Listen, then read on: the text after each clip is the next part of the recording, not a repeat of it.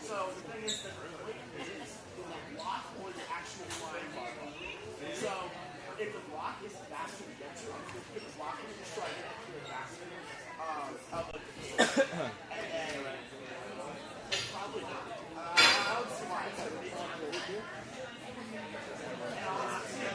I always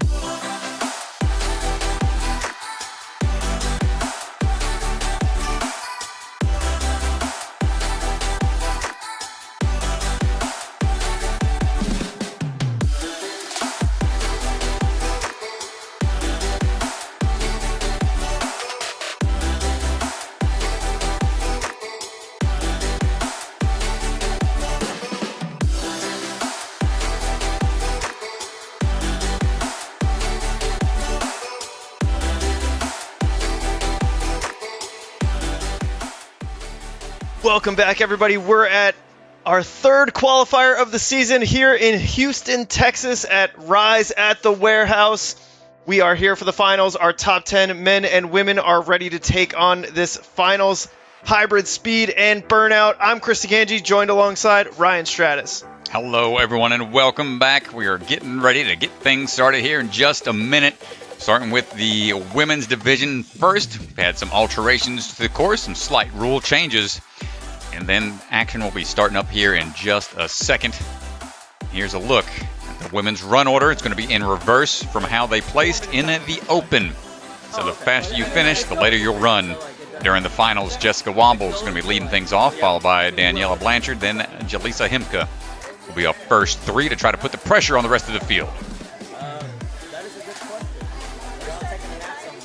Yeah, and here's a look at the hybrid course rules. 4-minute time limit for both the men and the women.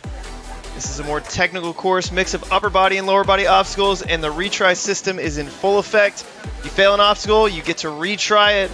You get 3 attempts per obstacle. You got to complete it to move on, otherwise your run is over. Here's a quick look at how the finals round scoring works. You'll run the speed, hybrid, and burnout courses. Athletes will be given points based on their placement in each. 10 points for first, 9 for second, and so on. Points will be added across all the courses to get the final score. So if you take first on all of them, you get the clean sweep. You take home 30 points and a win for the day. We will see. Get those push brooms out, ladies and gents, so we don't see too many clean sweeps too often.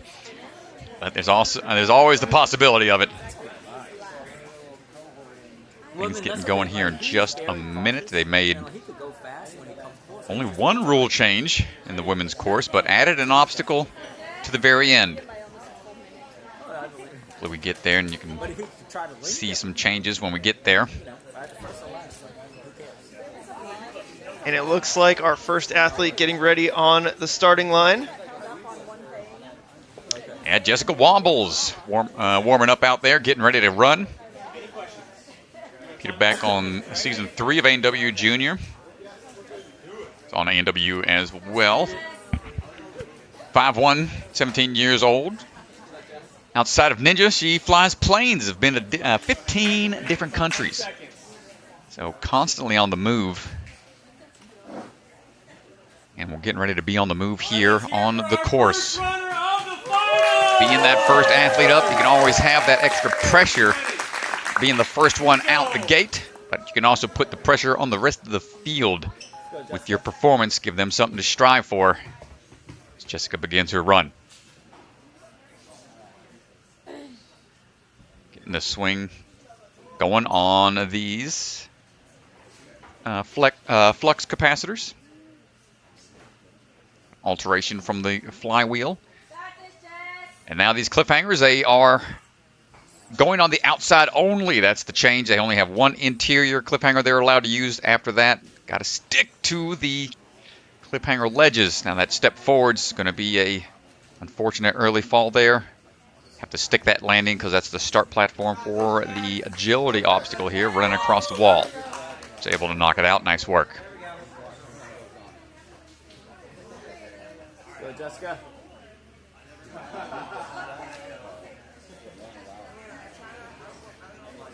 And here we go. Another look at the book grab here. This one caused a lot of problems in the open. Got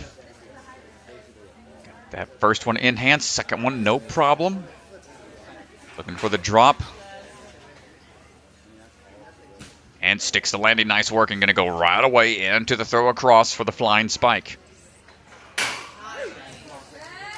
First little dynamic type of a bar transition we'll see on the course. Might see one later on.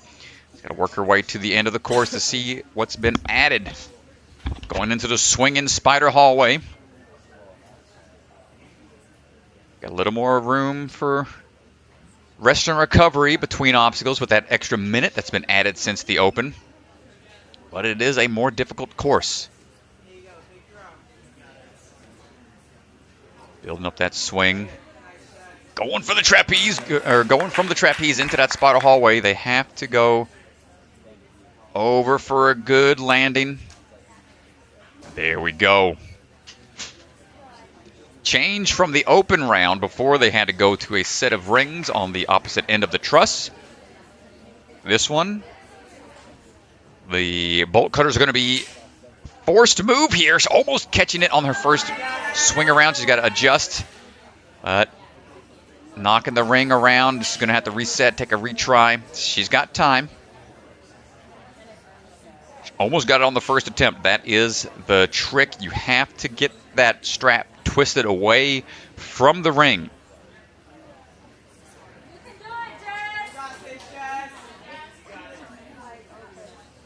Out to the bolt cutters.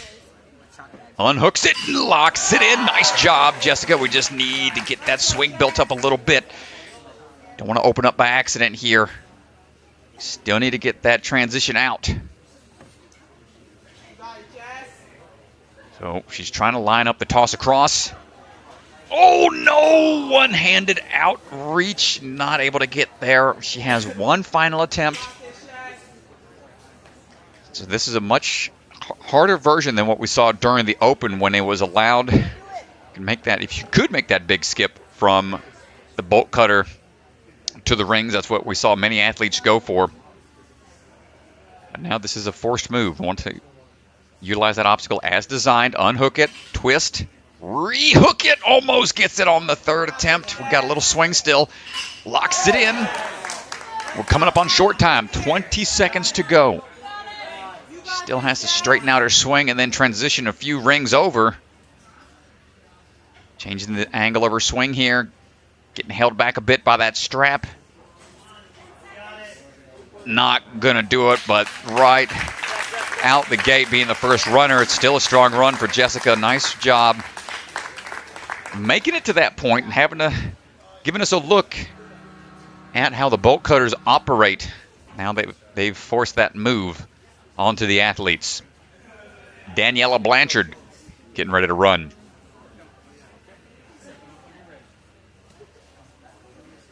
Daniela coming from Empire Ninja all the way out in New York on the East Coast.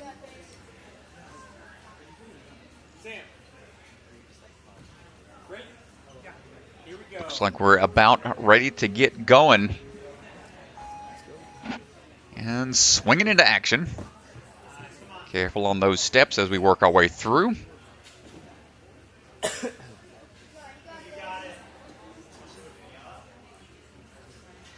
Just keep that swing straight as possible. Don't want to be off axis at all, so you keep that momentum riding forward. Nice work. Into those cliff ledges. Remember that only the exterior can be used on the way back up.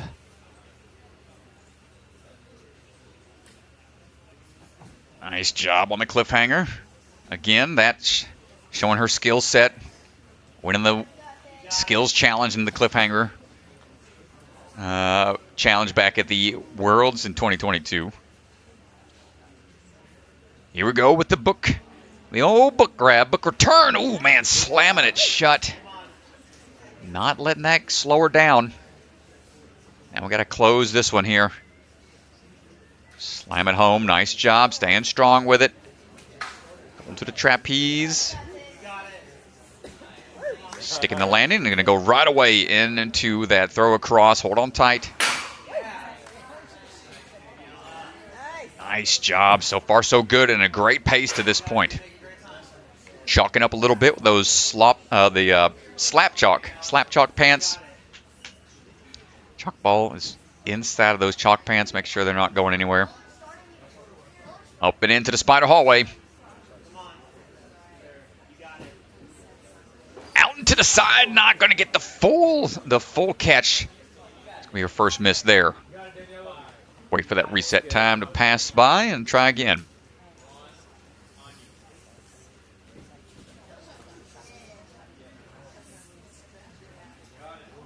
That swing built up.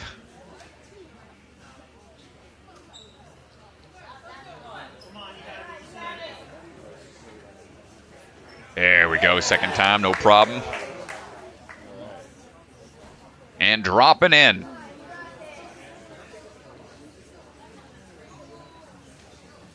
Take a second to chalk up just a bit. On to the bolt cutters. Remember, they have to twist away. Need a little bit more of a backswing. Still got to lift it up and open them. Closing them before getting a chance to really get them fully dislodged. She's going to step off the platform. Hasn't taken a fall because those bolt cutters didn't fall off of the ring at all. So that doesn't count towards her fails. Couldn't quite figure it out the first attempt. We need to really open up those pliers. Come on. Yeah, she's struggling out there on that thing. It's just a tricky move, which that momentum going back and forth, it's causing it to stay stuck on the ring. It's going to require a little bit more pull power. Just laughing it off up there. Just a little confused by it. Man, almost just got to, there we go. Got to really commit. You can see where that strap's at. You want that strap to be on the outward portion of where the ring's at.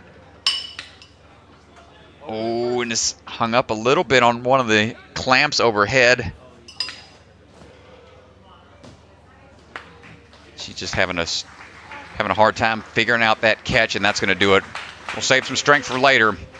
Remember, with this format, folks, they get to try all three courses. points will be accumulative. A nice try from Daniela Blanchard. As Jalisa Hiempa stepping up to the plate. I'm going to give it a go on her run.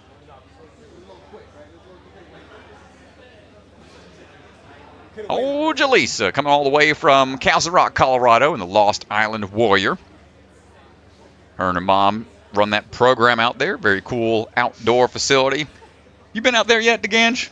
No, I haven't had a chance to check it out. Dude, we gotta plan a few days, man, because you've never even been up Pikes Peak. No, I have not. That's like my favorite. That was the first 14er I ever went up. So we gotta make a business trip out there after one of the NSCs. I know, and I've been to Colorado a handful of times, but never been able to see too many of the sites outside of the Edge Fitness Center. There you go. Shout out the Edge. All right, Jalisa going for these laches. Swinging her way through. Onto the cliffhangers. Jalisa's got second place at the UNAA World Finals. Multiple medals, first place finishes, various OCR distances. Came back from Belgium when they did the World Obstacle Finals not too long ago. Her and her mom did well up there.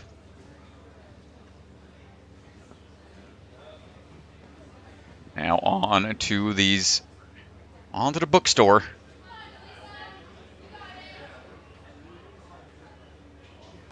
Up and in, hold tight.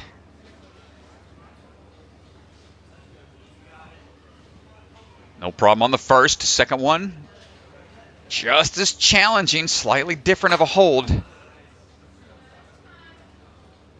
Locking it in. Good landing there from Jalisa.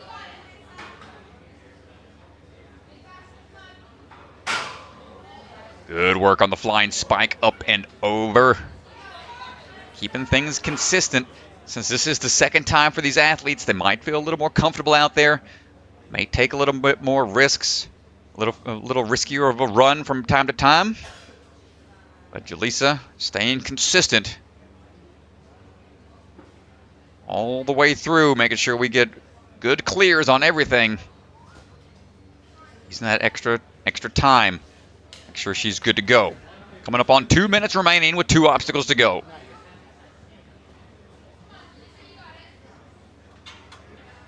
Trying to catch her breath a little bit. Big open up here. That line does get tight. Keep that hook on the ring. Unless you open up and hold for a second. Oh, and it just swung past a little bit. There we go. Really got to engage that pull power. And here's where the swing tech really comes into play. You have to keep that outward pressure to make sure that bolt cutter is not going to open back up. And now you got to get that swing going forwards. It's like got 2 connecting points. It's a weird position to be in. Jalisa unable to get that swing figured out and was taxing the grip as she was hanging up there. It's almost like you want to preload your swing on that transition over from the one ring to the next. Very awkward change of direction. Same thing, getting a little caught up here. Second attempt, one more should do it. Again, that drop is just aggressive. We've got time for one more. At this point, as an athlete, do you ask yourself, do I give it just one more good try? Do I give it all I got with the time remaining? How much of a pump do you want to try to develop prior to the other stages? Jalisa going to give it one more good go here. 30 seconds remaining. Gets it unlodged the first try. Going to take a second swing before giving it an attempt. Locks it in. You got 20 seconds, Jalisa. Come on, line it up. Going for an off-axis swing a bit. Legs trying to cooperate to get this figured out. That back line on the bolt cutter is not cooperating, but Jalisa figuring it out. Less than 10 seconds. Oh, goes for the ring, and that's all she wrote. Great effort, though. Jalisa, smile on her face, not wanting to give it up out there. Great show of heart. We got 2 more courses later down the line. Go and rest and recover. Carrington Andrews stepping up, getting ready to run.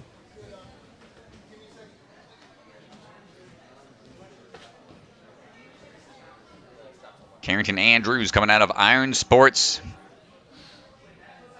Plays basketball outside of Ninja. And also competing in pole vault and long jump. Hey, fellow pole vaulter. I'll say, man, there's a good handful of ninjas that have got the pole vaulting background. You, let's see, Jesse Graff. Megan Martin. Tiana. Tiana, yeah. Anthony DeFranco. There you go. To name a few. Going with the linked laches. Nice job, Carrington. Looking for the dismount right now.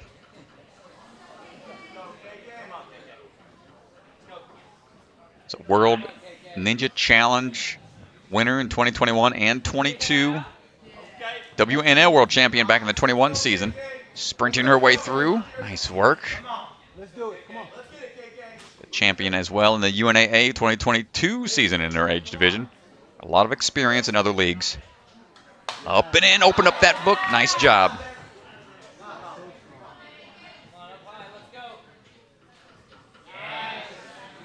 Hold on tight. Dropping in, staying strong so far, shaking out as we go. Good toss across.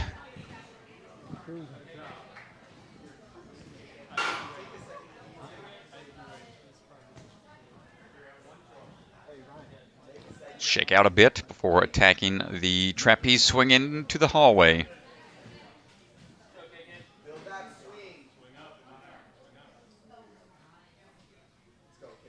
Getting that swing power built up. There we go. Looking for the dismount, and we got 2 more obstacles remaining. Plenty of time on the clock. Quickly to this point. Put her in the first right now. Place right now, yeah. No fails to this point. That's the important number. Same issue here, trying to figure out the timing. Lock it in. Ooh, got the good lift for it. Wow. Nice catch. Pretty straight on as well. Being real patient. There's the bicycle kick at the base of the swing. 1, then 2. Should get that second and third. Oh, going with the third to fourth. Nice, moves through, gets the clear. Wow, and she's got plenty of time right now. I cannot wait to see her on this final obstacle. Yeah, it's going to be a flying bar, but with a altered cup catch that they have to do at the top. They have to do a midair move, shift it over to one side. Once they get onto that free hanging bar, they have to stab it over to the side to push it downward. You can see on the left side of your screen. First attempt, knocked it over. Couldn't quite get it into a locked position. We'll try again.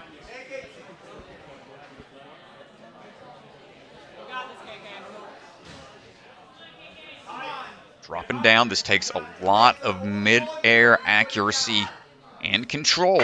Up and in, not quite there. Man, it's one thing to do that motion, taking the bar from cradle to cradle, but now they're asking you to shift it left, push it all the way to the right, slam down, and then hang on. So you got so much to try to accomplish in that split second that you're airborne. Yeah, a lot going on in the air, a lot of precision with the bar, and you need enough time in the air to give yourself time to make those moves with the bar. Yeah, just 3 moves, and that's going to be it for Carrington. Great job getting to that point so fast. And our first look at the collapsing cradles.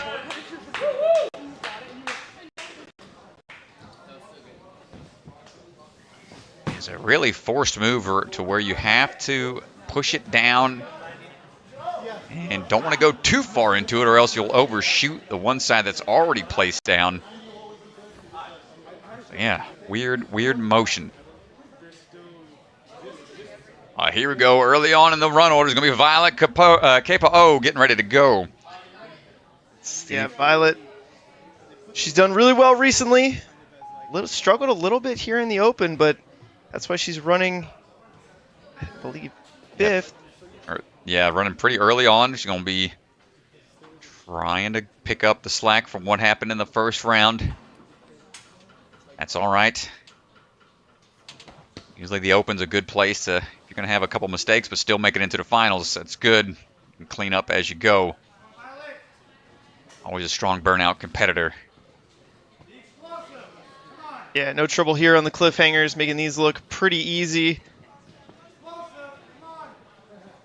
Violet coming out of the Ninja Playground out of Pleasant Grove, Utah. And on up onto the bar swing, into the bookshelves. Hold tight.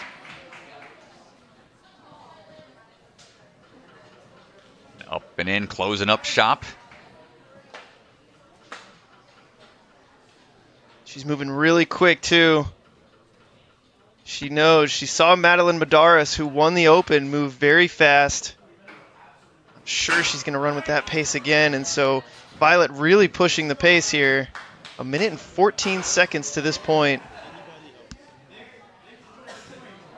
Incredibly fast. Yeah, man, iron sharpens iron. That's what's cool about this sport. Even though we're all like competing against each other, we're all supporting each other, trying to get stronger as we go. Hold on tight. Nice work, Violet. Popping out that spider hallway. And again, the big number to look at is that 0 fails to this point. This really, really clean run right now from Violet. All right, let's see if we can figure this twisting move out here on the bolt cutters. Wow, locks it right in. Clicks it in. We got to adjust the swing. Doesn't want that line to get too taut or else it's going to start pulling her in a different direction, but nicely done. Able to figure it out in one. 2:04 to the last obstacle here, Strat. Come on, let's get a full clear. Let's see it, Violet. Time to go ultraviolet on this one. Working our way out to it. We're in that switch grip grab, wrapping the thumbs, closing the gate. Need to be ready for that side shimmy. Oh, no, look out! Oh! No, so close. Man, she had that. Oh, man. She had the move, just couldn't hang on. It's got to be a shocking drop, not really knowing when it's going to fully engage, and you just got to be ready for it. Man, that's a tough move. All right, try number 2. Plenty of time to spare.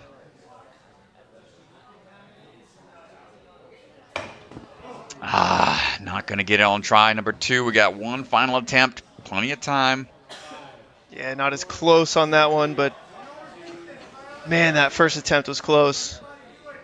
Just needs to hold on tight. Time ticking away. Come on, you got this.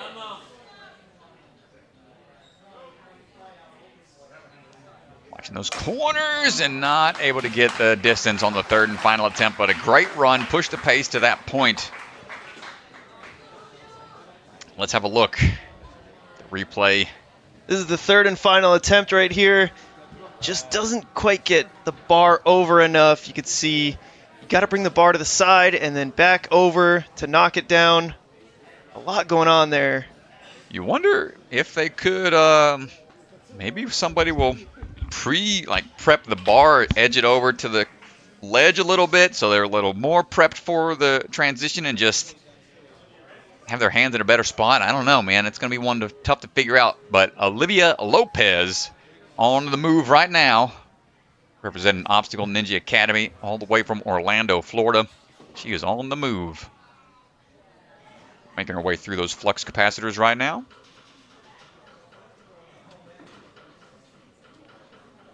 Trains down there. Brady Parks, Megan Budway out of Obstacle Ninja Academy.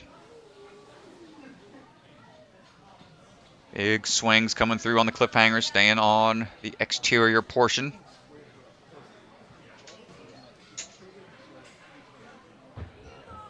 Nice run across. Into the bookstore we go.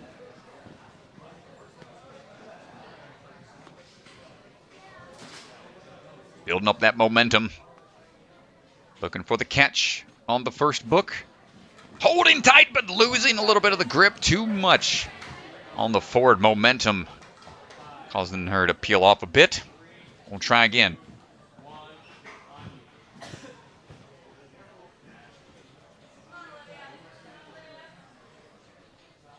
Getting ready to go for try number 2. Catch, hold, open up. Nice job as designed. Locks it in. Building up that swing. Closing up shop. Hold on tight. And dropping down for the trapeze dismount. Should need one more swing for safety. There we go. Going to lead out to it. Probably go on this first move. Going to be quick and easy with it. Nice job. Just going to tax that vertical grip a little bit more.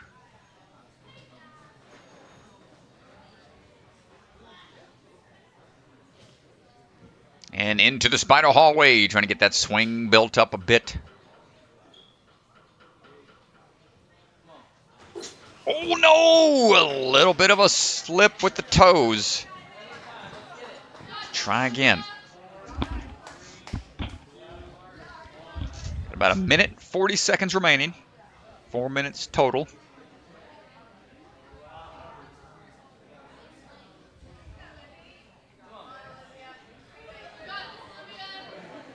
Back and forth we go. Yeah, it's better that time. Able to dial it in, drop it in, and get the clear. Now we're going to check the tech on these bolt cutters. She looks over and checks her time. We got about a minute and 10 seconds remaining. Let's see what the play is going to be here. Seeing a handful of folks get stuck in this position. Getting a big swing built up. That's almost working against her. Causing that line to stay tight. Got to be able to figure out the timing of that swing. It's weird because you got to go up, open, and then off. Swing it back. Get it. Got the timing, but not feeling comfortable up there. Going to have to try again. Looking a little frustrated with it. It's understandable. That's a tough move. I haven't seen too many bolt cutters have that strap as an option. Usually it's a free hanging obstacle, but this changes the dynamic of it a little bit. She got 10 seconds. Come on, Olivia. Yeah, just really having a lot of trouble getting it open. Let's see if she can lock it in right here. Got it. Got it on the ring, but that's going to be time. That's going to do it for her run. Nice try, Olivia. Yeah, the bolt cutters, definitely a tricky structure to use with that extra strap. It's there to make the transition slightly easier, but maybe it's throwing these athletes off because they're used to doing it without that attachment. Yeah, it's possible between that and then having to swing and get it off the ring. The more swing you build, the harder it is to get off. And so,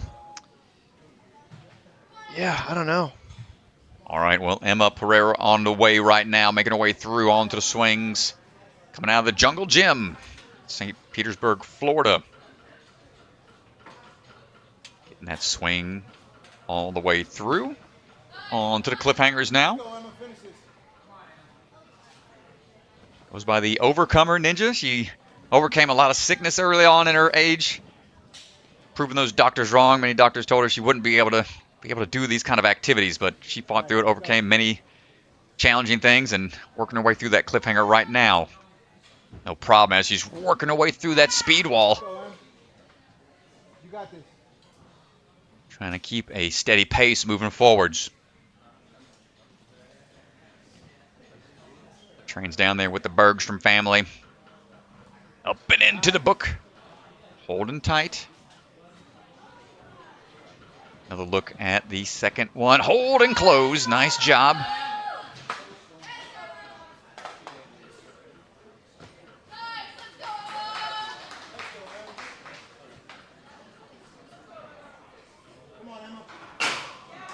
Good Good toss across.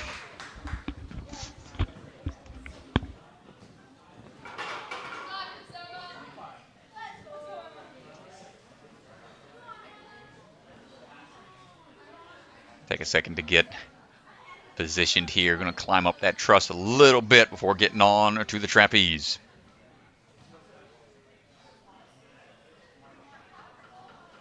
Here we go, building up that momentum. Should have the swing for it. Nice job. And we're in there. No misses. Minute 51.94 to this point.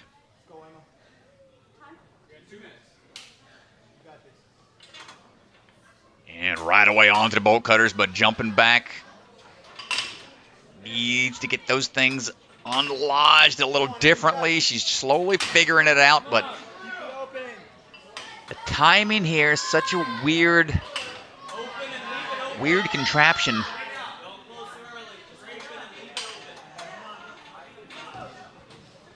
It's almost like they have to force it open and let it stay open for longer than they expect.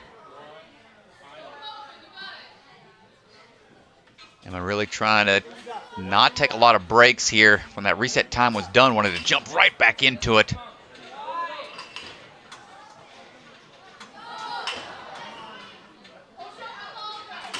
Yeah, just not getting the timing down like she's wanting to. Really needs to open up entirely. We're down to 1 minute remaining. You can see how tricky of a transition that is. One final attempt. Emma going a little bit of a breather. We'll get right back into it, man. She looks fired up out there, just staying focused, but the timing of this is just not working out for her. Come on, Emma.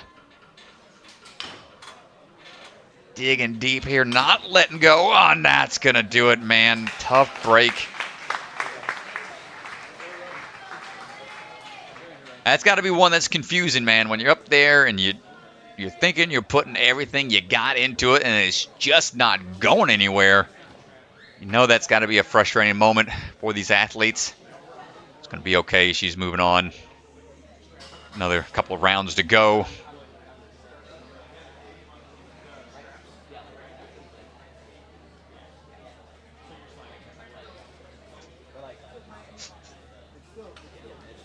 Up next, got Lily Barrett standing by.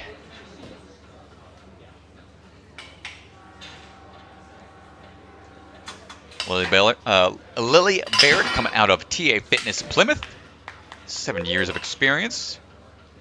Lucas Real out there right now. Going to be helping out with some coaching from the sidelines.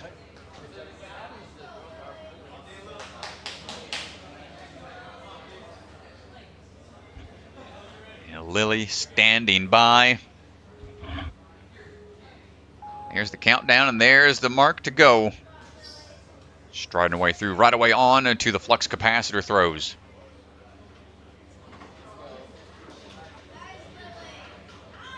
Good moves thus far. Big leap out onto the cliffhanger. Going to go ahead and skip past it. Not using any of the interior ones and going from the low cliffhanger, not even trying to go up high, making quick work of the front half of the course. 25 seconds to this point.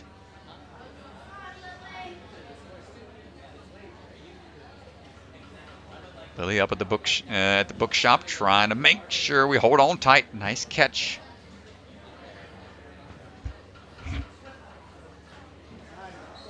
Closing up shop here. Locking it in and going right away into the overhead throw.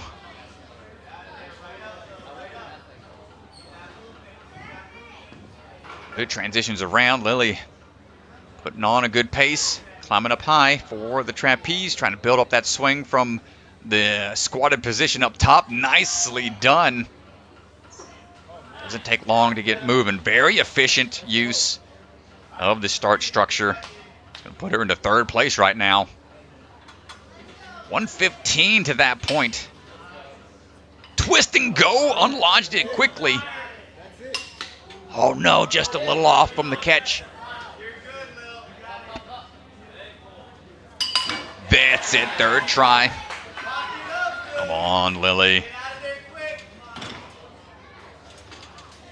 Ooh, leads out with one, but hangs on. And gets the point. And we're on to the final obstacle. That's going to throw her into first place, making it through. 147.66 on obstacle 9. Sideways. Collapsing cups. Come on, Lily. We got plenty of time, my goodness. Hang on, let's go. No, misses it. Don't touch the bar until you get the on you. 5, 4, 3, 2, 1. On you.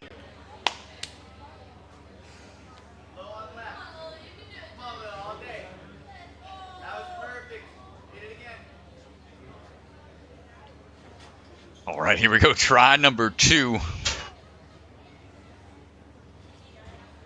Up and in.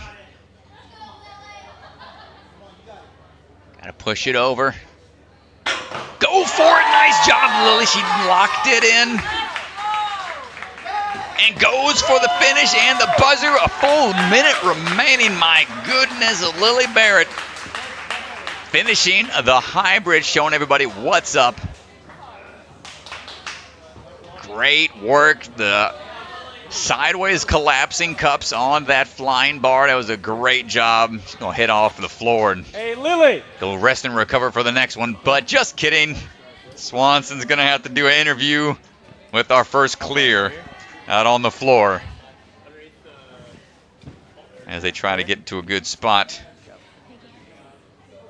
for the interview. And let's head down to the floor with Ethan Swanson.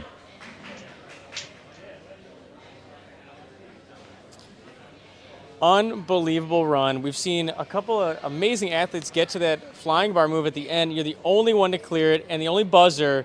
What's going through your head right now? I'm really happy with my run, and I'm just happy that I made top 10.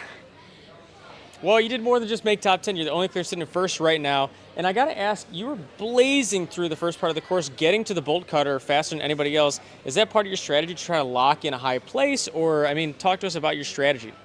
I just tried to be smooth through everything, do the same thing everyone else did, plus just a little bit extra to just get me faster. Yeah, so we haven't seen that kind of move before. Flying bar, really technical, having to move over to the side and push that handle down. Have you done anything like that? What's your bar tech like? What do you feel like your training has done to prepare you for that? I've never done anything like that, but we've had flying bar set up at the gym recently, and I feel like that probably helped. Well, whatever you're doing is paying off. Are you looking more forward to speed or burnout? Speed. Well, we'll see you there next. Congratulations. Thank you. Dang, dude. That was awesome.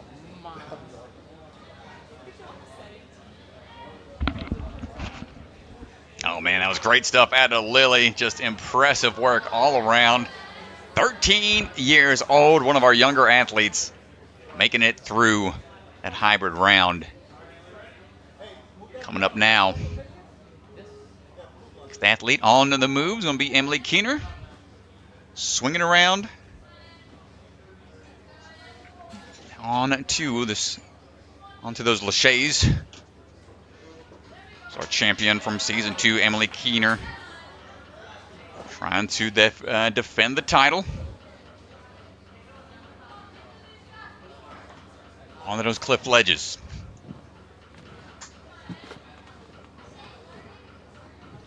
Emily moving on into that sprint across that sidewall.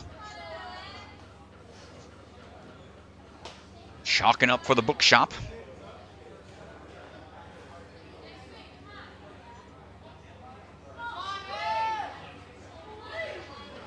And now closing up. Need to close up shop right after. Come on, Emily. There we go.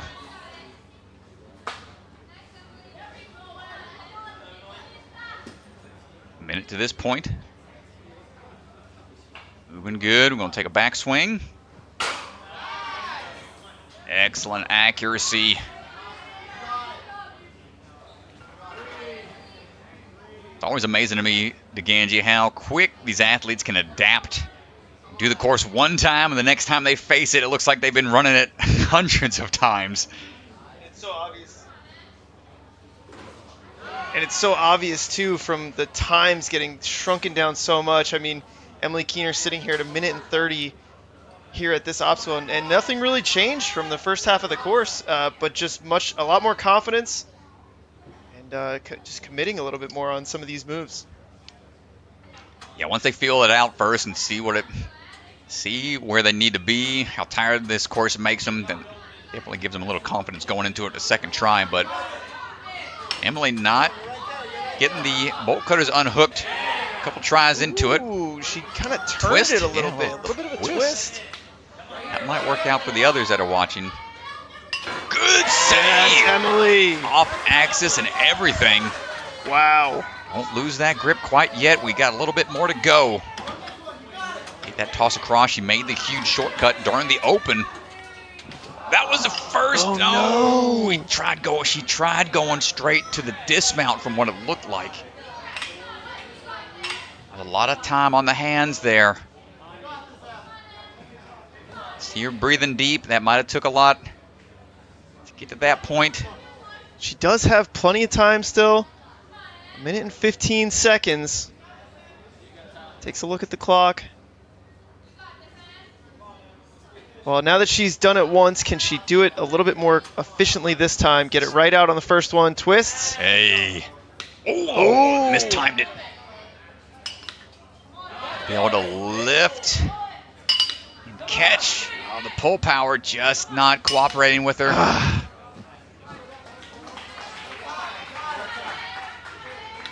little bit of frustration, maybe. It's a tough move, man. It's like, once you finally figure out how to dislodge it off the first ring, now you got to relearn how to place it onto the second. Come on, Emily, get up there. And the more you miss, the more it starts to throw the ring around. That's going to do it for Emily Keener in her run in the hybrid. But it's okay. A lot of support from the sidelines. Put her in the fourth place right now, our final runner, Meline Madaris. Had a great run during the open, such a great pace. Put her into first place. Giving her that final run spot here in the finals.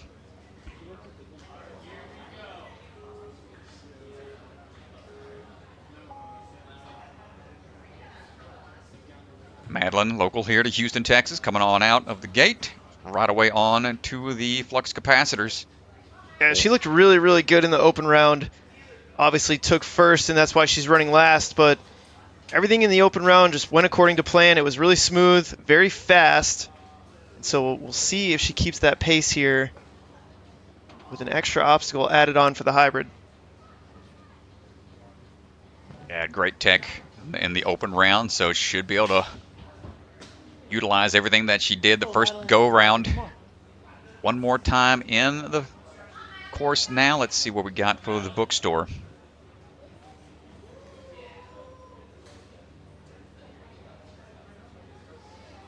And that swing built up. Close in the book. We're heading up to the next one to close this one as well.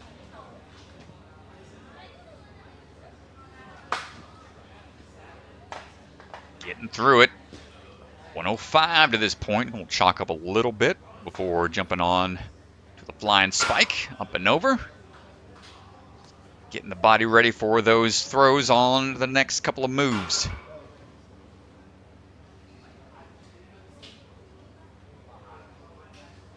Getting that momentum built up pretty quickly. Doesn't take many swings to get through.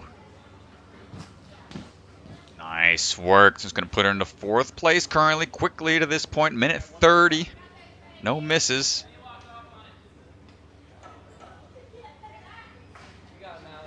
Got to figure out this obstacle here. With the force move from one ring to the next. Madeline lodges it. First attempt. Going to take one swing back. Time it just right. Was a little off axis on the attempt. Some big drops. Tough now to big pull up here. I think she's being patient. So close, and go ahead and reset to conserve some strength for her retries. Smart decision. She almost had it figured out, was able to dislodge it out of the first ring quickly. Was able to get a couple of attempts on that second ring. Taking some time to recover a little bit. Here we go, Madeline. See if we can figure this out. Again, just mistimed it a bit. And now it's so much harder when the ring is swinging on you. Man. Yeah, I think she's doing the right thing, though. Only trying a handful of times before dropping. Conserve that strength. You've got 2 more courses to run after this. In a good position right now. We still have a whole minute to go. She's slowly figuring this out, man. She can do it this third time. Getting that bolt cutter off that first ring is pretty vital. Does it quickly. Just needs the timing. Not quite there, this one. Trying to get it on. Repeat tries. Tough to figure out. Looks like she's going to have strength for one more big attempt here.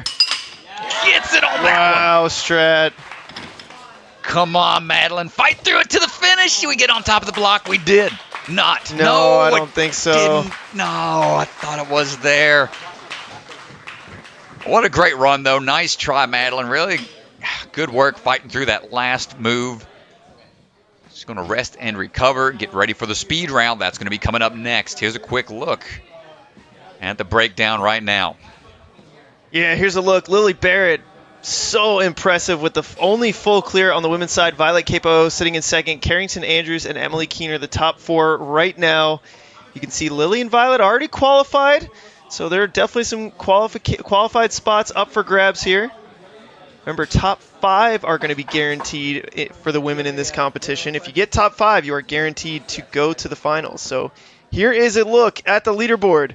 We're going to go ahead and get our cameras moved real quick and get ready for the men's hybrid. We're going to take a quick commercial break, and we will be right back. We will have, so it's going to be based on...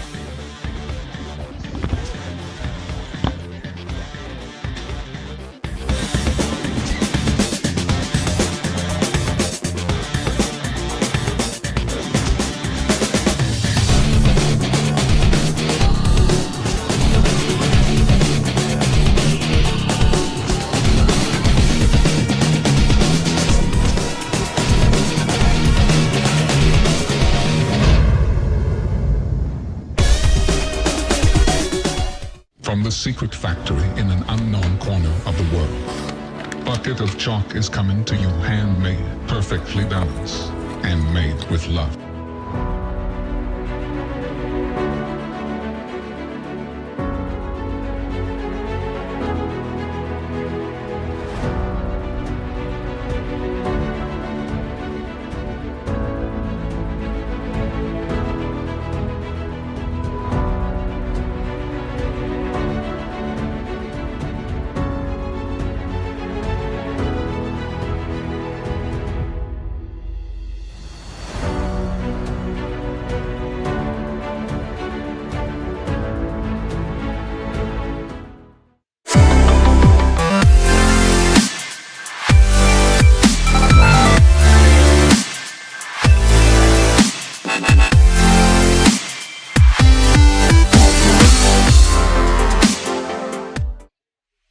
Ninja Sport Championship is brought to you by Ninja Master, because scoring your competition shouldn't be an obstacle. It's a Libre Family Restaurant, supporters of the Ronald McDonald House, helping children and families in need. Consider donating today. Biagi Bros, a full-service logistics company with 3PL and supply chain solutions nationwide. Silent Ninja, custom ninja holds for your gym or backyard. Remember, the K is silent. CGS Ninja, the obstacle supplier with product lines designed by some of the best ninjas in the world. Ocean Needs Everyone, the nonprofit organization dedicated to helping save our oceans. Stronghold Ninja, providing holds to level up your ninja training with the classic line, elite line, and more. And Bucket of Chalk, our official chalk sponsor. Reach into the bucket and grab some chalk today. Ocean Needs Everyone is celebrating 5 years of saving the oceans. My name's Enzo, and through Ocean Needs Everyone, I help save the ocean by doing beach cleanups, seal and mangrove plantings, making art about recycled plastic, and making films regarding the ocean's health. How can you help save the oceans at home? Well, even if you don't live near an ocean, trash can end up in there eventually, so cut down on your use of single-use plastics. If you see trash on the roads or beaches, make sure to pick it up. Use less gas-powered vehicles, fish responsibly, and help support local organizations. I started my organization when I was 12 years old because I wanted to make a difference. So remember, you're never too young to follow your dreams and make a change. Let's all save our oceans together, one piece of trash at a time. Yo, what's up? It's Electric Enzo, and I'm here to tell you guys why you should subscribe to my YouTube channel. If you love Ninja Warrior, you will absolutely love the Electric Enzo YouTube. I post new Ninja Warrior themed videos every week, along with a new short every single day. These videos span from Ninja Warrior game shows, to challenges with Ninja Warrior champions, to learning new skills and flips. This channel is built for the Ninja Warrior superfan of all ages, so go hit subscribe today for some electric content.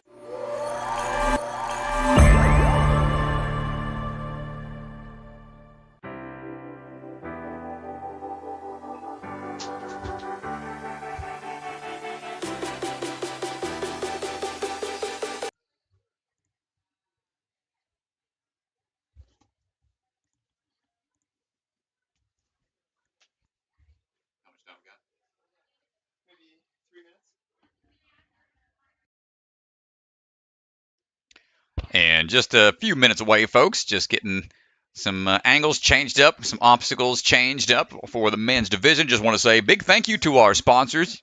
Seen here on the screen, Bucket of Chalk, Silent Ninja Holds, the Celebra Family Restaurants, Ninja Master for all your timing needs, the DGS Ninja, Stronghold, Ocean Needs Everyone, and the Biaggi Bros. Thank y'all so much for making these events possible for the Ninja Sport Network. Keeping this ball rolling as best as we can as things are getting close to go time. If you're looking to get your looking to sponsor NSC, come on out and hit us up. Let us know how we can team up potentially down the line. And we're always looking to try to improve the product and help spread the word of the things that are happening out there in the community. So feel free to chime in, let us know, shoot us a message and whatnot. We'll do our best to team up, figure it out down the line. And thanks everybody for hanging out in the chat. I already see Mr. Josh Hour. I don't know where he's at, hollering at me every time I say, what is it? Hold on tight. All right, so I can't say, if I say hold on tight one too many times, Mr. Josh Hour is not going to be able to move his arms by tomorrow. He's saying 20 push-ups every time I say that, so got to keep that on lock. Well, we'll get going here in just a minute or two, folks. GoPro's getting put up and changing a couple of things out. Any questions? I'll be here observing the chat, hanging out in the commentary booth until we get going again. On standby until then.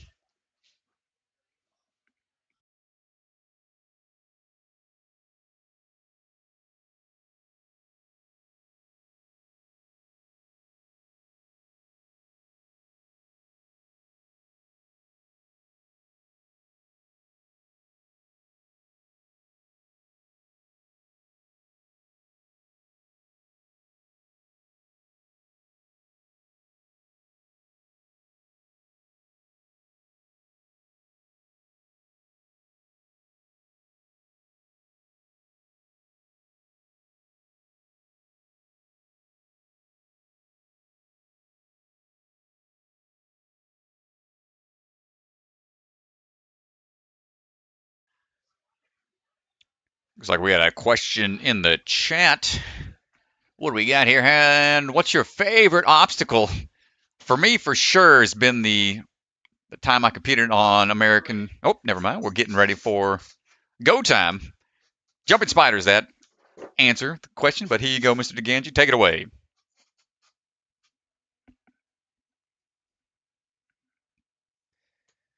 Shout out to Rock Solid Warriors, Ninja Kids for Safe Kids. Make sure you guys check that out January 13th and 14th.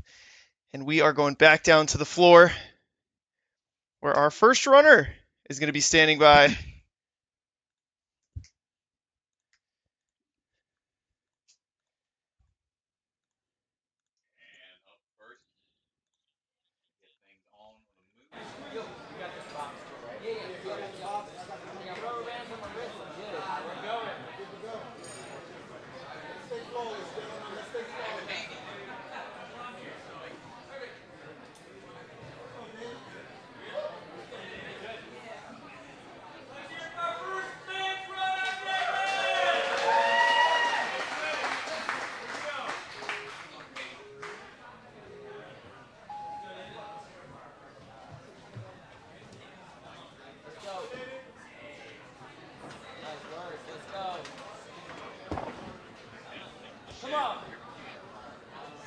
We'll get ready for this move. This is new on the hybrid.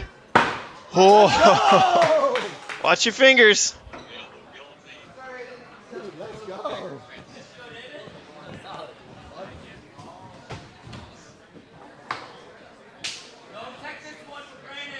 Let's go, come on.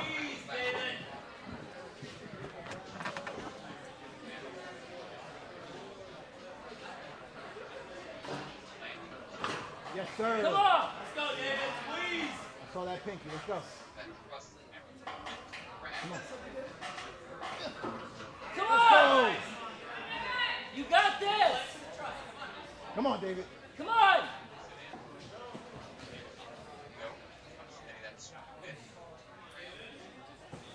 I love how you call it.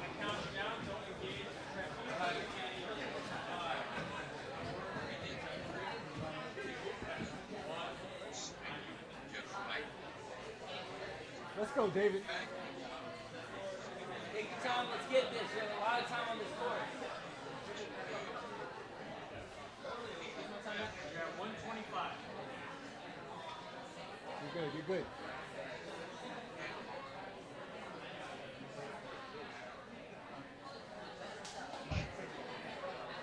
All right, here we go again.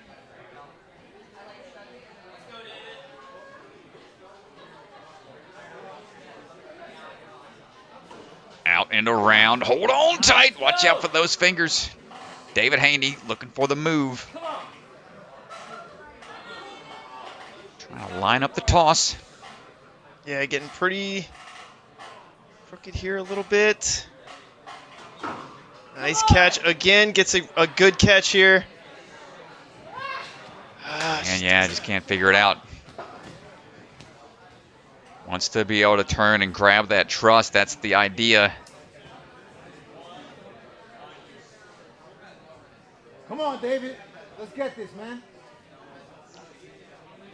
Third and final attempt for David. A lot of fun stuff over there. See him watching the clock, checking how much time he's got left.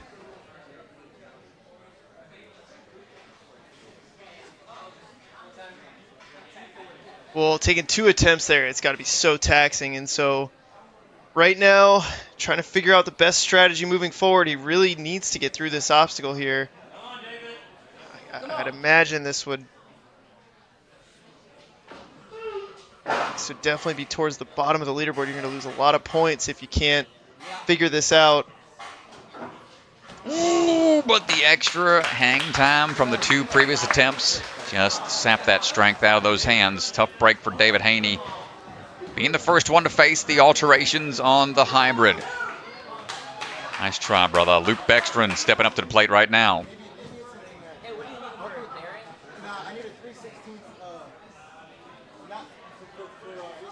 Luke Bergstrom representing the Grip Ninja. We were just out there a couple of weeks ago at St. George, Utah. Boy, I never expected to find an airport smaller than the one in Greenville. This one was pretty small. Surprised by St. George, but a really nice town. And Luke on the move right now. Big swings coming in hot. Or Luke smashes the courses into the cliffhanger. We got to be able to transition, but our GoPro's acting up on us out there, so we're not going to see the full move, but we can see him coming in hot as Luke's working his way across.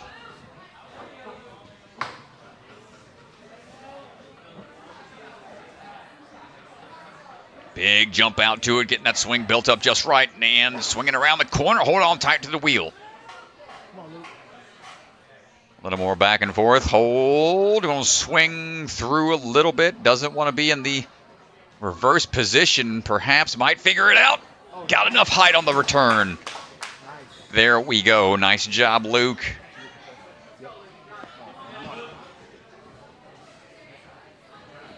Let's go, Luke. And shaking it out a little bit.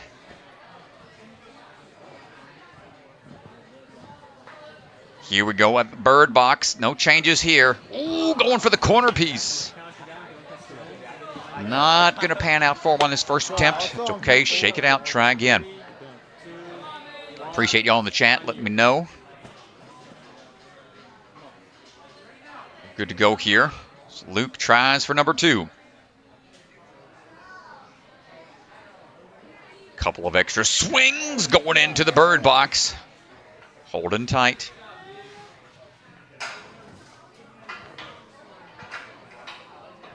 Good work here. Looking for the next couple of moves.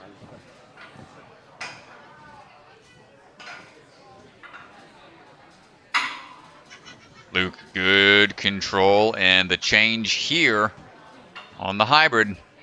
They took away the ring, so that ring is gone. They have to take the handles with them. Make the transition into the sliding portion, and the grip just gives out as he was moving through. 10 seconds to get recovered as much as possible, but man, that's going to be tough. Try to go through again all the way to the end. Just needed to get out of there. He was almost home free.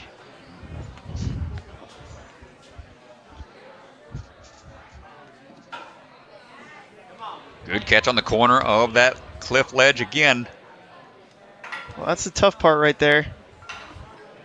Getting into that catch. See if he can go a little quicker this time to save some of that strength for the move on into the track. But because there's no real rotation you can get out of the handles, it does tax those forearms just a bit more. Up and in. Saw him fortunately slip off as he was transitioning through, and the hands are starting to slip. Tough for Luke. It's going down on the floating spikes. Nice try. Up now is going to be Caleb Bergstrom.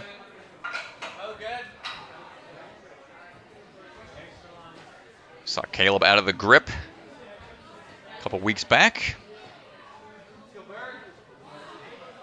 Here he is again, trying to earn a spot in the finals later on next year in February. Caleb swinging in. Coming out of the Jungle Gym Ninja down there in St. Petersburg, Florida. Here we go on the toss across, rotating cliff ledge. Nice catch. And a one-arm reach out on that cliffhanger, not going to match up and follow through. I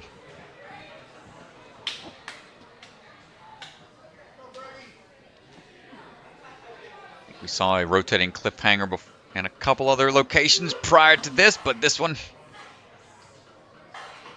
that odd angle on the way down makes it a little trickier. Come on, Caleb, figure this out. Come on, Caleb.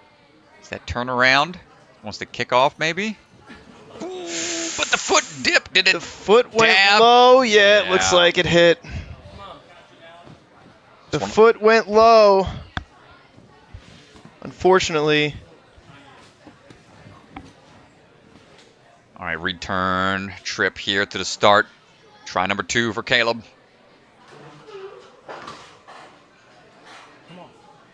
Swinging up and in, swinging around town. We're going to keep that center of gravity up high.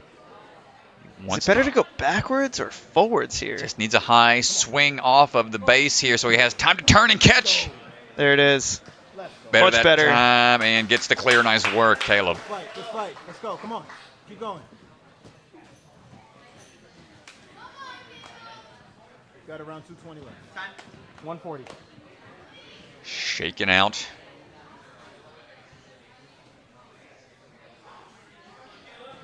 Resting up, knows how taxing this obstacle is. Ooh, a miss on the first portion. 4, 3, 2, 1, on you. Rocking the Asa shirt.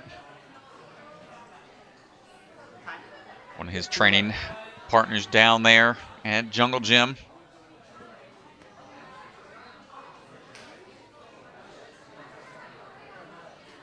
There's a lot left to this course.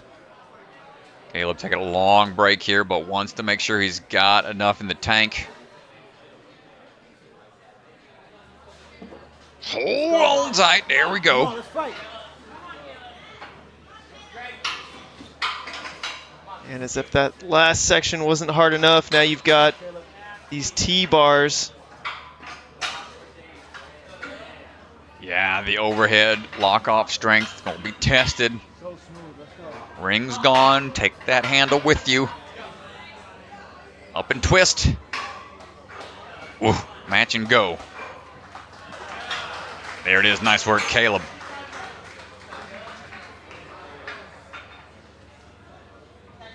On to the trapeze swing and spider hallway. Oh, got a little bit of a different angle for you folks. See what they got to work with. Up and in. Drop it down. A little bit of a stanky leg. Sideways position to hold.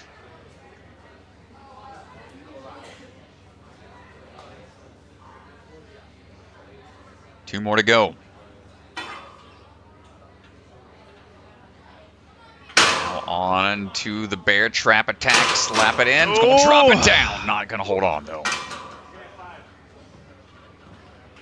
Yeah, and that's going to do it for Caleb. Got a little deeper into the course than we've seen thus far, but got a handful of runners to go. That was our third runner, I'd say. 7 more coming up.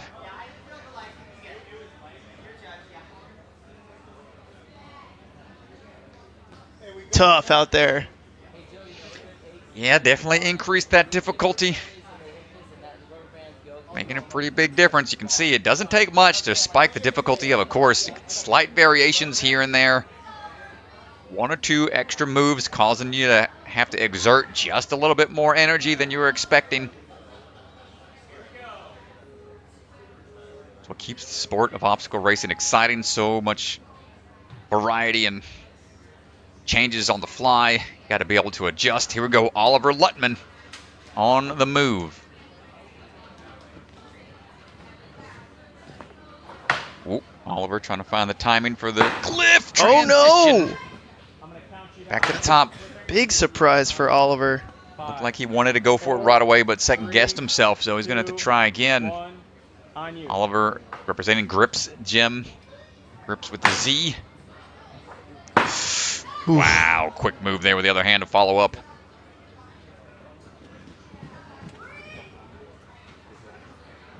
Coming around the corner.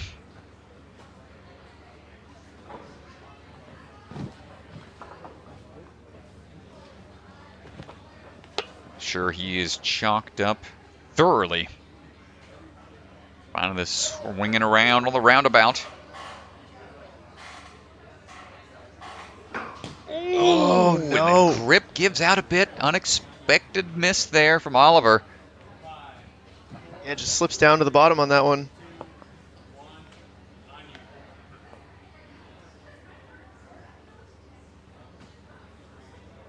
The roundabout causing some issues here in the finals. Definitely the crux point in Wave 1. Wave 2, we saw a little bit more success. But here with this change, forcing the grab on the third board. And this awkward dismount, making it a little more challenging. Come on, Oliver, you can figure this out. Yeah, I wonder if you want to go forward here. Nice, there it is. Whew. Here, you're a little further away, but at least you see where you're going, and you're going to swing out and swing towards the thing you're trying to grab instead of that 180.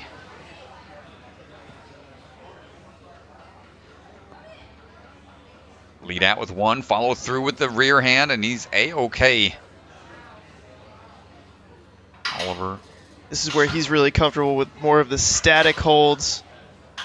His grip strength is so good.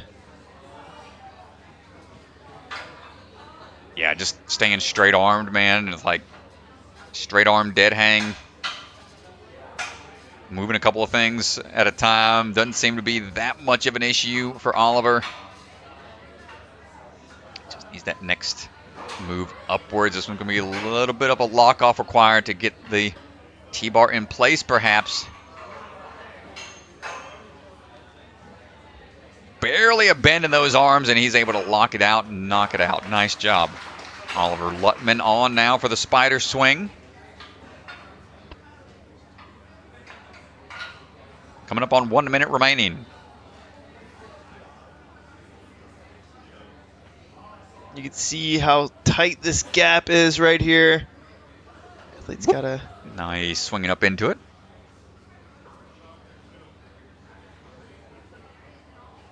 Not too many places have that kind of maneuver. Trapeze into a hallway. Take a couple swings into it, and here's another look at the bear trap drop. Keeping that cane in place, lock it in, hold on. Static reach over, follow through with that rear hand into the switcheroo. 20 seconds to go. Oh, and misses on the transition over. He's only going to have maybe 6 seconds. I mean, it's not going to be much, but he's going to give it his all here. Don't go until you hear the buzzer go off. Or you run out of time, and that's going to do it for Oliver. Nice try, brother. Still puts him in a great spot right now. Handful more runners to go. Still haven't seen the final obstacle on the men's side. Slight change to that as well. Vance Walker heading over to the start line right now. Ooh, Strat. I mean, the open was difficult, but then it finally got unlocked toward the end of wave 2. The beginning here of the finals. Oh boy. Man, they cranked up that difficulty. You were like, oh, we're at Rise, so we're gonna rise the difficulty up some. Don't mess with Texas. Uh-uh. Man, they made every obstacle just slightly harder, and it's just adding up. I think individually, not huge changes, but when you start to stack them on top of each other, you can really see it taking its toll on the athletes. Vance looking comfortable out there with the linked laches going through this rotating cliff. Ledge shouldn't pose too much of an issue for him once he gets the timing down. Strong upper body and just one and done for him. Good with the timing. Running his way through. Long time in the ninja scene. Started back when really young. He's 18 now. I think he started back when he was 10 years old, so he's got 8 years of experience. Swinging through, looking for this next move. Little awkward angle. But patiently waits for that swing to work out for him. Doesn't rotate at all here. Wants to go for that. Oh, come on, Vance. Get out of there. Come on. Oh, yes, dude. Hey. Not very many people can call themselves a grand champion. No, I'm not man. grand champion at anything. Oh, yeah. Vance taking the dub this season on A&W 15. Pretty exciting stuff. Yeah, and it's good to see him out here still in the community, doing stuff with the community. Even though he's got all them big boy bucks now in the bank, still out here doing the ninja thing.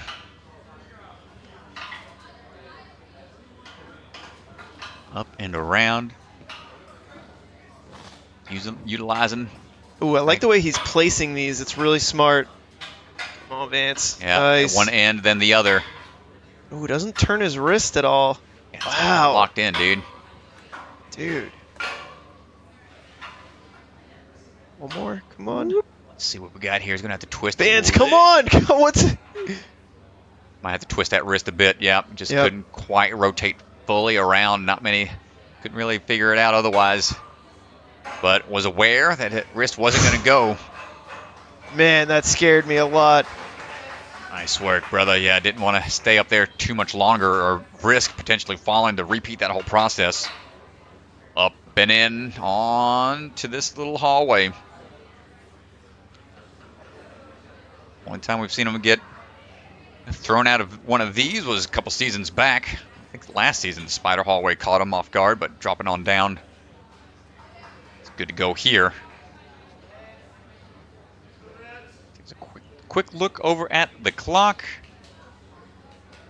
2 obstacles to go. He's clear to this point. Vance. He figured this out in the open. We'll see if he can do it again. I don't think there's been any changes to this obstacle. No alterations. Same. okay, hold on, Vance. Vance originally from Texas. Moved out to Georgia for a bit. Now out in Florida, down the Jungle Gym.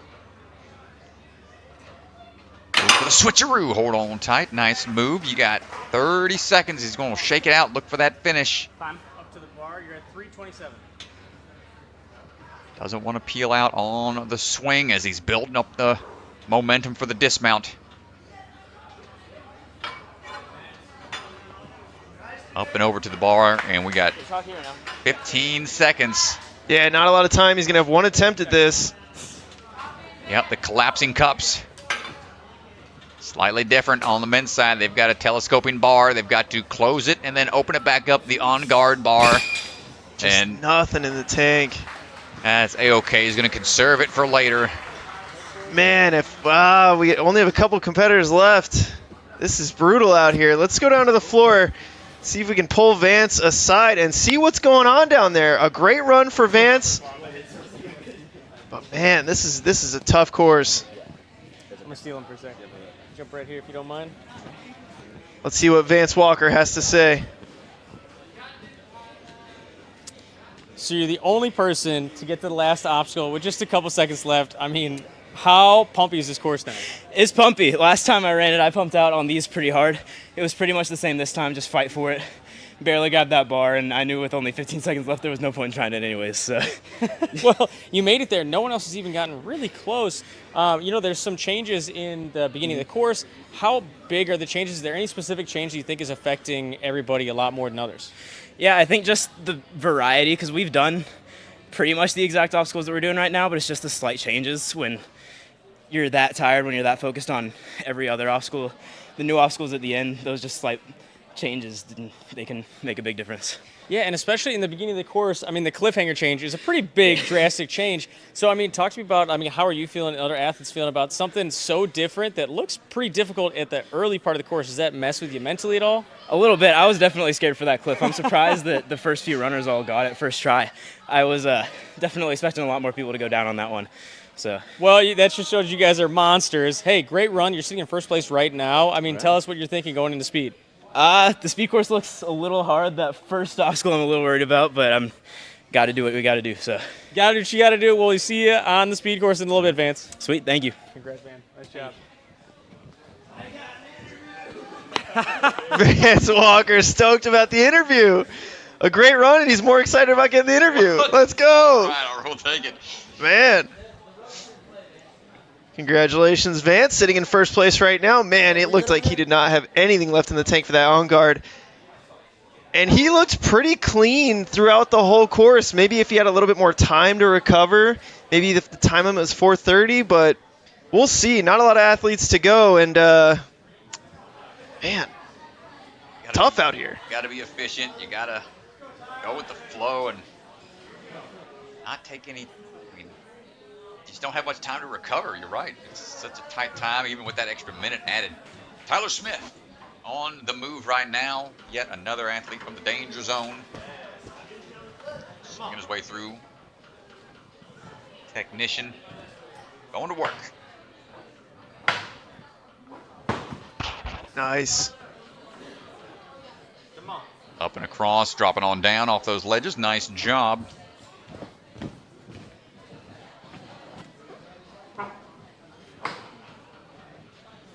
How Smith, quite the resume of finishes as well. Always a strong competitor in NSC. Also, most recent champion of the WNL season in 2023 Worlds. Happened not too long ago. Come on. Yep. Oh, It's the turnaround for the dismount. Sub-minute to this point. A good pace for Tyler. Shock up a bit. We're looking for this next move.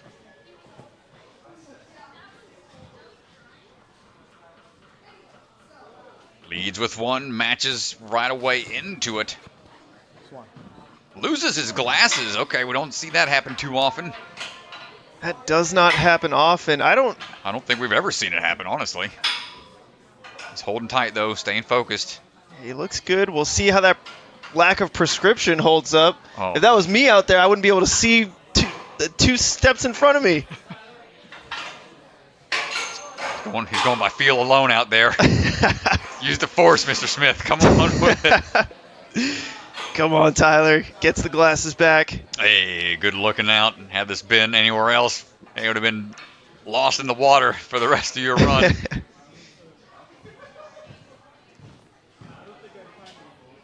On now for the swing into the hallway.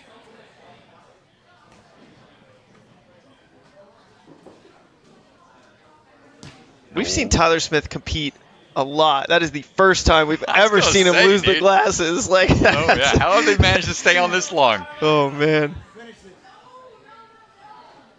2:19. Oh, great hand position right away into that bear trap. Just knew right away how he wanted to attack it. Doesn't waste any extra hand motions. Go ahead into that next transition, up and around. And we got to throw it forwards. Can't just push upwards. Oh, he's so good. Gets down to the bottom. And we saw Vance have to shake out before going for the dismount here. And Tyler able to get out of there quickly. The full minute, we're going to see at least one attempt here, DeGange. He's got it. He's got time. Yeah, full minute with the on-guard bar. You almost want, I would think you might want 2 attempts here at this. So it really just depends how pumped Tyler's feeling right now. If he wants to give himself a chance to get 2 attempts, it looks like it. Or if he's going to rest until about 3:30 maybe, get 1 really good attempt. Tough to tell. He was asking for some clarification on where he could start, going straight to the on-guard bar, going to take out one of the laches needed, and has to close the bar and open it back up. First attempt. Come on, Tyler. Oh! My goodness, that's exactly how that obstacle works. He's supposed to close the bar, open it back up, and land in the cups, but my goodness. One more try. Come on, Tyler. Perfect. Come on, brother. Final attempt. Time's ticking away. Oh, he gets it again, but not able to stick the landing. Oh, my goodness. We have to go back, and we have to look at this. So How close. Dude. And you only have to make one of these moves. The next is just a standard flying bar. Oh, my goodness. Oh, couldn't hold on. It spins freely, folks. That's another thing that you can't tell from the video. Oh my goodness, Strat. It was so close. Yeah. When you watch the slow motion, oh my goodness. I am distraught. Oh my gosh. All right, well, let's go down to the floor. Ethan is going to be standing by with Tyler Smith. Amazing run. Let's see what he has to say. So Chris and Ryan Stratus are talking to me about you on the last obstacle. What happened? You were so close. You had it. I think it was like completely almost unexpected. Like there's a moment where you get up there, you extend it, and you're like, I think I missed a side. And all of a sudden it landed, and I was so shocked I just kind of forgot to grip it. But I mean, it also does spin on both handles, so it's a hard grip either way, and it kind of just peeled me off. Yeah, I also have to ask, you lost your glasses on an obstacle here. We haven't seen that. You've been in so many NSCs, and it's an obstacle where you have to really be precise in placing the T-holds. What's going through your head when that happens? Well, I'm near side, so luckily on those, I could pretty much see where I was placing it, but on there, I was so sweaty. As soon as I went to Lachey, I think a piece of my shirt caught my glasses or something and ripped them off. It's hot in Texas. Yes, it is. Also, this course, I mean, talk to us about how much more difficult is this course now than it was in the open round? It is definitely more difficult, not just after running open and then you're tired, having to run hybrid, still got speed and burnout. But the changes that they made were also, they're not like mild changes, they're pretty significant in how you have to adapt and approach the course in different ways. So, but it was a really fun course, and I think the changes were near perfect. Well, it's awesome to see you do so well, man. Sitting in first place right now. I know a couple runners left, but speed, burnout, what's your favorite? Probably speed or hybrid. I mean, I do like burnout. I just haven't been training for it as much. I don't know why, but I mean, it's also very fun. So awesome. Well, we'll see you on both those just a little bit. Thank you. Thank you.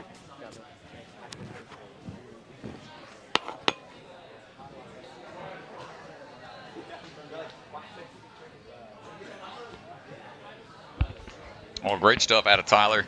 Always fun to watch the technician putting in the work out on the course. Up now is going to be Jackson Airos standing by. Getting ready to get things going. To the start line we go. Jackson getting counted down.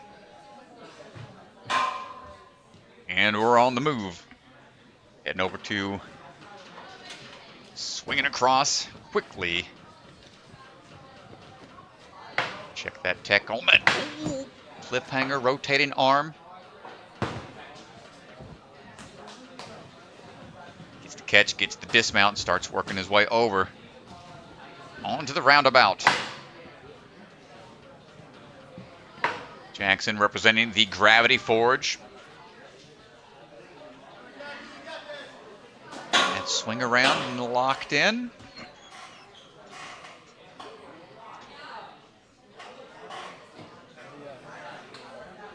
And going for this dismount. Gets on to the truss to get the point. Nice work, Jackson. You're at 55.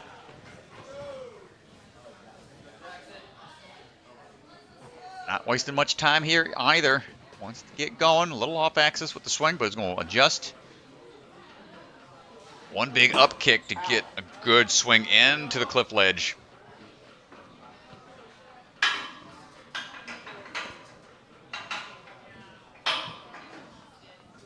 Jackson's done some fundraiser comps in the past when it comes to mental health awareness. This being Mental Health Awareness Month as well. It's always a important thing to maintain awareness of. He's working his way through. Strong so far. Hold on tight. There we go. Nice job, Jackson. 5th place right now as he works his way over for that spider hallway. Well, during the Open, he was very smooth, very efficient, moved at a rapid pace. And continuing that here right now in the hybrid. Whew. Doesn't take much to get through that one.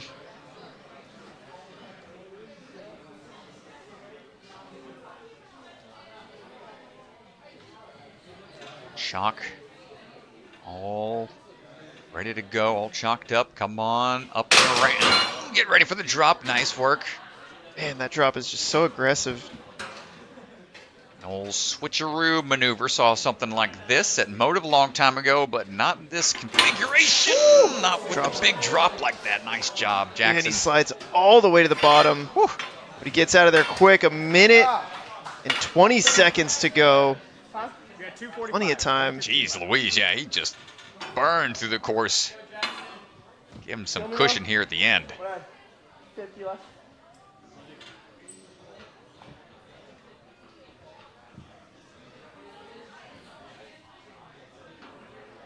See him taking some time, wants to recover as much as possible.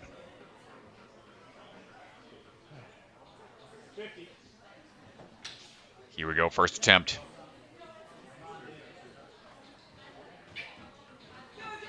I'm kind of preloading that bar a little bit so it doesn't have to close it as much. Open and close! He just missed it on his right, our left side. How much will I have? Big dog Jody Avila out there helping out with the reset.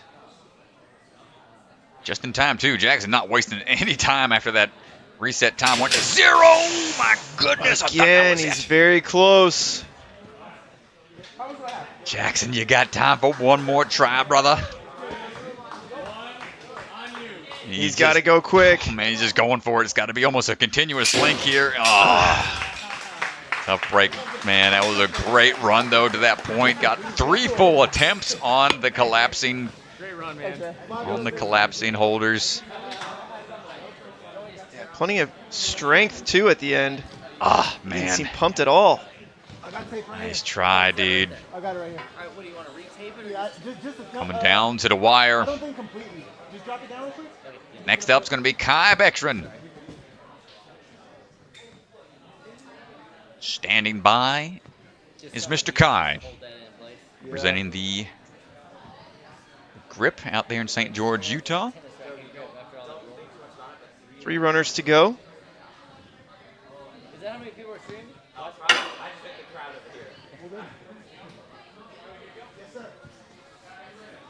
Won his season way back when, A&W Junior Season 1 was a thing. That's a good handful of years ago now, man, now that you think about it.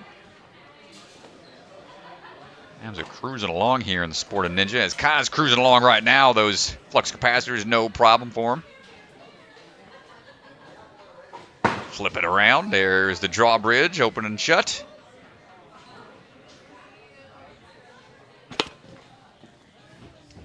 I'll tell you, Strat, I tried that last night How'd it go? several times. Did not get it. Didn't flash it? No first try? Did not get it. These athletes making that look easy is criminal. Ooh, roundabout throw. Okay, going to take a couple rotations extra around. And nice catch on to the pillar. We got sub-minute to this point. Yeah, it does seem like the strategy for that dismount is really to face forward, face the pillar. Going backwards doesn't. Not many athletes are doing that anymore. Whooping in, hold tight.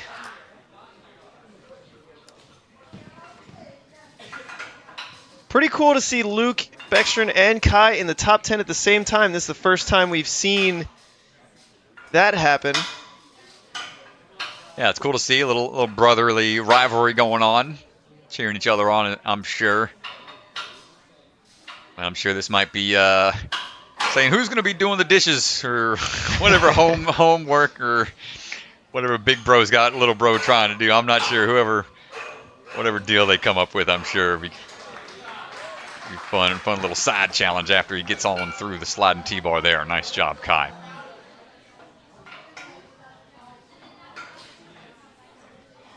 Running into things. Here we go into the hallway.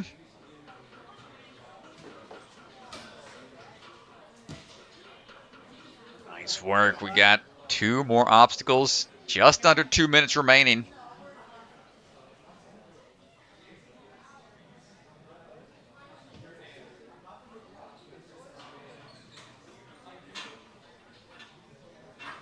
Swinging on into action for that first move on the bear trap. Nice job with that first cane.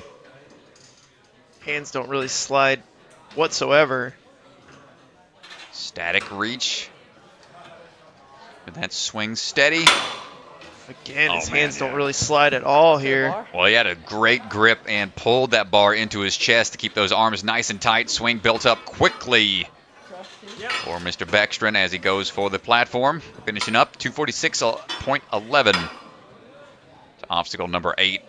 Do we have enough in the tank for obstacle 9? You got the time. Let's see what he decides to do. Take a long rest for one good try. Possibly 2 or 3 tries. Time allows.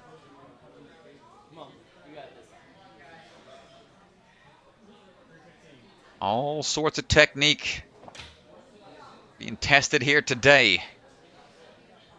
See him trying to work those bars in a little bit. Up and in. Oh, man, Strat. Oh, it looked good. I liked how it looked like he was trying to attack it from a lower position to where it wouldn't drop and impact as much whenever he did catch. So let's see if he decides to go for that move again. Or just go for a little more power. I'm not sure, but he's got... Oh! It was close. It was close, dude. No. Man, nice try, Kai, brother. That was a good run. Dude, look at how close this is. That second attempt was on the money, but just overshot it a bit. This was close. Look, he hits it perfectly. No. He just shoots past it, honestly. Nice try, brother. Man, that was close. We good over there? We good over here? Yeah.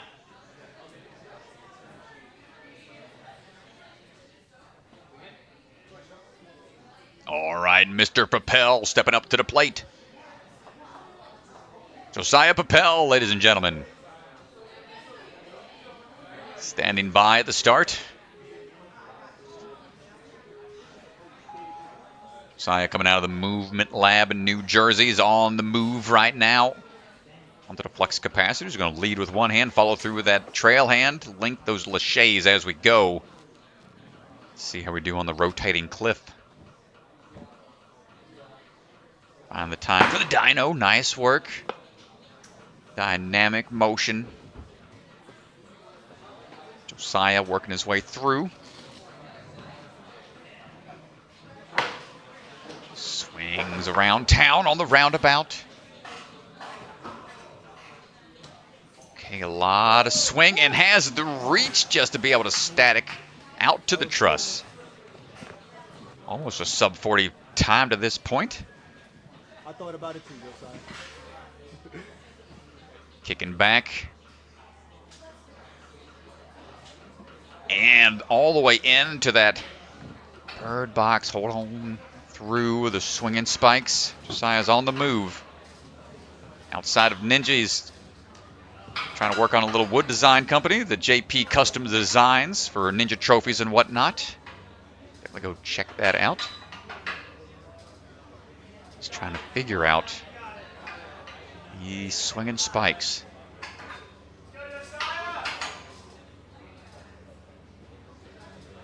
Up and through. Getting a little longer here, but can't take that huge shortcut that we saw him take in the open since that ring is no longer there. Has to take one of the T-bars up, place it, and he can slide down the track.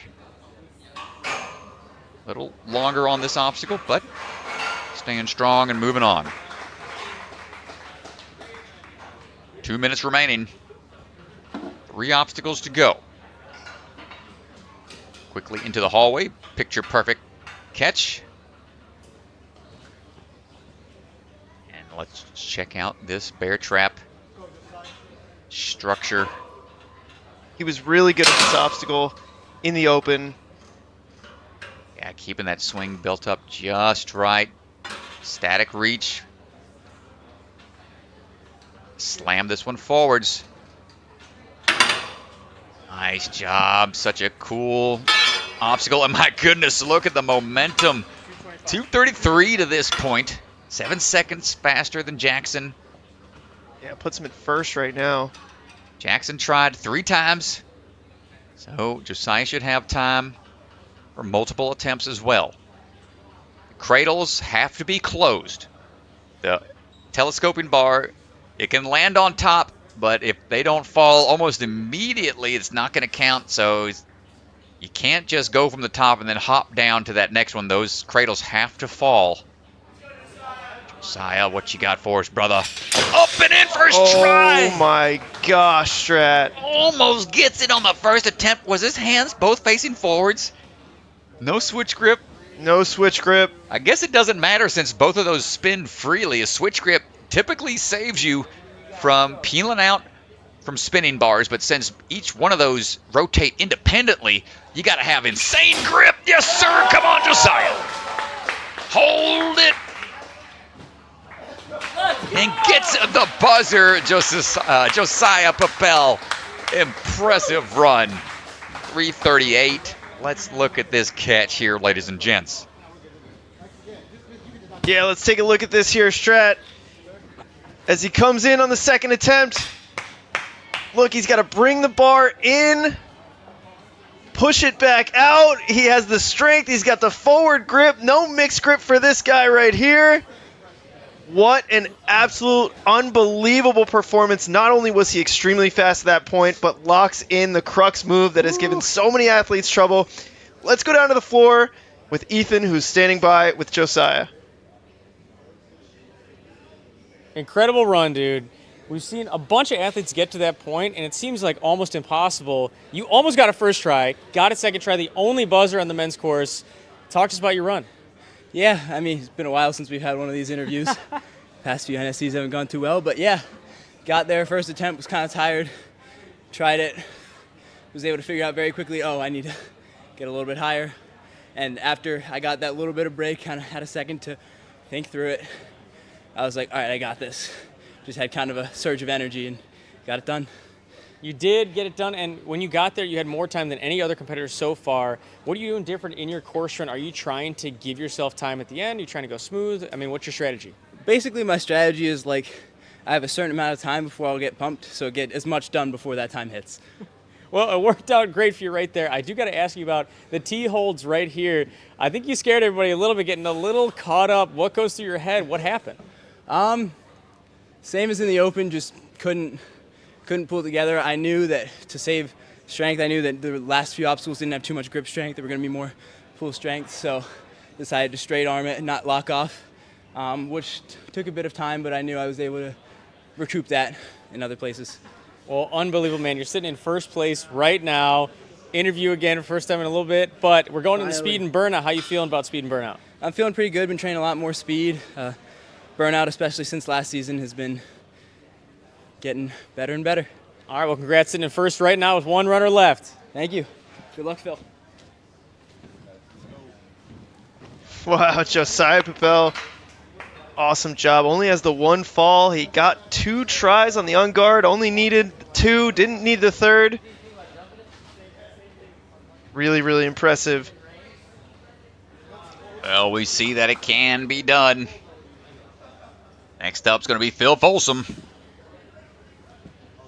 Going to try to match that performance or go beyond it. Let's see what he's got for us. Lily Barrett did it on the women's side. Josiah Pel did it on the men's side. We'll see if Phil can join them. Get another full clear on this hybrid. Good work so far. Got to make a little bit of a hesitation here on the rotating cliff. Nice job, though, figuring it out on the fly. Grab a little bit of that bucket of chalk. Here we go on the roundabout. Good catch, good throw, and going to link it all through. Nice job. We haven't seen that yet. Usually a couple extra swings required on the wheel. Come on. He's a little stuck. There we go. Gets out of it. Nice. Chalk up a little bit more before going into that bird box hold.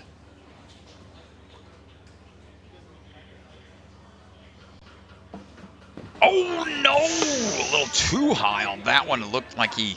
You got it, Phil. You're good. Had his hand placed, but then had to go a little further into it due to the amount of swing he had built up. Let's see if we can figure this out.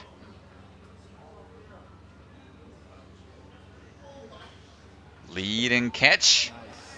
There it is. Now on to the T-bars. Pick that pace back up. Do that one little slip from earlier than he wanted, I'm sure. Staying nice and high on these T-bars. Going to place it pretty accurately.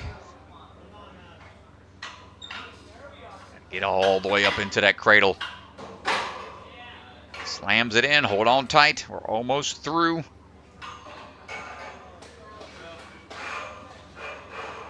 There we go, Phil. Nice work. Some time to spare.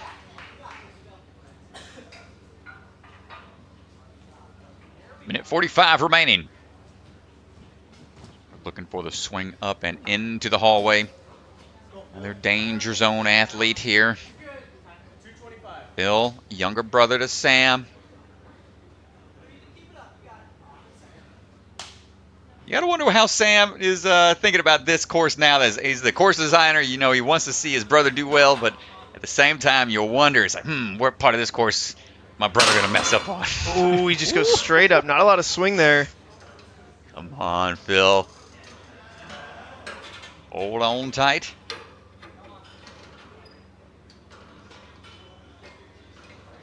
Keeping that swing going so we can have a little bit built up for the return trip. Up to that next bar. He'll have about 50 seconds to go.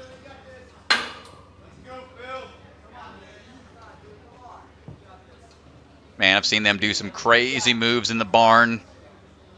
usually things that require you to put on a helmet and plenty of other pads. I've seen plenty of helmet videos at the barn. Usually stuff with the bar work. So Phil might be able to figure this out. One and done. Let's see what he's got. Oh, a little overshoot on the side. Might have time for one more. Yeah, it looked really good, though, and he's definitely going to have time for another one. Gonna have to go right away, though. Yeah, he's going to have to go right away. That looked really good. That was a nice attempt there, Strat. We'll see on this one. Come on, Phil, lock it in. 5 seconds. Oh, Strat! Get out of town, dude. Get out! No, the time as he falls forward. Unofficial time in the corner. I think it wasn't enough. He was right there at it, dude. So close. Nice try, though, from Phil. Hit the buzzer at 4:01. Not quite enough to get him all the way into a buzzer. Boo! Let the boo birds fly out there. Boo birds. Man, Swan is making enemies today. Oh. What's your favorite snack? Boo berries.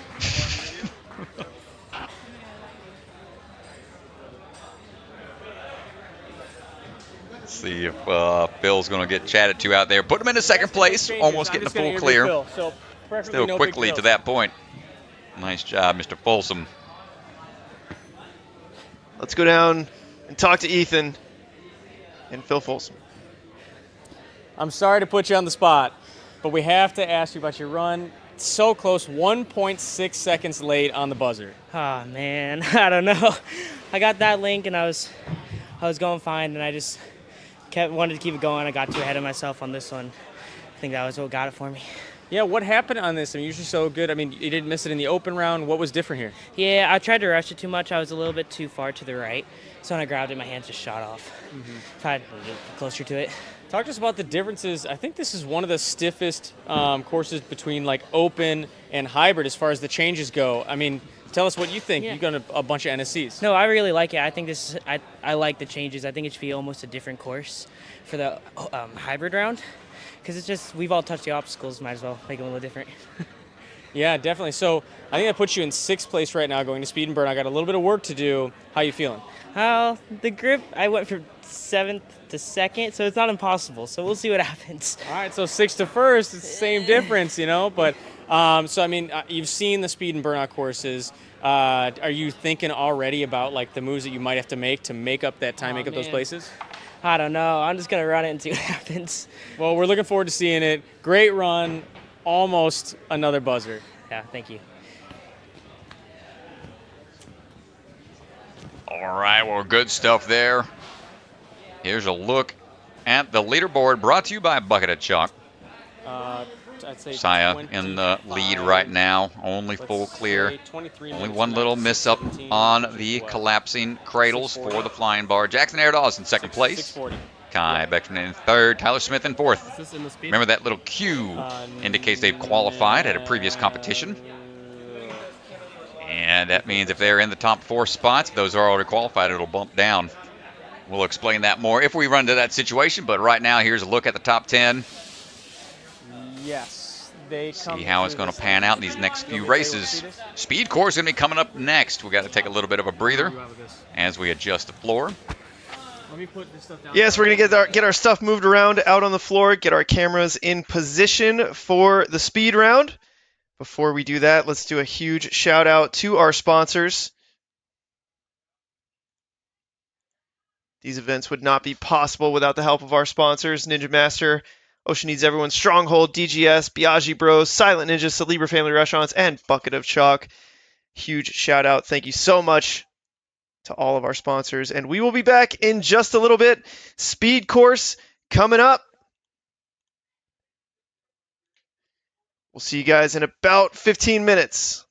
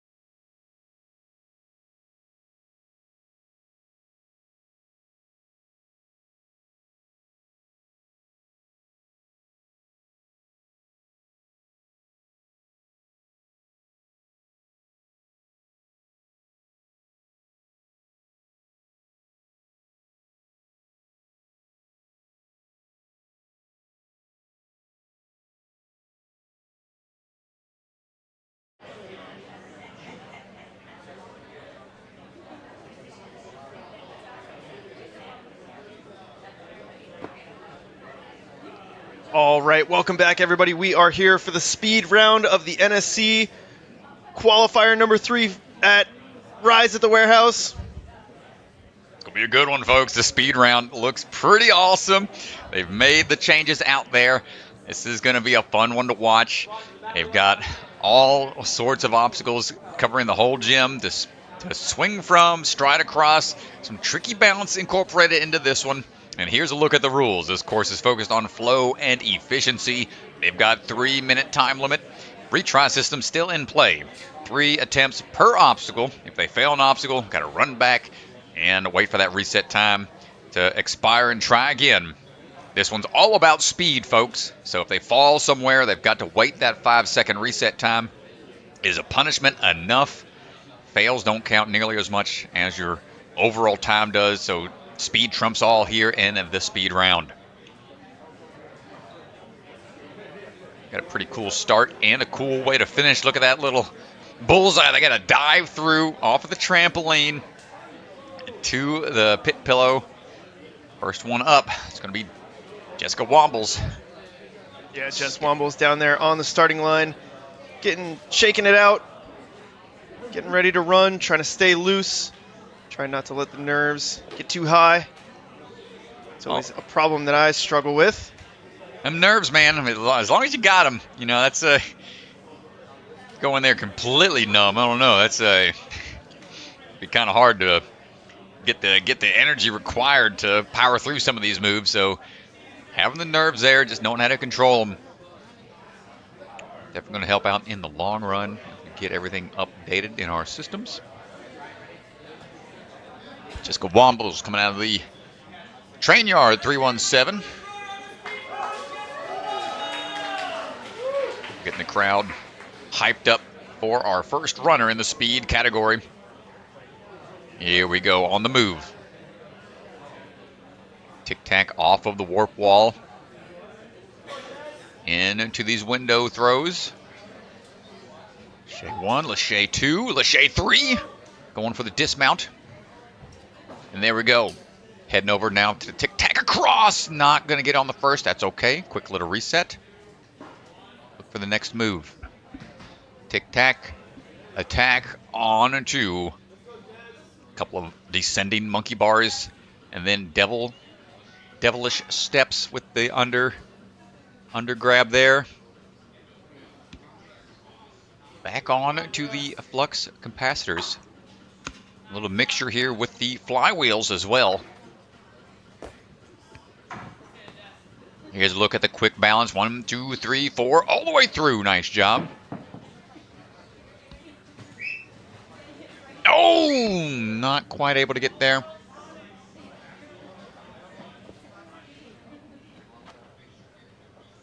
Gotta swing in, kick down the bridge. Nice work.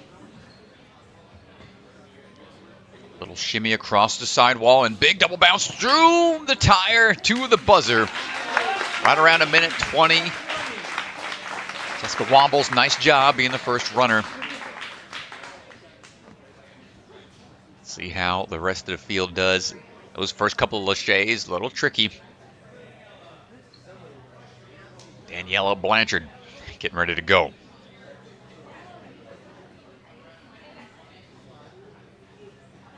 Coming out of Empire Ninja, out of New York.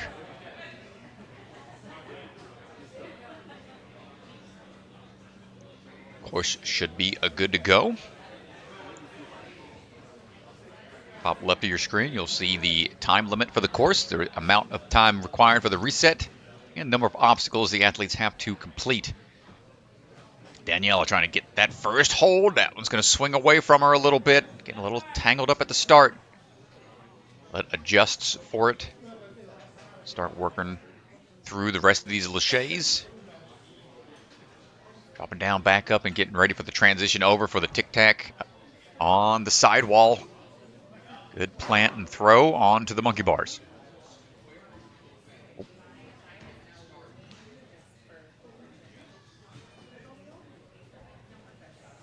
Coming through. Oh, an unfortunate miss there. Dove forward. Like she had her hands on both sides of the front. It's a quick reset, but she's okay.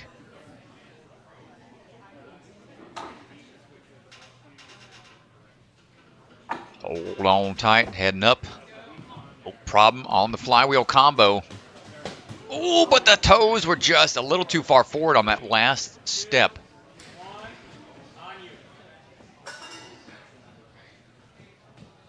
Try number 2 a little quicker this time, but same struggle there. Those last 2 causing her a little issue. Going from far back. High stepping it a little bit better this time. Gets through. Nice job. But, ooh, no, the toe tapped on the way down. Overhead bar is in play, but trying to barrel into it. Keeping the legs up that time. Sidewall shimmy for the turnaround and the tire jump. 1, 2. Oh, stay up. Keep those feet up. And, barrels forward. Finishing that at a minute, 0.4. Got hung up in a couple areas, but still nice try as we get through the speed round. And Jalisa Hiempa standing by at the start. Coming out of Colorado Springs, Colorado, representing Lost Island Warrior.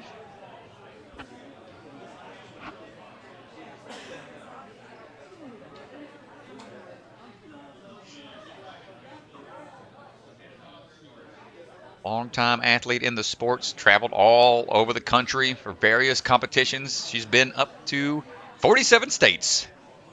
Got to find out which one she's missing nowadays, man. That's quite a lot of travel. Yeah, that's a lot. That's pretty good. Up and around. Into the laches, linking these moves. Quick work of the first obstacle. Oh, like that. Goes for a little bit of a cat grab. Wants to be a little more sure. Body positioning before that move up. Now into flywheel combo with the flux capacitors. Not going to link. Wants to make sure we get every one of these holes locked in. And quick footwork across the unstable blocks. Barreling forward through the drawbridge. Out and around and up and into the tire. Goes for a dive roll. Yes, sir. Nice job. A fun way to finish. Jalisa. What a fun way to finish the course. And a sub-minute to that time. Yeah, 51:04. That's a nice fast time right there. Yeah, no hiccups anywhere along the way either. Up now is going to be Carrington Andrews.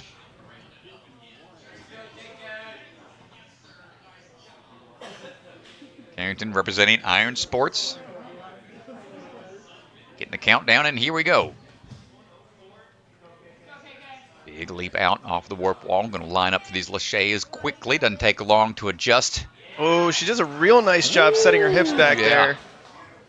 Solid work and a triple tap. Go right away. Not wasting much time on the cat grab.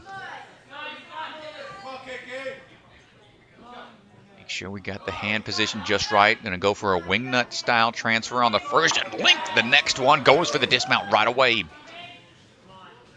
Good speed, quick steps. Yeah, taking away some of the extra swings. Definitely helping in the overall time. Into the sidewall shimmy for the turnaround and the dive through the tire. What's it going to be? Head first, goes for the shoulder roll, gets stuck a little bit, needs to dive for the buzzer. Quickly through it, 45 seconds and some change. All right, these times starting to get faster and faster here. Getting quicker. Picking up the pace now. All right, Violet Capo, second place from the hybrid. Let's see how she does on the speed. Coming out of the Ninja Playground out of St. George, Utah. Here we go. Up the wall. Into laches we go. Take a back swing. Line up the rest. A-OK. Stick that landing. Going to go for the triple step. Quick little backswing before adjusting for the transitions through. Up and in. Going to toss right away. Maybe link this next one. Nice work. Cut that corner, 1, 2, 3, 4, all the way through. Same thing, you want to barrel through. Shoulder charge on to the dropping drawbridge. Looking for the turnaround and the dive through. 1 bounce, 2 bounces. Oh no, but the tire kicks her back. She's got to go all the way back to the start. Unfortunate move. Try to stick the landing inside of the tire. Trust that dive through. Goes for the Kong instead, and that's going to do it. It's going to put her at 103 with 1 fail.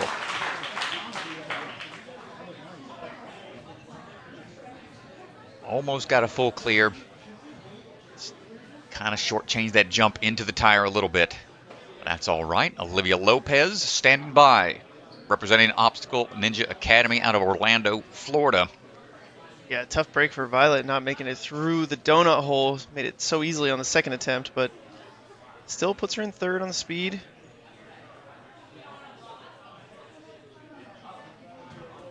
Up and in we go. Olivia reaching up. Starts her swings. Hold on tight. Double step. Doesn't hesitate on the Lachey across. Up and into the throw for the wing nut type maneuver.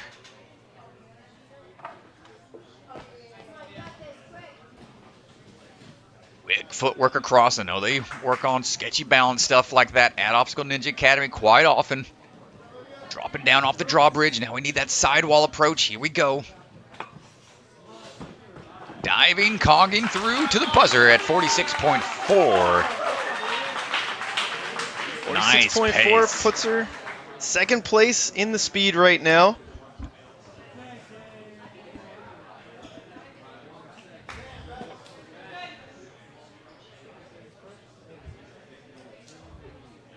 Yeah, not many areas you can really cut time down on this. Just got to be quick on your transitions through, and you're trying to set things up just right. Emma Pereira on the move right now.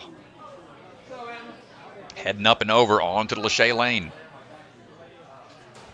Ooh, I like that. Sets her hips back real nice. Has to take the backswing here. Yeah, needed that 1 extra swing. Hopefully that doesn't come back to bite her.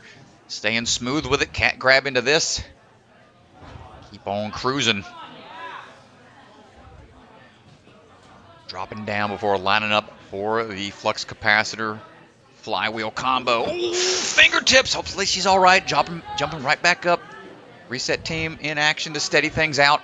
Right back into it. No rest for the Wicked. Again, I think she's just shortchanging that move a little bit. Trying to set the hips back so she can link it through. And not put enough power into it to get the height required. So 1 more backswing. Here we go. Better safe than sorry at this point. Don't want to risk any extra potential misses. Falling onto the platform, gets a thumbs up, moving on.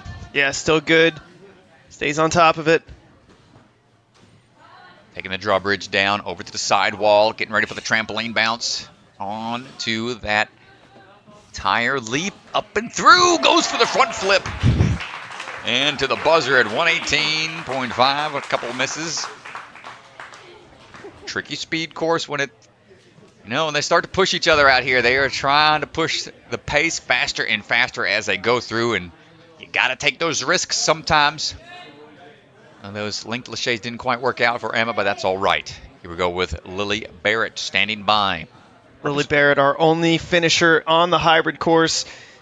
Again, we talked about her at Fearox. She came out of the gate looking really good in her first competition. We'll see what she does here on the speed. At just over 13 years old, just barely able to compete in this league, dropping in, coming in hot, representing TA Fitness Plymouth. Lucas Rial's hanging out, coaching along sidelines. Nice job, Lily. And confident, skipping that ring, just trying to jump out right to it. 1 extra backswing, goes for the underbar to dismount, transitions quickly to the run across the tops. She's flying here, Strat. Ooh, it's going to be close to Gan. She's going into the sidewall, turning around, heading for the tire jump, a front flip through, head over to the buzzer. It's going to be close. 41.52 seconds. Wow, Lily is on a tear right now.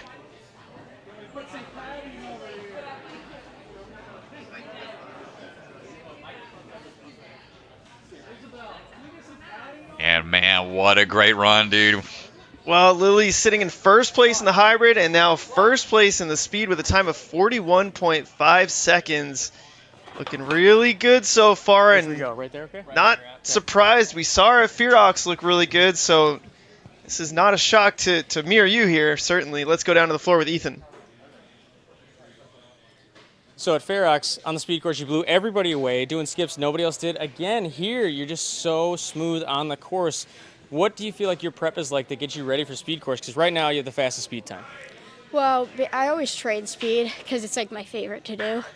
So I feel like it's just the best. Like I always like to do it, so I do it the most. Well, clearly, it's paying off. I mean, you were 4 seconds faster than the second fastest time. I know we have a couple of runners left, but I mean, right now, that's putting you, after your hybrid run, you're first overall. Got no words for that. I mean, that's okay. I know you just did all the work. You set everything on the course. But, I mean, talk to us about you're going into the burnout right now, sitting in a great spot. How do you feel about burnout courses? I'm not the best at them, but I can do them pretty fast. So I think I still have a good chance at doing pretty well. Yeah, well, we'll see if you can turn it into a speed course. We're excited to see you there. Thank you. Nice job. Nice job, Lily Barrett. 41.5 seconds. Up next, Emily Keener. See if she has anything to say about it.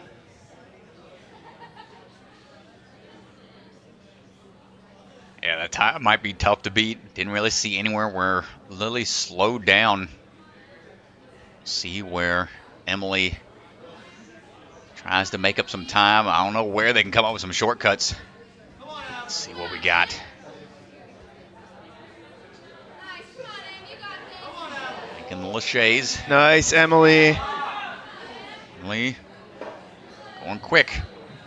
Well, one of the biggest reasons that she's our defending champion right now is her speed run in the championship was unbelievable. And so no surprise to see her linking through some of these moves here.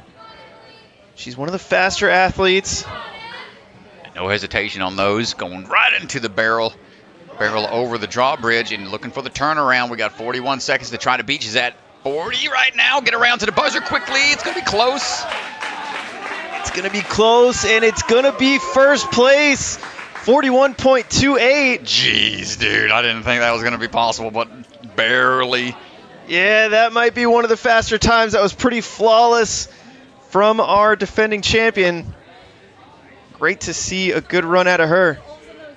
Fastest time right now in the speed by 0.3 seconds. Jeez. Let's go down to Ethan, who's standing by.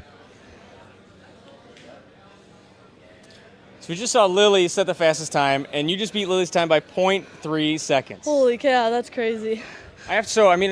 She's right before you. You see her put up a fast time. Does it change anything on your approach? Does it change your mindset before you run? Not really. I had a plan going in and just had to make sure that was what happened. Yeah. Yeah, well, I know last year the commentators are going nuts, by the way, about your run, and they were talking about last year at the championship. You had the fastest speed run, unbelievable. And last year you kind of broke out and showed everybody how strong you are. I mean, what has changed? Clearly your speed runs are almost flawless. I mean, speed's definitely my favorite, and it's kind of what I'm more naturally good at. And I enjoy training speed more than anything, so that's probably what I do train the most of, which is why I guess I perform well in it. So yeah. Yeah. Well, how are we feeling going into burnout? Pretty good. It's a long burnout course, but I'm excited. All right, we're excited to see you there. Nice job. Sitting in first right now for your speed run. Thank you.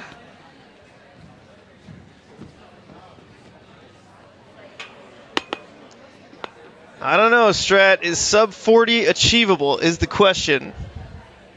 Meline Madaris, the last of the women to take on this course. We will see if sub 40 is possible. You got to be really on point with everything. Emily was next to perfect. Meline on the move. Working her way up. Into the Lachey's. Doesn't take much swing to get going here, and makes quick work of that first obstacle in into the transition around. Goes for the big leap. That ring getting in the way a little bit, but unfazed by it. Nice job. Good composure. Yeah, she just links right through. Stepping on around onto the drawbridge. She's cruising strat. I don't know. This is going to be close. Oh, man. She's got time to get a sub 30 for sure. Let's go. Come on, Madeline. Get through it. Dive through it. Dive for the buzzer. Yes, sir. No problem. 39.2. Meline Madaris. Excellent job. 39.2, sub 40 seconds. First place on the speed. And now that bumps her into second place. She took fourth on the hybrid. And now first here in the speed, sitting in second place just behind Lily Barrett. Let's go down to Ethan, who's standing by with Madeline. So your fourth place run in the hybrid, that's the fastest time on the speed. They were asking if sub 40 is possible. You just put 39.2. So you're sitting in second place overall right now going into the burnout. How you feeling? I'm feeling pretty good. I mean, I'm not usually very good at speed because I get scared, but this time I felt like I just went for it. Well, you didn't look scared at all, and I don't think we've seen anybody do the jump out and link all the way through the flywheels. Was that the plan from the beginning? Yeah, that was the plan. I didn't know if I was going to commit to it, but I'm really glad I did. Yeah, well, I mean, it obviously worked out. I mean, talk us through, was there anything on the course that didn't go to plan? It looked like everything was really smooth. I mean, I felt like everything went to my plan this time, yeah. All right, well, we're really excited to see you, Lily Barrett, battling it out, sitting in first and second place right now, going to the burnout. How are you at burnout courses? I'm usually pretty good, but I just got off of a bit of a break, so we'll see what happens. Well, we're excited to see what happens, and congrats, sitting second right now. Thank you. Nice job. Great job, Meline Madaris. And let's take a quick look at the leaderboard as the men get ready to take on this speed course. Yeah, great stuff. Those clear times just kept getting faster and faster. Here's a look at the leaderboard brought to you by Bucket of Chalk. Lily Barrett leading the charge, 18 points. Madeline right behind her with 17. And we got a two-way tie between Carrington Andrews and Emily Keener at 15 points. And Violet not too far out of it with 13 as well, so we could see some mixing up in the burnout round. Usually a very important course to go through. See how it all comes out in the end. Yeah, pretty tight at the top here. Really anybody's game. First through fifth here. Could go any way, but let's go down to the floor. Changes being made for the men's speed course, but we are ready to go. Only some slight alterations here and there. Same kind of flow, might just have one or two less holds to grab onto. And here's a look at the leaderboard as we head into the speed round for the gentlemen. Yeah, this is where it stands for the men. Josiah Pel in a great spot right now.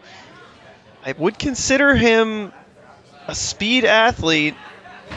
So he's in a great spot, taking first in the hybrid and now coming to one of his strengths in the speed. Jackson Airos sitting in second. I think he's going to be a little bit favored in the burnout. Tyler Smith certainly on the burnout, but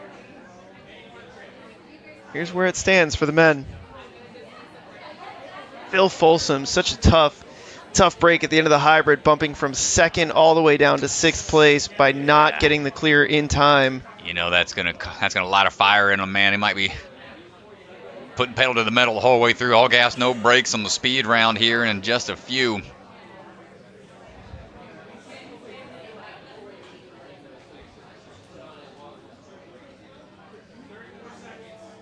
like they're finishing up telling. Just a quick change on the trampoline jump here. Well, that looks a lot bigger. I think the men have to go to the ring first and then the trampoline. Because I believe they have the height for the ring jump.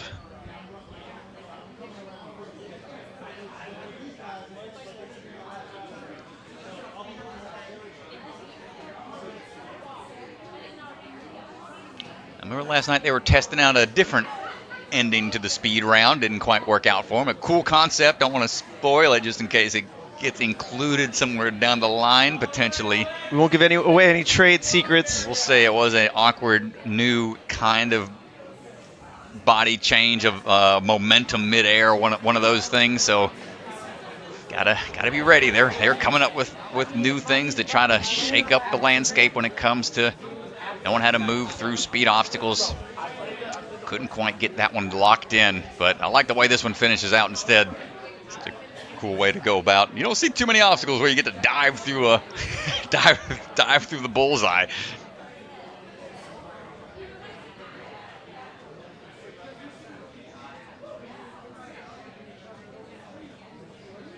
You ever see some obstacles incorporated like we see on what is it, Survivor or wherever it is? They can throw something at an obstacle far away, and like, I don't know, like a grappling hook. You got to wrap it around. Or I think I actually saw that at the Toughest Mudder. Oh yeah, that was part of their obstacle. They had to take a grappling hook from the ground, huck it over this wall, and it had a cradle it would sit in, and then they could pull themselves up to the top. That's and then cool. dislodge it and let the next person try. So pretty crazy to see. I had something similar in a ninja competition one time at alternate routes way back in the day. And that was the crux, because everybody couldn't land the ring onto the thing the hook you had to land it on to make it was very difficult. Oh, we got a little flair for the camera. David Haney standing by, giving us the thumbs up and the hand hearts to the camera. And we're off. David Haney going big ups, not even going to use that rope. Not needed. If you don't need it, don't use it. He's swinging on through. Quick tic-tac onto the wall. Underneath. On Lachey through. Going to hold on tight. Just going sideways. Oh, he gets a little hung up there. Yeah, that little wing nut transition. Tries to go around. Going to cut the corner. Over the tops. 1, 2, 3, 4. Coming around. Whoa, my goodness. Look out. He's going over the drawbridge. Okay. One hand up. Needs to take a backswing. And goes for almost a side flip through, and there's the buzzer. David Haney, 39.8. Ooh, putting the pressure on the rest of the field right out of the gate. I love to see it. Luke Bergstrom standing by. See what he's got in store for us.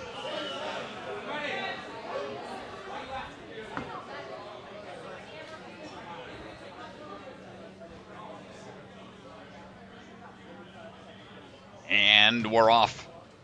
Grab that rope for safety. Get repositioned into it, linking all these Lacheys quickly. 1, 2, crossing over the hips. Not letting it get in the way. Links 1, needs to take a backswing. Static one-handed dismount. Quick move from Luke. Going across the blocks, slipping a little bit off of the platform. Got to go up and over the drawbridge. Into the roundabout. Tire jump. Grabbing the ring. Twisting down. Diving through. Going for the buzzer. What a finish. 36 seconds. Nice job. Luke is cruising. 36.34. Is sub 30 possible? I don't know. 6 seconds. Can you shave 6 seconds off of that? Well, we just saw both Mr. Haney and Mr. Bergstrom get a little hung up on the flywheel section. So got to link all these Lacheys. Caleb Bergstrom, one known for his speed and his flow. They do some crazy stuff out there at the Jungle Gym. And Florida getting this tossed up, trying to get lined up for the Lacheys. Going 1, going 2, twisting around, no problem there, linking the Lacheys through. Stomping across those boxes, got to go up and over here. Underbar tech on display, yes sir, that's what I'm talking about. Hit this trampoline, get that twist and go. Sub 30 in time, going for the dive through. And we're good at 29.3. Caleb Bergstrom. The Ganji asked, Caleb delivered. Ask and you shall receive, Strat. That's it. Caleb Bergstrom. Woo-wee. And we're not even going to talk to him. Sub 30, and we're not even going to chat with him. We got a time schedule. We got to keep moving, I guess. Cruising along. Oliver Lutman standing by. We'll see if a sub 30 time is possible by anybody else.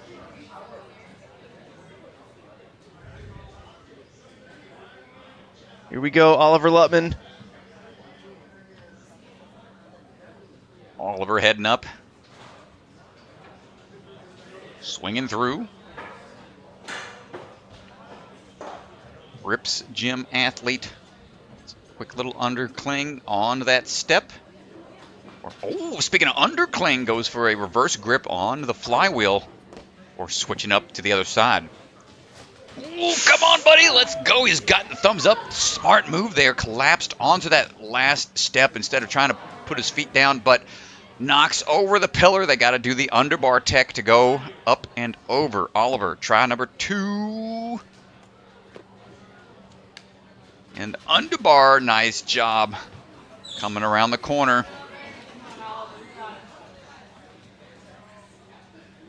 Leaping up, dropping, and dive roll through to the buzzer. And nice work, Oliver. Just had that slight hiccup on the run across the blocks, but saved it. Unfortunately, had to reset off of the drawbridge obstacle. Nice try, Oliver. Vance Walker stepping up to the plate. Vance Walker is about to be Vance Runner as he's trying to get through this speed course. That was probably the worst pun I think I've ever come up with.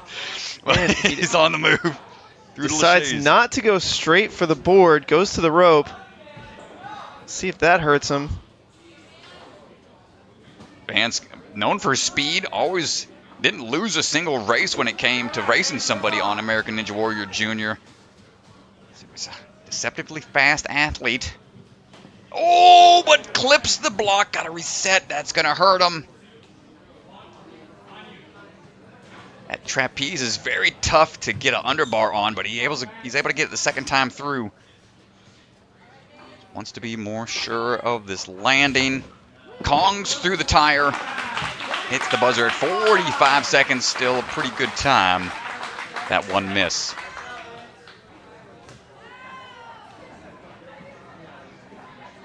And here we go. Tyler Smith, the technician. Walking into frame right now. Representing the danger zone.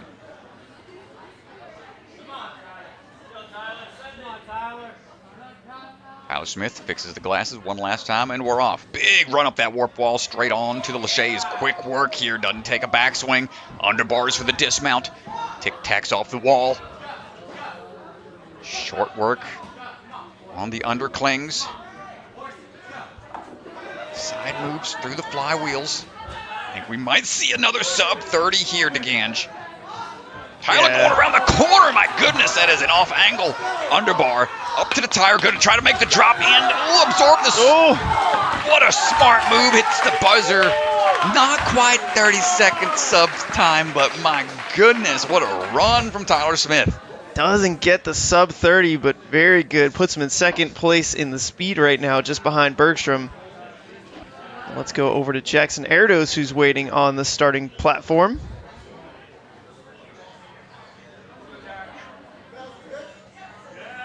Jackson standing by. Tyler Smith is so fast, he's already back to the starting line. Where'd he go? Jeez. Back.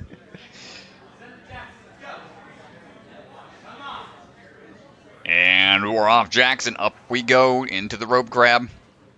Line up those hips. Start to work their way through. Quick little double plant off of the side wall for the dismount down. One for the Lachey's here. Underbar type tech to build up some momentum as he comes around the corner. Stomping on the blocks. Up and over. Nice job with the underbar tech. Got to twist around. Goes for the leap. Oh my gosh, look out. What a finish. The Jackson Airos set. 39:09. Almost 40 seconds. 30.09 finish time for Jackson. Let's go to the man rocking the birthday shirt. 18th birthday. Happy 18th. You're now an adult. Oh, Strat, we got to go sign his shirt. Oh my goodness. We got to get over there. Gotta give that man an autograph. That's all you're getting from me, son, from my birthday. There you go. There you go. That's all I can afford right now. All right, Kai on the move. Take it through. Good tech on the Lachey's. Kai, an extremely fast athlete, won the Wolfpack Ninja Tour. Oh, but he slipped on the Lachey's. Got to go back. That's unfortunate. Oh, that's a huge miss right there. Dismount was just in sight. He peeled off on the way through. Still earned some points here if he's okay to finish up cleanly. Up right away through, my goodness, and barrels through that tire to the buzzer and still gets a 40.7 time.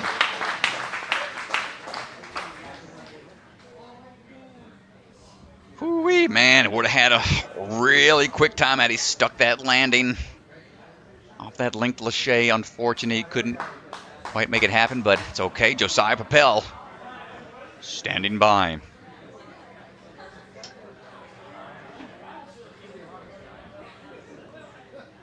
And we're on the move. Up and in, leaning back as he goes up, trusting he'll catch that first bar. Nice, up and through. Quick links, going with the full side grabs on all three structures. No problem there, a little bit of a skirt on that pad. Goes around the corner, nice Lachey through, good tech. As we're on him to the final obstacle, sub 30 time coming up quick, gonna be close. 29.8, just not quite able to edge out. Yeah, still not enough to pass Bergstrom. 29.8 sub 30 time, but still puts him only in second place on the speed. And looks like Mr. Swanson lost the microphone. Swan lost the microphone in the truss. Let me mute that real quick. That's gonna not be fun to listen to. Oh God. Sound audio. We'll mute that real quick while they're grabbing that. You ever wanted to know what the the truss padding sounds like getting ripped off of the structure? All right, let's see. We got audio turned back on for him. All right, the audio is good. Ethan looks slightly embarrassed, but that's okay. Let's go down to the floor. Ethan, what happened with that microphone? Microphone got stuck in the truss pad there, but we're not focused on it. We're focused on Josiah's amazing run within half a second of Caleb's first place. Dang. So he's first, you're second on the speed right now. Dang. Yeah, it was very, very close. Came down to the wire. I mean, what's going on over there with everyone seeing Caleb put up that time so early? I mean, does that change your run at all, like strategy? I mean, first off, Caleb's run was incredible. Really, he puts in the work and it shows, pays off. But yeah, no, seeing that, like, I knew I had to push it. Knew that, I mean, there weren't any moves that I could take a swing or kind of not full send. Yeah, well, and especially over here on the underbar, going over to the side, super smart. I mean, was that something you saw immediately in the rules? I mean, how did that come about? Yeah, just seeing, especially from the angle I was watching from other competitors, looked like they were doing that. And I know a few kind of went kind of the side, kind of over, but I was like, it'll be much faster if I go fully to the side. So. Mm-hmm. Well, extremely fast time, but, you know, the difference between second and first place, just about half a second. You know, looking at your run, what could you have done different? Where's those spots you think you hesitated just a tiny bit? I think it was a bit messy on the last obstacle. Didn't set it quite right, and I think that's where the time was lost. Gotcha. Well, second place still unreal. I know we got one runner left, and we'll see how Phil does, but how you feeling for burnout? An incredible runner. Feeling pretty good, hyped up, a lot of energy progressing through the day, so ready to get it done. All right, we're excited to see you there, man. Thank you. All right, Josiah Pel sitting in first place right now on the day with 19 points. With one course to go, Phil Folsum, our last runner for the men. We'll see if he can put up a sub 30 time as well. All right, Phil. You're rocking the crazy chicken shirt. Let's see if you can run like a crazy chicken through this course as fast as you can. Give me some flashbacks when I got chased on the farm as a 5-year-old, but here we go. Phil is going to start swinging his way through, yeeting his way across. Always looking like he is just out of control when he's out there, but he knows how to throw and go. Bill coming around the corner, stepping across those blocks. Got to go for the underbar. Oh my gosh, barreling through the start platform. Tips over because he hit it too hard. No, again, the drawbridge. That's 2 out of 3. He knew he had to go super fast, but he's got to calm it down now. He's going to stay up high and get a full clear on that one because he knew he didn't have any more laps left before going for the finish. And oh, jeez, Louise, Phil. He tried to front flip through and his feet got caught. Almost wrecked himself on the trampoline. And oh, he gets the front flip. Yes, sir. I love it, man. He's giving the crowd a show. Oh, man. I Phil. love it, dude. Oh, it looks like we got to hear from Phil on the floor after an exciting run like that. Well, let's go down to Ethan, who's going to pull Phil aside. Let's talk to him about his run. Well, unexpected, but also amazing at the end there. Did you just come with that like right there? What do you think about it, really? Yeah, I knew I was taking dead last, so I just did.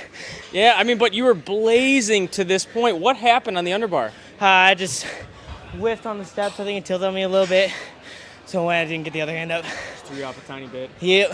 Yeah. But, I mean, you knew, with the times you saw Caleb and Josiah set up. I mean, so on this course, I mean, you saw 20 in the 29s. What do you think fastest time people are capable of on this? Oh, man.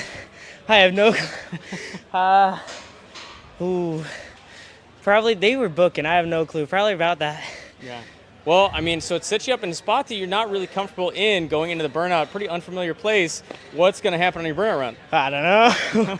I guess find out. We are going to find out. We're excited to see you there. I know not the run you wanted, but entertaining as always, Bill. Thank you. Man, yeah, he was blazing fast at that point, but let's go ahead and take a look at the leaderboard. My goodness. Yep, Bucket of Chalk leaderboard brought to you, bringing y'all this leaderboard right here. And Josiah Pel still standing strong at the top, but we got a two-way tie between Jackson and Tyler. And then Caleb Bergstrom and Kai Bergstrom shooting for that 4th place position. 13-12 points right there, but not over till it's over, folks. Might see some adjustments out there on the leaderboard. All comes down to the burnout. Yeah, it's all going to come down to the burnout. It all is going to come down to the burnout. You could see 2nd place up in the air. Even 4th and 5th are right behind, so going to be really interesting. Couple qualifying spots up for grabs. And remember, it is going to be top 5 are going to be guaranteed to move on if we get a qualifier within the top 4. So a lot on the line here at Rise. And so we will be right back. We're going to get our cameras moved for the burnout. We're going to get the course ready, and we're going to brief the athletes on the course. Quick shout out to our sponsors, Ninja Master, Ocean Needs Everyone, Stronghold, all of our sponsors, Silent Ninja, Celebra Family Nurses, DGS, Biaggi Bros, and Bucket of Chalk. Appreciate all of our sponsors. These would not be possible without the help from our sponsors. So we're going to take about a 20-minute break, and we will be back in just a little bit for the conclusion of Rise at the Warehouse.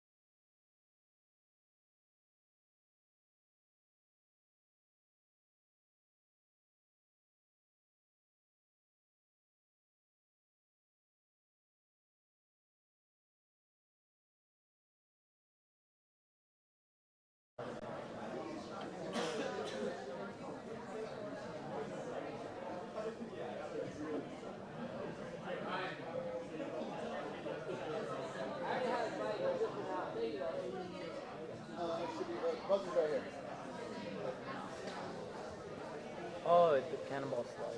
So I guess who's resetting the cannonball? Is it Ryan? I think Ryan. No, I got it. I got to. Well, he's up. Somebody's up.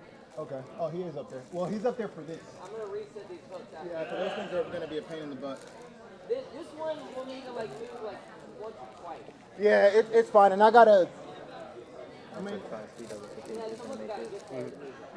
That one person that dropped him. Okay, so then you know who has. You know what though, Jody? Yes, sir. Can you keep an eye on it in case for whatever reason someone It starts to slide or something? I'm on it. Yep.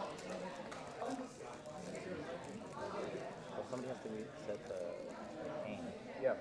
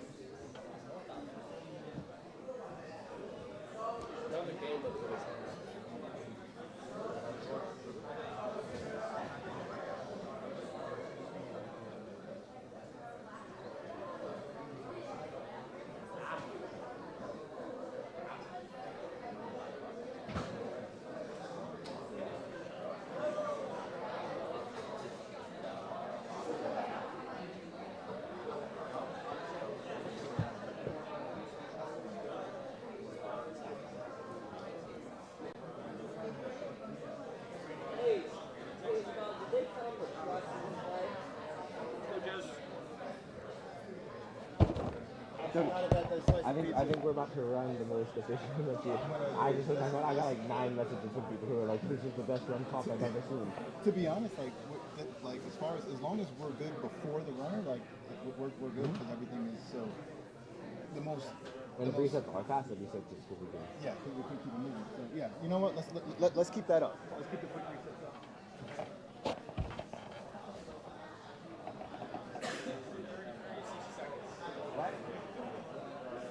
Hey, you know all the chalk points, right? You know all the chalk points, right? Yeah. No, I can't.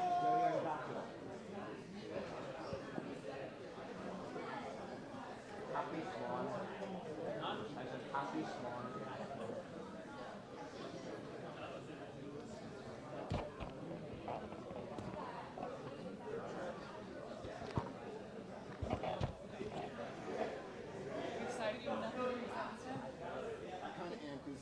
Course, like it was literally on like full sprint coming around here. Much luckily, like I did.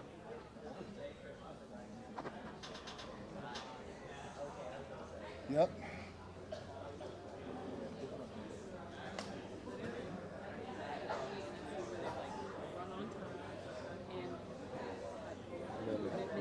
And they're not focusing. That's awesome. Like there's literally not a single one. And we're back, folks. Talk you through the burnout here in a second on how things operate on this course if this is your first time with us. We are back. Courses have been altered. Cameras have been repositioned. Things are ready to take action here in just a second. Burnout, the final course. That looks better. Look, I saw that, dude. No, but look, people. I'm gonna pull the rule. Stuff out, but then it's got the other hook to hang stuff up. So oh. It's got the hook going this way and then the hook going that way. Bro, you're basically a hooker. Come on now. Been hooking for years now.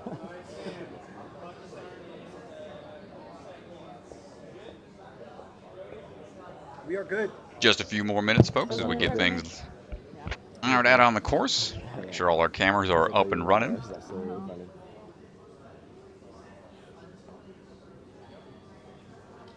With the chest. That's all nice. You did so quick. First option. I hope so. Let's hear for our first burnout athlete, Jessica Wable!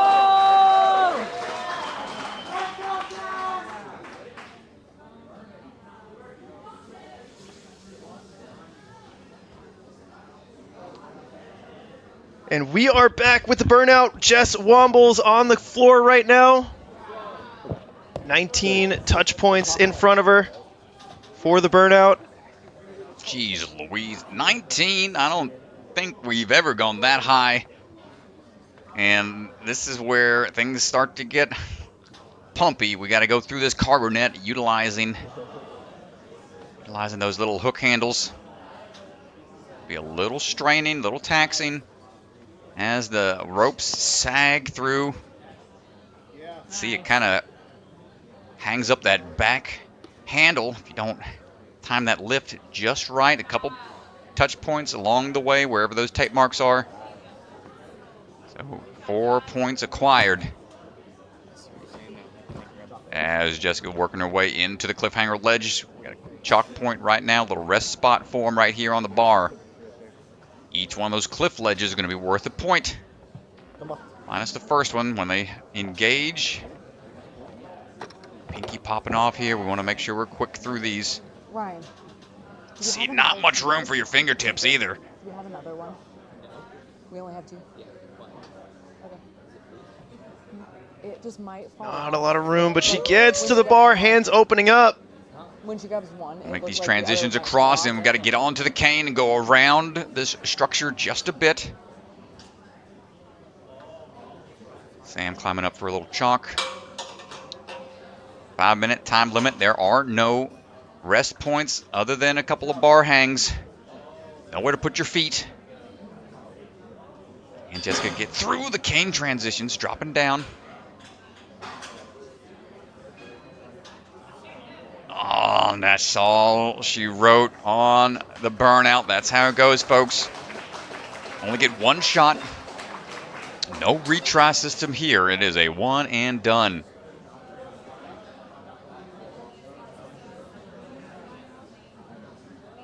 Yeah, and so that is going to do it for Jess.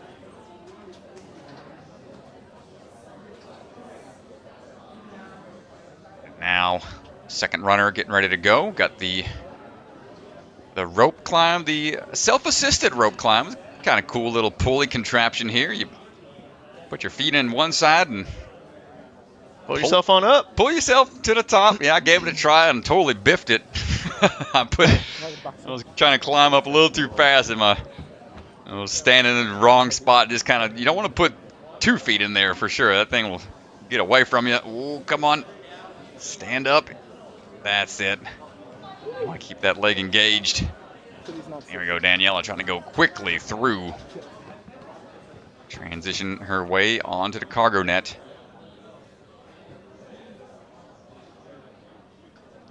That's the only place on this course you're allowed to use your foot on an obstacle. The rest, all hands, all upper body.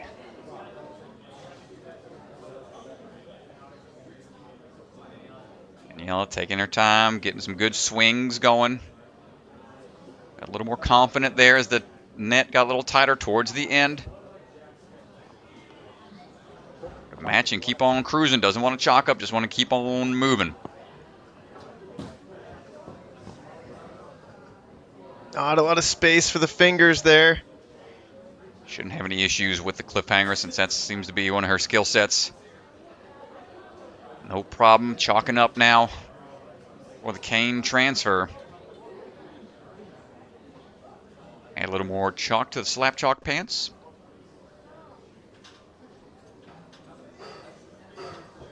Mom.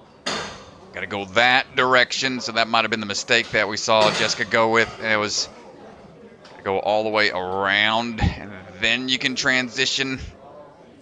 Hands are starting to give a little bit. Swinging right towards Hunter and not going to get the full grab onto the bar. Nice try, Daniela. Got it close to the end. Unable to hold on past the cane transfer. That was worth 11 points, though. Jalisa Hiempa coming up next.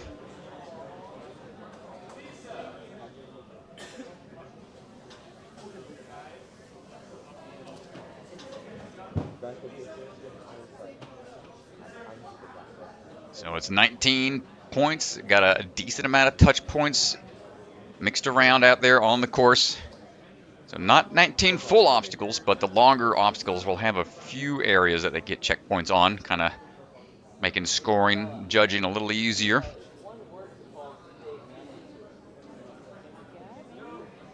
It's a lot Mr. Swan's got to remember out there on the floor, but he's totally capable. As Jalisa get the feel for the rope, counted down, and here we go.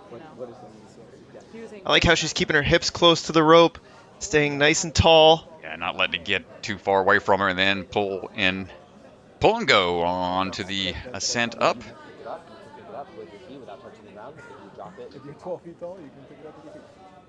I'll swing in. You don't see too many cargo nets utilized nowadays, so good to see cargo net getting thrown into the mix. Going with the monkey bar method. Yes, ma'am. Let's go. Getting that backswing lined up to find that weightlessness period with those hooks and makes quick work of the cargo net combo. Shock up just a bit before going on to these cliffhanger ledges.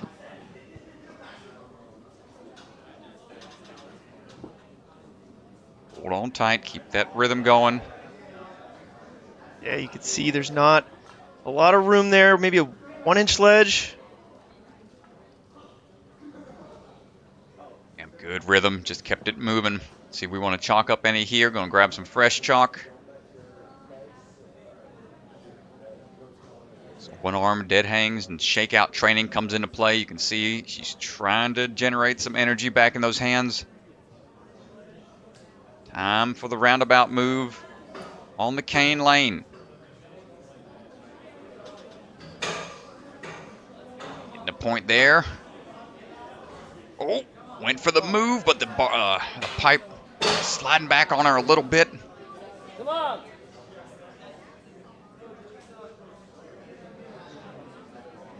Oh, no! Oh, the hands. Big smile on her face, though. When your hands just totally spent, you peel out like that. Jalisa was leaving it all on the course there. Nice try. And, man, just had the backswing for it and the power built up. You're like, oh, man, the hands just go when they want to go sometimes. Nice try, Jalisa.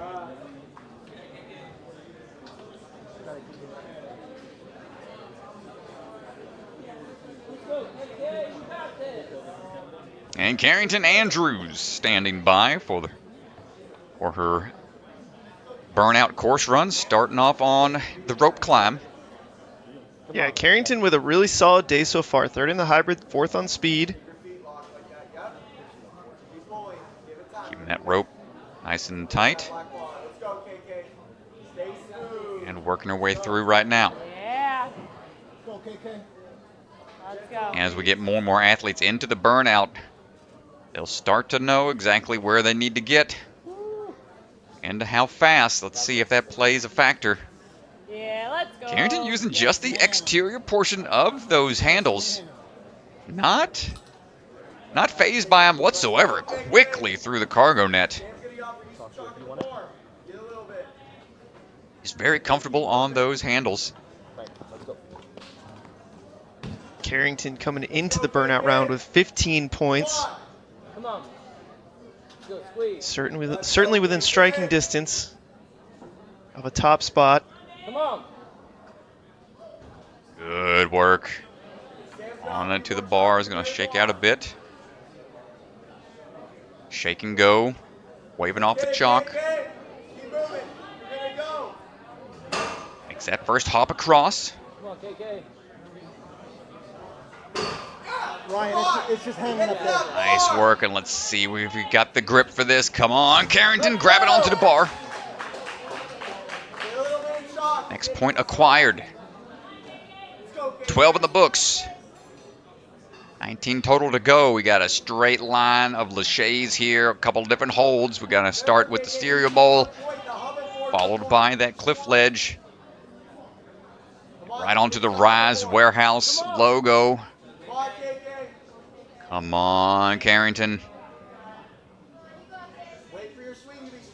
Hold tight to the front side. Nice work. Grab on to the top. Should feel like a pretty good hold. Plenty of purchase there. Repeat that process. Up to the top again. We're looking at it almost. Wow. We're getting close to the end again. Shaking out on the rings. Got to be able to hold on tight. We're almost done. 3 to go. We don't see too many. This is a free swinging bar. You got to do switch grip. Hold on to it. That thing does spin freely. And then she's got a lâché from there to the cannonball down the track. Hold on tight. Ganji, we might see a full clear as long as she doesn't peel out here. Yeah, this is looking really good. Can she get to the dismount? Oh, it's still going to be a tricky dismount here, but nails it, shakes it out. My goodness. Ganji, we don't see those very often. A full clear on the burnout. Excellent work, Carrington Andrews. Huge performance. We do not see a lot of burnout clears. 25 points on the day. First right now in the burnout. Carrington. Incredible job. Go on out there. You earned that interview for sure. KK? You want to scoot over some of the... Well, she goes by KK to a lot of her friends, and man, she's sitting in first place right now. She had 15 points coming into it. Let's go down to Ethan, who's standing by with KK. You've had a pretty amazing day so far, pretty steadily at the top leaderboard. That was unbelievable. I'm not sure how familiar you are with NSC, but burnout clears are very difficult to come by. How you feeling? Really pumped. Yeah, I can only imagine. So where did you start to feel the pump really set in? Probably like at the chalk point, like before like the clippingers, like, yeah, I was like really pumped then. But then I was like, I have to keep going because, yeah. You got to, right? Yeah. Well, also here on the rings before the trapeze bar, so you kind of like go one arm and shake. I mean, how are you feeling at that point? You have a couple moves left, but you got to be... Yeah, I was like, I needed to like make it to the finish. I was like so close, so I was like, just need to shake out a little bit and then try my best, so. Well, congratulations. That is a really, really tough thing, NSC burnout clear. I mean, you're 2 minutes and 46 seconds making moves without touching the ground. That is very impressive. Thank you. Congrats. Great day. Carrington Andrews puts herself into first place. She's done a huge, massive, great job in positioning herself for one of those qualifying spots. And up next, could we see 2 burnout clears in a row? Violet Capo, notorious for strong burnout performances. Man. Man, oh man, Violet's got a task in front of her right now. Trying to make sure we get that first place. Wants that streak to continue, I'm sure. She's got 3 comps in a row right now. First place. She's going to have to take first here in the burnout if she wants a chance at it. So not only does she have to get the full clear, but she's going to have to do it faster than KK.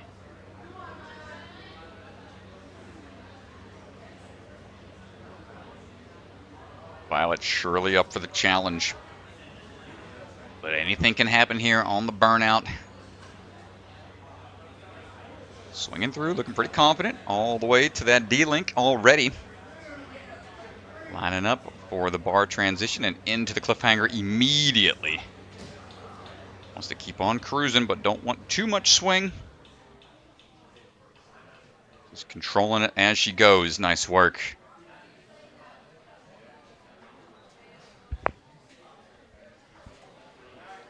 Swinging through. Not opting for any chalk. Leaving it where it is and moving right away into the cane, and insane pace thus far. Let's get this lâché lined up. Working to the bottom of the cane to assist with the lâché across, and just takes the first chance now to chalk up about halfway through the course. Well, KK did it in 2:46. Violet right now at 1:30. Got to go quick for the rest of the way through.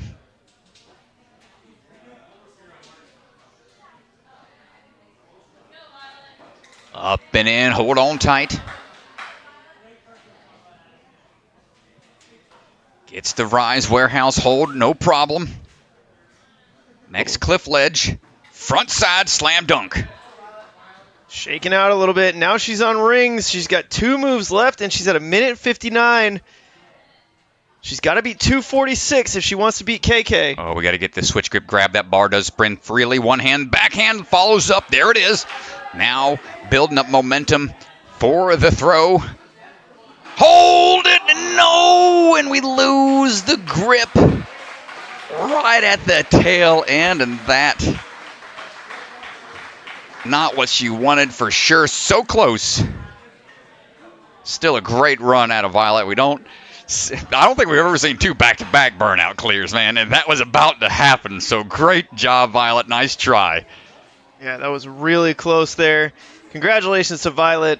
Still absolutely performing so dominantly. Looking very good.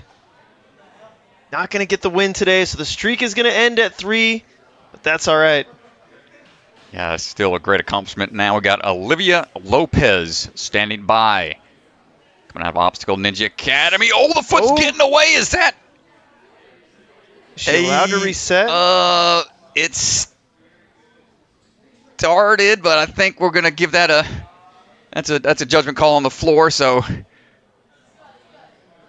think we're okay. Going to let her keep on going after a little hiccup there at the start, so I hate to see an early exit like that for anybody, honestly. That's I mean, that would have been a sad way to go out right out the gate. Yeah, I guess in NSC it's pretty common that you're allowed to reset on starting platforms, and when you think about the burnout, that's really the only starting platform you get. So, I mean, why not? We'll take it, and it's all good. Olivia swinging through now onto the bar, looking for the cliffhanger ledges. Burnouts, some of her favorite style courses.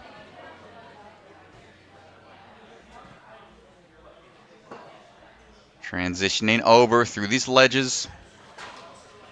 Ooh, opening up a little bit on the bars. Going to shake out as we go. Chalk's there if she needs it. Go ahead and bypass it. Let's check the cane tech.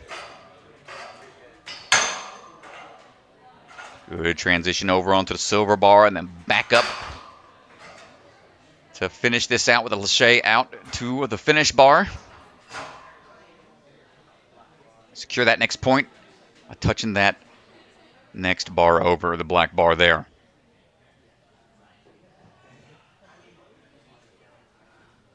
Shaking out. Sam's right there with the bucket of chalk if needed. Olivia going for a little bit of a side swing to start. Straightening out. Not able to hold on to the ledge on the cliff. Swing down. That's okay. Nice try. Going at a pretty good pace, but just not able to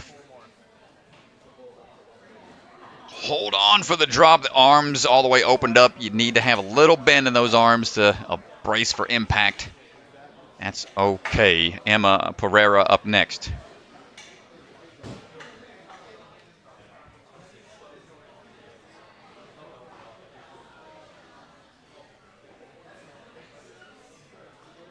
You got to keep that leg nice and straight. That's going to help keep that rope underneath you. Keep it nice and, pushing through and just use all arms here.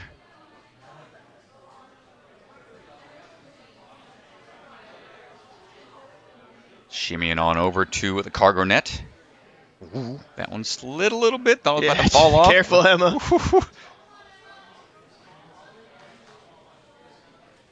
So yeah, here's where if you start to swing too wide, that trail hand starts to get hung up a little bit on the cargo net. But big swing, trying to take a big move over.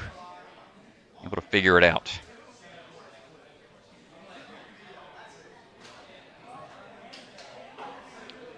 Chalk up with the pants instead of the fresh chalk. Shouldn't be any issue here.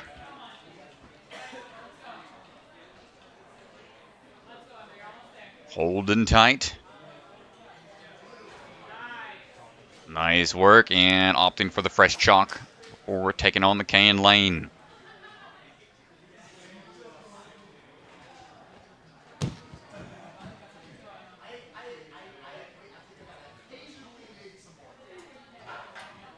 Got a little hung up there. The tape slow her up a bit, but moving on through. Quick transitions across, not taking long here on the Cane. Wants to get out of there. Hold on tight, Emma. There we go. Good grab, shaking out as we try to transition. Touch point on the bar. Chalk up as we go.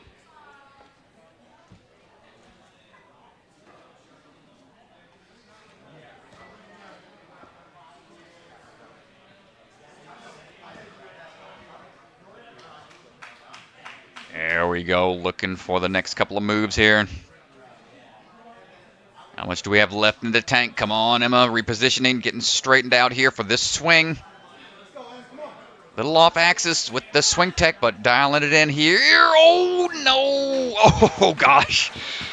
Thankfully, there's a lot of foam blocks down there. She's trying to find her way to the surface to catch some fresh air.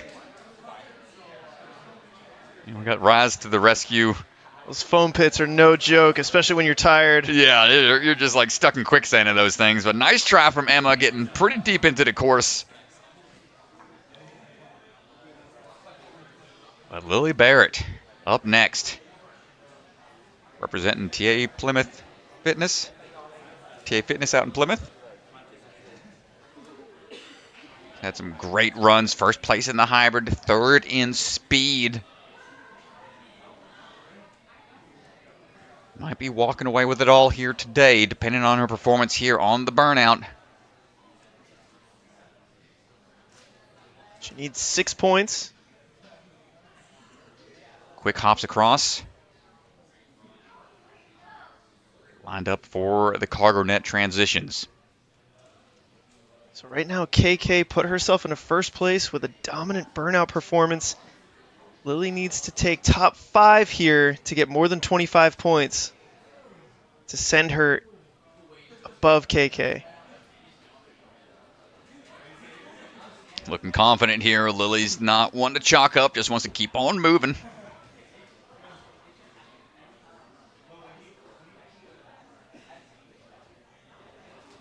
Straight to the bar and says, no thanks, Sam. Appreciate the offer, but I'm good on chalk. Keep on moving.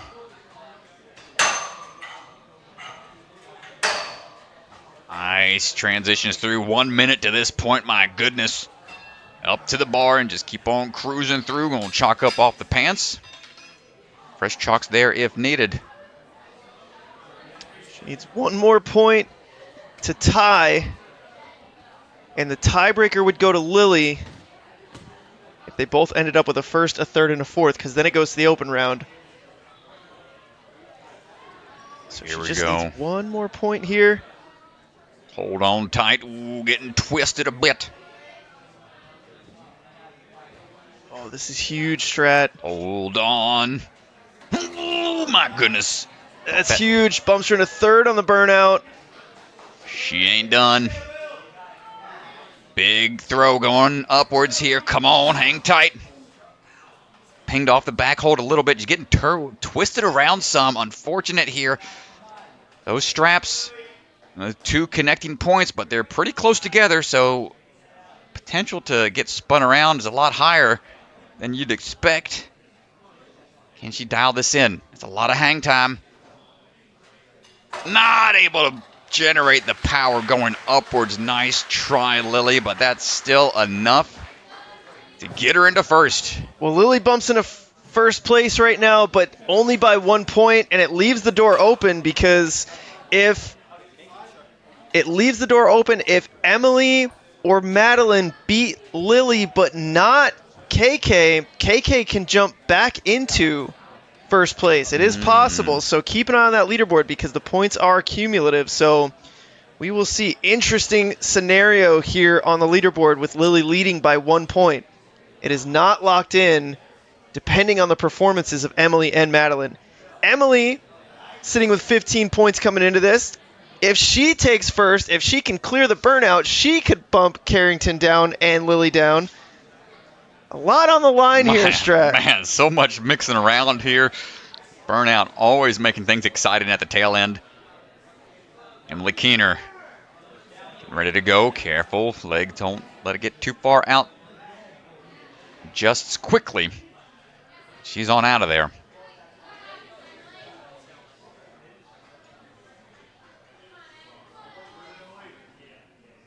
Trying to get into a good position for the cargo net.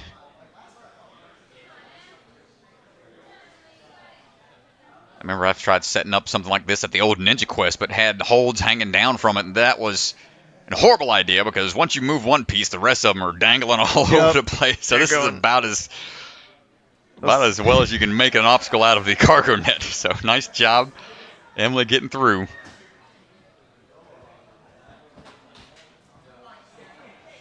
Quick work on the cliffhangers. Emily's starting with 15 points coming into this. If she wants to take first place, she's got to pass KK and clear the burnout in under 2:46. So she can't afford to take too much time on some of these rests. A little bit of a rip, maybe. Oh, delicious. Oh, delicious. Put that in your pocket for later. Okay, sure. Add it to the collection. She's not gonna litter. Hardcore, man. She's not gonna litter it into the foam pit. I think everybody appreciates that. Good job, Emily. Oh, she's got skin in the game, as they say. Fighting through the pain of those rips. Remember, Strat, a burnout clear is not enough. She's gonna have to do it. Oh, no! Yeah, just the hands. Let's have a look at the hands if we can. Oof. How bad is it? Show the camera. Yeah. That's a bit of a doozy. Might have to clean up a bit on the cane to sanitize the floor out there. Wonder where that might have come from. Exactly out on the course. On the palm of all places. Might have been from some of the laches. Yeah, so we'll probably have to sanitize the bar, sanitize the cane.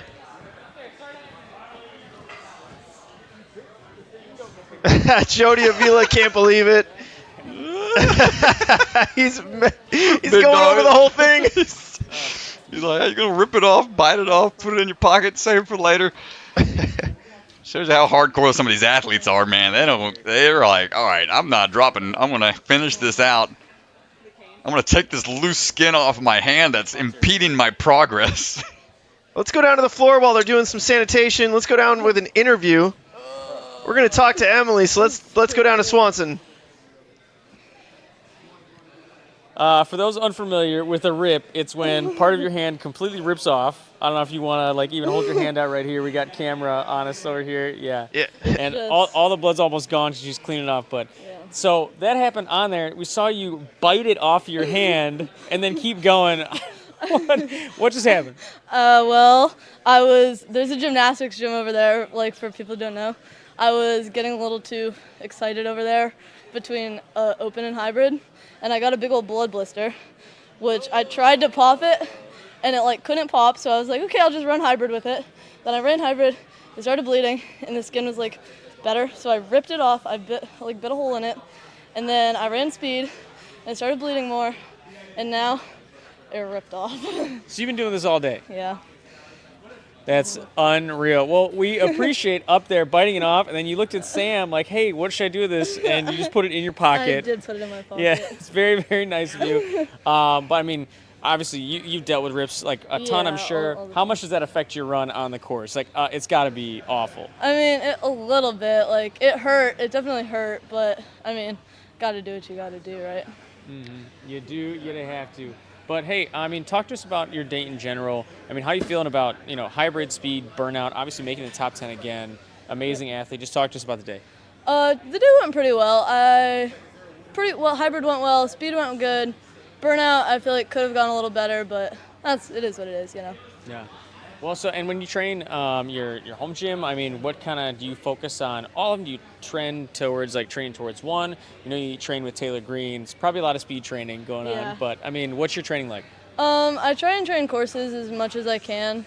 I like to train what I'm not as good at, so I've been training a lot more burnout, and I've been going climbing a lot more. to try and work on those skills. But yeah, been working pretty hard lately. Awesome. Well, super entertaining to watch. Obviously, go take your hand, sanitize it. But hey, great day today. Thank you so much. Nice job. I cleaned up. Yeah. Such a day. This is live.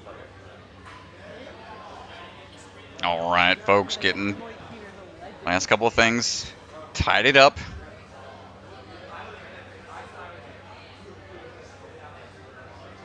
Meline standing by at the start line. Last female burnout. Final runner for this division.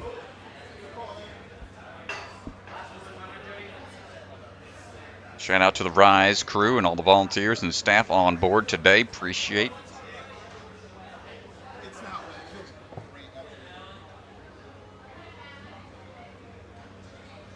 And here we go. Final runner. Meline Madaris standing by. Well, Meline Madaris, here we go. She needs 8 points.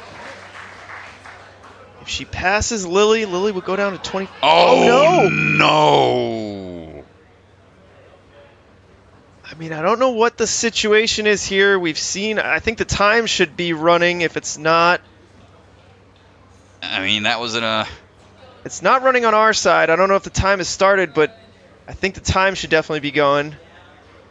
Was that a false start? I think they're gonna give her another try at it.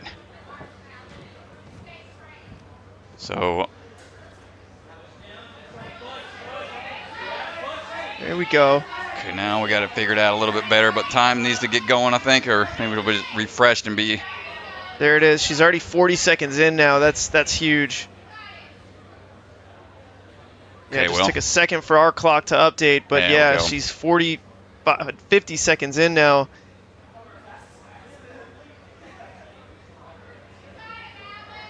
Okay, well, glad that wasn't a full elimination there again with that start platform being right underneath you.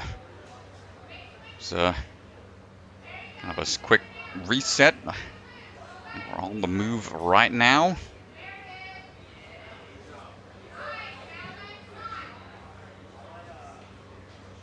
We're looking at the chalk point here. Going to chalk up just a bit.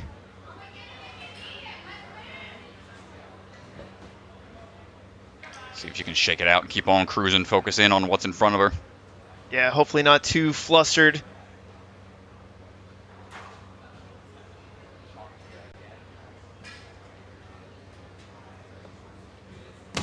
Looking for the cane tech. Going to slide on through.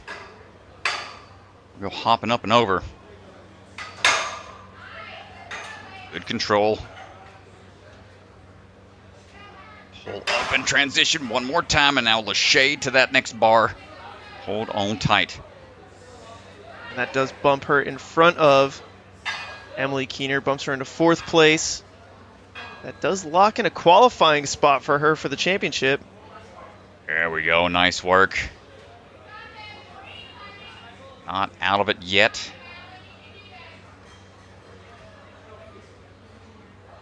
How much can she recover? And remember, she only has 5 minutes, so she's about halfway through the run.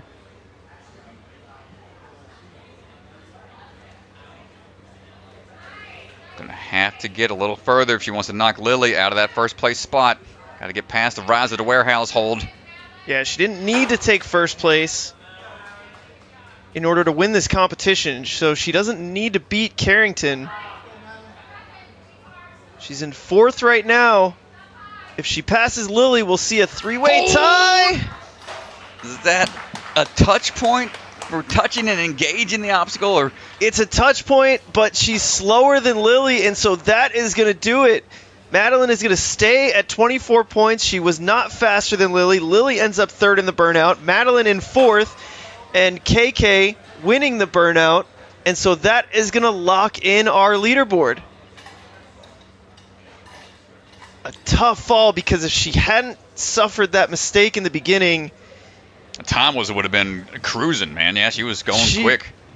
Yeah, that's a huge mistake, and it's still a great run out of Meline. Impressive stuff to be able to recover from that and still put on a great run. So awesome job all around to everybody in the women's division. Exciting courses out here at Rise at the Warehouse as we take a chance to look at the leaderboard brought to you by Bucket of Chalk.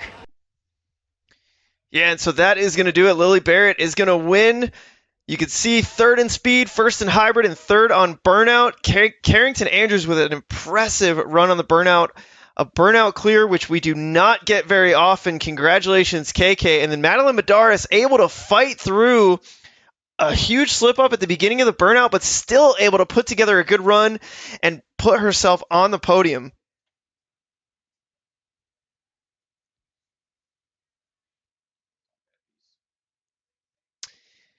And so that is going to, so KK and Meline will qualify for our championship. Emily Keener already qualified. Remember, only the top 5 are guaranteed. So Olivia Lopez, Jalisa Hiempa, Emma, not guaranteed to go to the championship.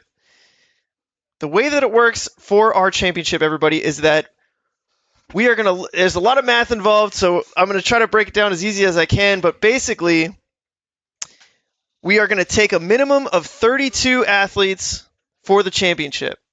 Okay? So the top 4 across 8 qualifiers gets us to that 32 number. But if somebody's qualified and takes a spot, now instead of getting 32, we bump down to 31. Because somebody's already qualified, so we lose out on one of those top 4 spots. So then we're going to look across the entire season and add all the 5th place qualifiers to go up to 39 athletes. And then as we work down through that number 39, as more and more qualified athletes take top 4 or top 5 spots, if we go below that 32 number, we'll take all the 6th places. And the reason we're taking all the 6th places or all the 5th places is we don't want to pick and choose which competitions to take one athlete here or one athlete there. We're just going to go across the board in order of fairness. It's a lot to take in, folks, like drinking from a fire hose, but it's going to be okay. DeGange's got it all figured out, ladies and gentlemen. We'll know by the end of the day what the award ceremony at the very end.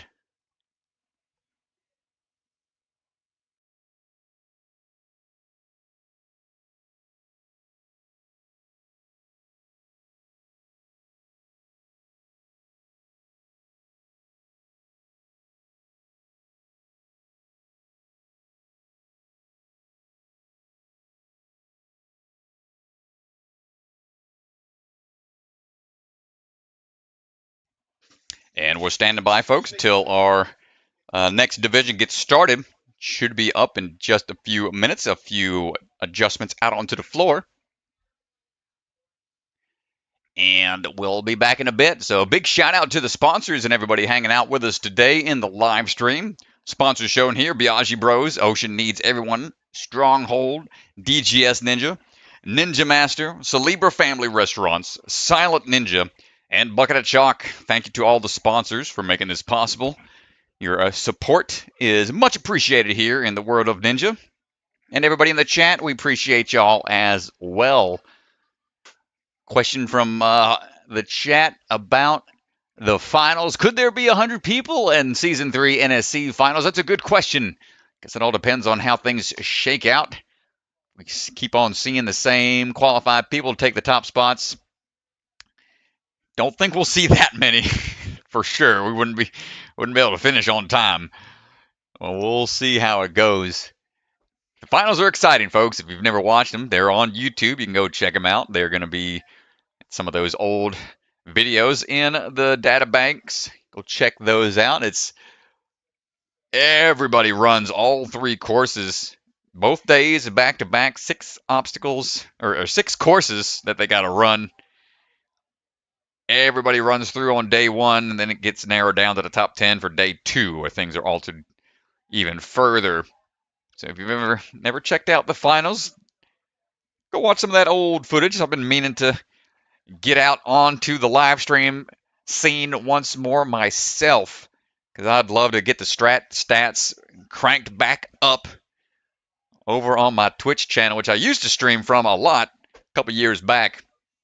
But due to one reason or the other, I stopped keeping consistent with that. But looking to make some more content, ninja-related type stuff. So might have to just start up the old YouTube scene myself. start churning out some ninja content. And also, folks, while we are sitting around waiting, feedback is also greatly appreciated. I know you can email them directly. You can find their contact info on their website, ninjasportnetwork.com. Provide feedback right there if you have any questions or input you'd like to provide. Or y'all got my Instagram, Ryan_Strat on Instagram. Hit me up there. Hit me up on Facebook. Let me know. Give us some feedback, folks. Only way we can make this better is we hear from the people.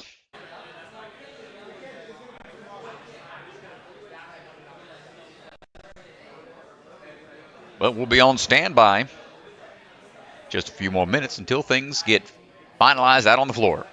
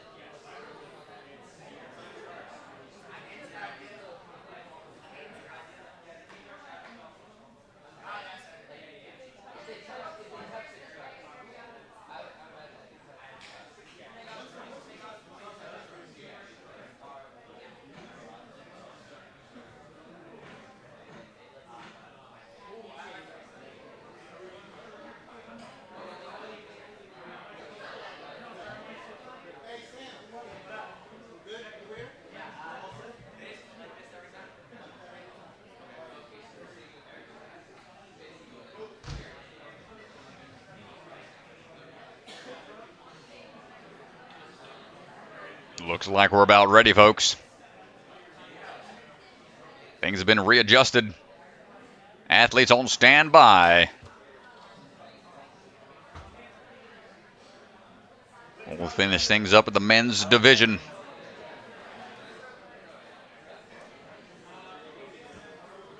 Start things off with the foothold on that rope. Make sure we're good to go. Keep that line nice and tight. Haney always finds the camera. David Haney on the move, 16 touch points. Work our way up to the bar, transition across, onto the cargo net we go. Okay, we don't have the handles now. Got to use the vertical grips. Man, Sam just loves the vertical grips this time around. David going for the ball up tech, trying to stay nice and controlled, not letting those legs hang down. Trusting that lock-off strength. Good control as we transition around onto the cliffhanger ledges. Big toss across here.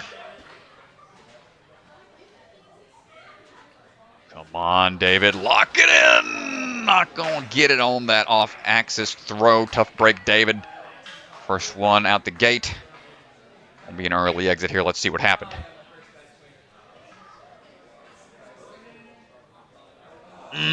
Just caught high, came down. Maybe the impact was a little more jarring than he was expecting. It's going to peel him out that backhand. Looked like it popped off first. Standing by, getting ready to go, Mr. Luke Bergstrom. Ready to smash this course out there.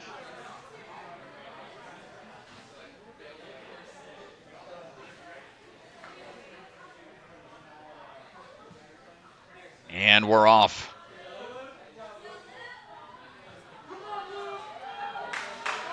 Coming up, climbing up, swinging in.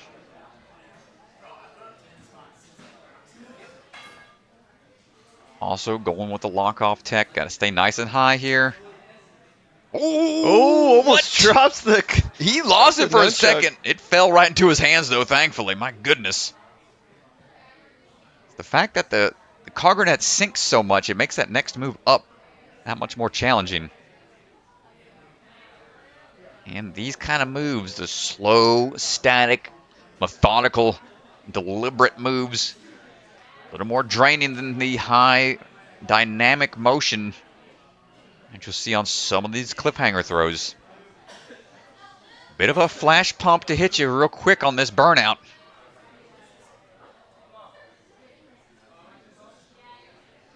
And that is just brutal, going from your death grip on a vertical grip to more of a dynamic motion, throwing across these tiny ledges. Luke, grit on the face, showing some determination. There we go. First cliff ledge in hand.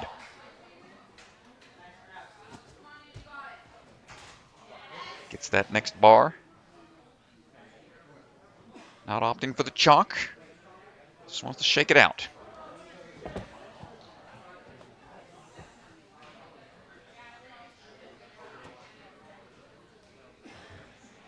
Eyeing that cane.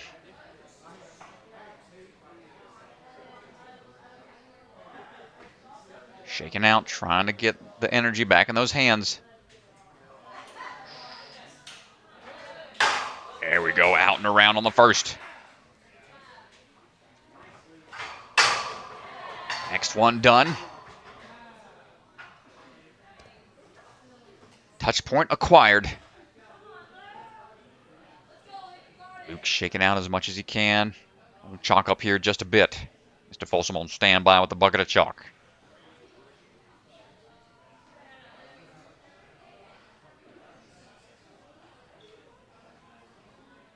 Coming up on the halfway mark for time.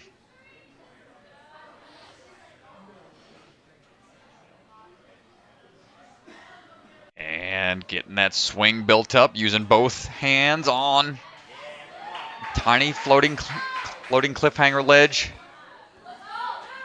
On to the next. Man, not able to get there. Such a tough move. One ledge is on the opposite side of that structure. Getting the swing going to it. Had the right hand position, but just couldn't lock it in just right. It's going to do it for Luke's run. Fist bump to Caleb. Passing the torch on to the next competitor. Let's find some buzzers out here in the burnout. We saw the ladies do it. Can we get a burnout on the men's side? Yeah, Caleb Bergstrom trying to make a huge comeback. Took 8th in the hybrid. First on speed. We will see.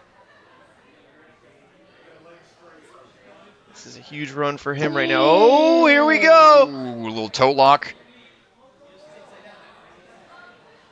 Oh my God. Salvaged it. That was great thinking. Oh my gosh. Nice job, Caleb. Staying calm and collected out there, not letting that rope get away from him.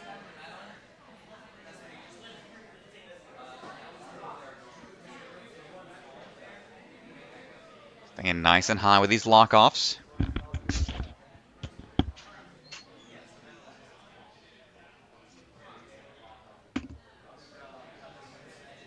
Looking for that hook. Ooh, careful, Caleb. Come on through, brother. There it is. Matching and moving into the cliffhangers. Shock up a bit. Try to dry out as much as you can where you go. Hold on tight to these ledges, trying to make quick work here. We're moving on to the canes.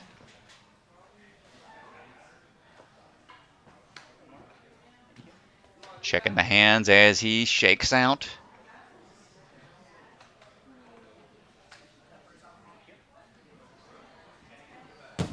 And for the cane tech transfers here, quick hop across. Not taking long. Caleb putting the pressure on the rest of the field, going quick here. One more Lachey with the cane.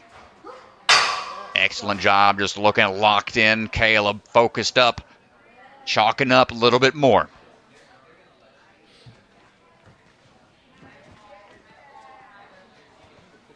Great program down there at the Jungle Gym Ninja. Florida, really strong athletes. Really great community as Caleb's going for the cliff ledge, and it just unable to follow through with the trail hand. I think the pace that he was trying to push might have caught up to him there. But that's going to do it for his run.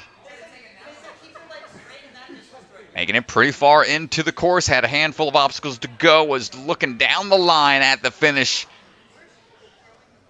But the pump caught up to him. As we are getting ready for our next athlete. That's not the buzzer we're looking for. That's the finish line. Where's the... That's the camera. Ganji has left the building again. Oliver Lutman standing by. Keeping the rope locked in. Those legs, nice work. Quickly up. As we start to transition across.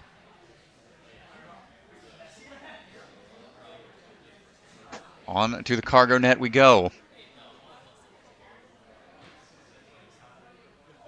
Oliver working his way through. Strong upper body. He got just one move away from clearing Ultimate Ninjas last season. I think it was actually a slight technical that we had to call him out on last time, but right now looking strong. Hold tight, Oliver, as we start to transition through these ledges. Hold on tight. Time for the cane tech as he chalks up just a bit more.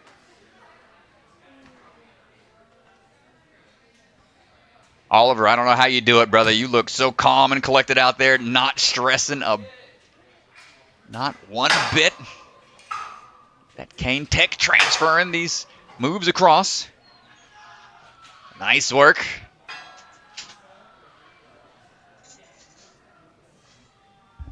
Chalk up just a bit more before giving this next lane a go.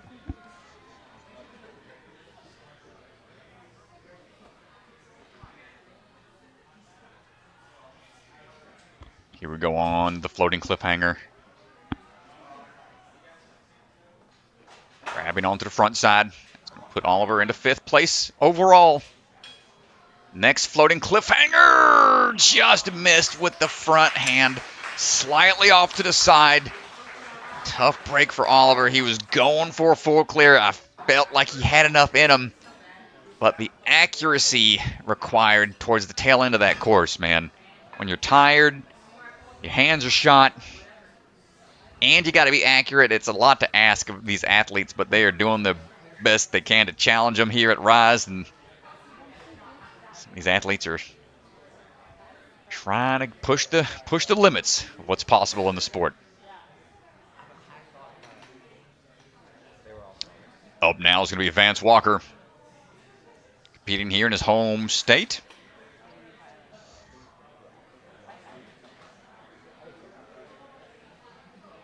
The chalk set up, getting ready to go, kicking up a dust storm out there. We'll see what the tech is here on the rope. You don't want to just... I feel like there's no way to really do that fast. You just got to keep that leg straight and engaged and then just pull as you go. Not really any way to go about it that fast, but Vance making short work. Transitioning on to the cargo.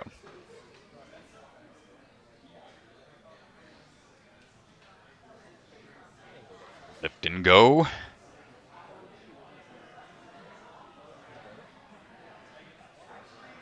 Pulling up a little far back, but makes the hook. Shock up a bit as we swing around one hand. A bump right up into that cliffhanger and shake out up there as well. Why not? Ant's got grip for days. Cleared stage 3. All-American Ninja Warrior. No stranger to tough stage 3 style courses. Burnout courses due to the rule set of not being able to touch down anywhere I'd say is a step up above the difficulty level of obstacles on American Ninja Warrior on stage 3. Just no rest time. No ability to rest, regenerate. That's really the tough part. That's definitely challenging. Vance not slowing down. Staying locked in. And keep on cruising. Shake out, chalk up if he needs it.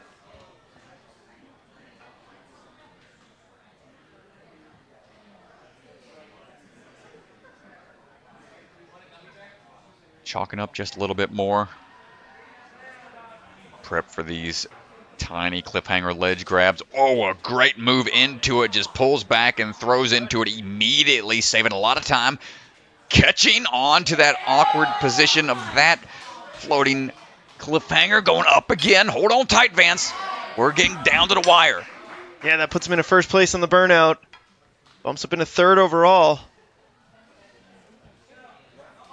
Chalking up, trying to build up that swing. Going to that breeze spinning bar next.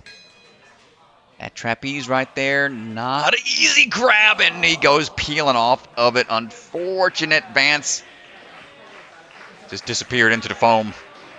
And then, okay, there he is. Thank goodness. he's emerged.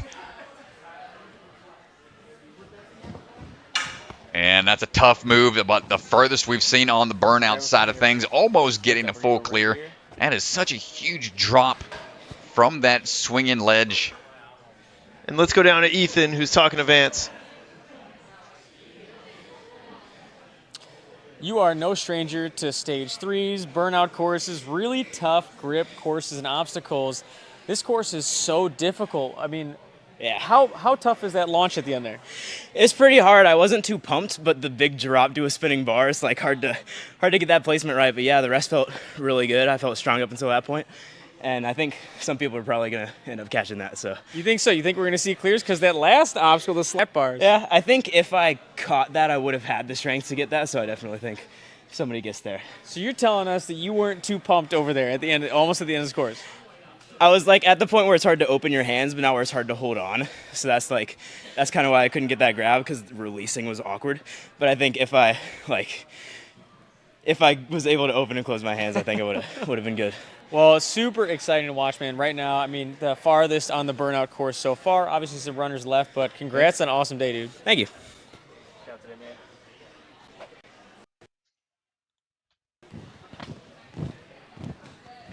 All right, great stuff out of Vance.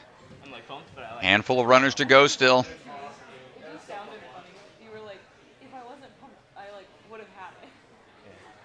It's like Tyler Smith standing by.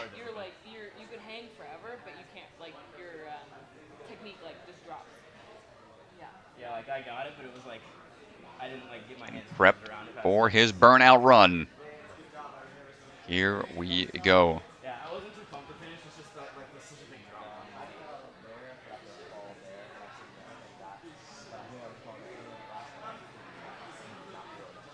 And Tyler Smith begins his journey, climbing up. Making it nice and slow. Don't want any mistakes here on the first obstacle. Oh, yeah, we've seen a couple too many close calls thus far already on the first obstacle. Usually that first one's always the scariest, just to get things started. Tyler taking these cargo moves quite aggressively. Short work out of that one. Nice job. Chalking up and cliffhanger rotation. One little back swing's all he needs. Transitioning through on the bar, dropping down. We want to chalk up. Going to add a little bit more. We're moving in onto the Cane Tech. Yeah, he came into this round at 15 points, tied with Jackson Airos. I like nice high grab on that cane. Make maneuvering it around a little easier. Third and speed, fourth and hybrid. Last lane here.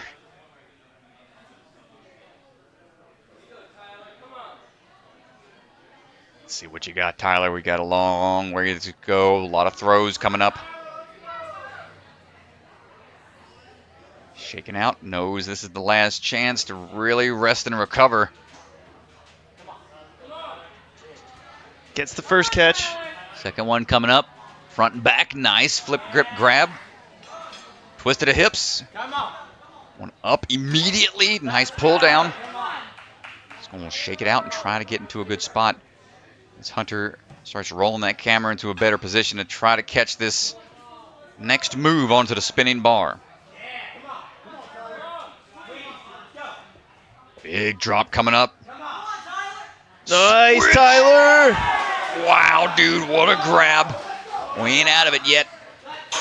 Oh, no! Just have to slide down the track, but you notice those handles, they are spinning as well. Both of those freely spin. So to go from one free spinning bar to two individual ones, that is a huge challenge there, but right at the tail end of the course. Oh, we were so close, Strat, to having another burnout finisher. We ain't done yet. We ain't done yet, but that was close. Jump right here. Let's go down to Ethan, who's standing by with Tyler. Tyler, you know how hard it is to clear burnout course. That was so close. What happened on the last catch? One of the things was pump. I was definitely pumped, and I mean, it's a big spinning pipe, so I knew it was going to be hard to grab. I think I should have tried to go for thumbs under, but at that point, like, I was so pumped, I wasn't even sure if I could open my hands enough to put my thumbs under, so I mean, I'm happy with the run, just really wish I would have held on a little longer. Yeah, we just saw Vance fall at the previous catch, that huge drop down to the spinning pipe. How comfortable were you on that catch? It looks like you went all the way to straight arm. Oh, yeah. Like, I knew I had to catch it tucked because that bar does spin a little bit. So I cross-gripped it. And, I was just really hoping I would stay on. Caught it tucked. I mean, I felt good. I knew that I could grab it because I felt good enough on the previous board. Mm-hmm. So I'm just thankful that I got it. Did you say earlier today in an interview that you haven't been training burnout as much? Yes. That's ridiculous. Well, man, then when you start training, I guess we're going to be seeing what you're capable of on these burnout courses. But, hey, great day today and almost another burnout clear for you, man. Awesome to watch. Thank you. Thank you. Unreal, dude. That was so close.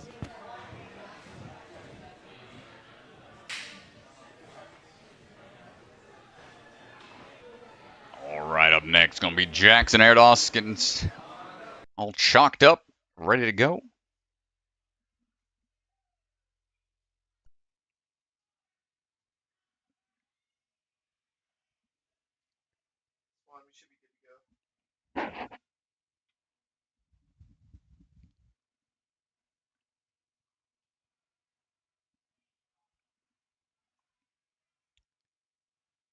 And Jackson on the move. Climbing his way up. Sure we're in good control. We're transitioning over to that cargo net.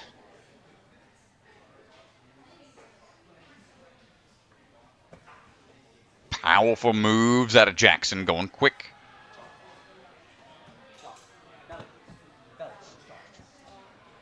Knows you got to be efficient on here. Second on hybrid, fifth in speed.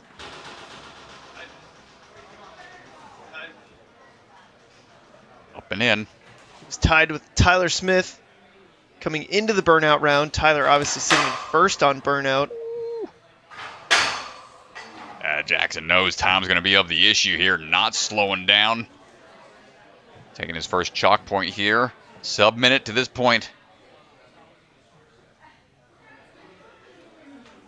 And gets right into it. Yeah, he's moving quick.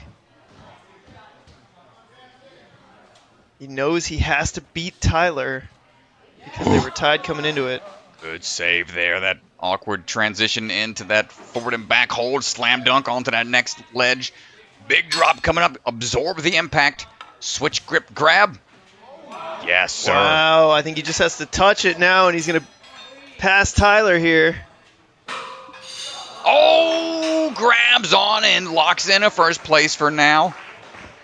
Yeah, it doesn't matter. He touched it at least. He moved at a really fast pace to that point, 129.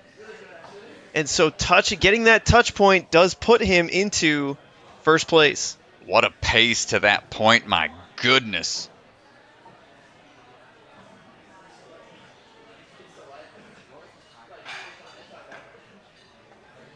Kai Bergstrom going to be up next.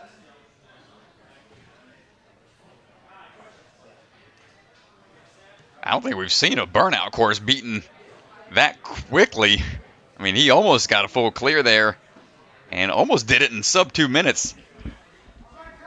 That was a wild pace. Knew he had to get going quick. Kai on the move right now. Let's see what we got in store. As Kai Bergstrom works his way across. Onto the cargo net.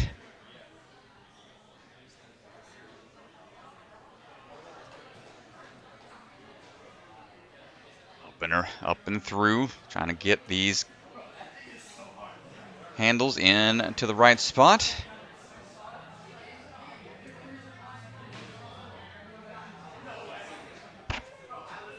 Kai going for the cliffhanger throw. Good landing there.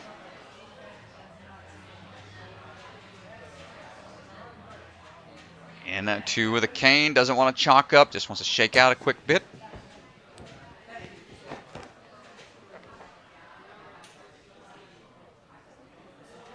And here comes the first toss. Bring that thing all the way backwards, just enough to get it clear of the bar behind you, and then repeat that process. Nice work.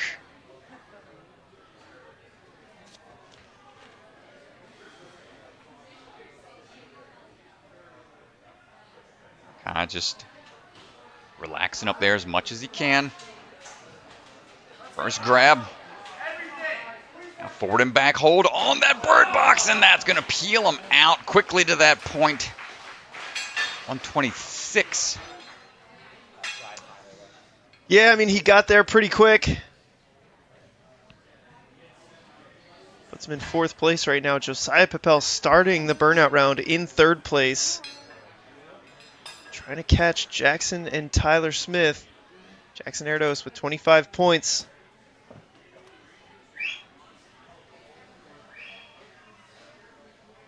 And here we go, Josiah Pel on the way through.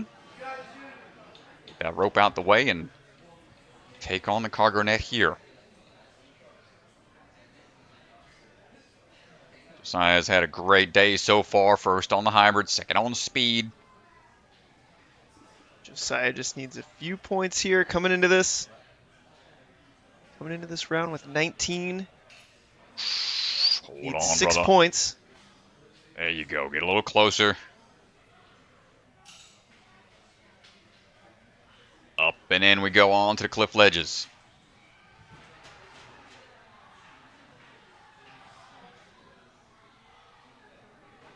That off-angle throw. Hold tight. Just needs to be 5th or higher to bump into 1st place. Quick chalk up off the pants. Doesn't need much. Hold on tight. Yet another stage 4 contestant here from American Ninja Warrior. Made it to the final tower.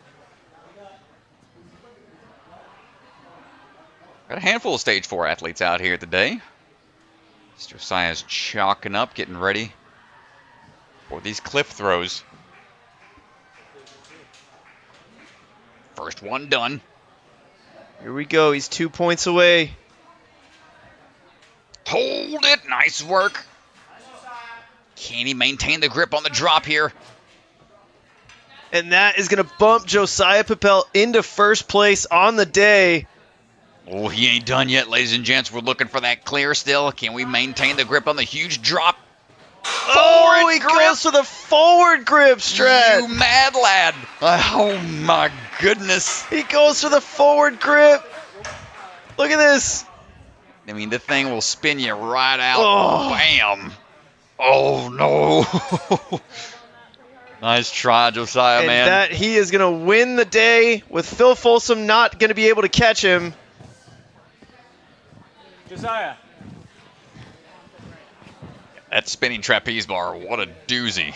Let's double check and make sure. Sitting at 27 points. Yeah, that is going to be a win for Josiah Pel. Let's go down to Ethan, who's going to talk to Josiah.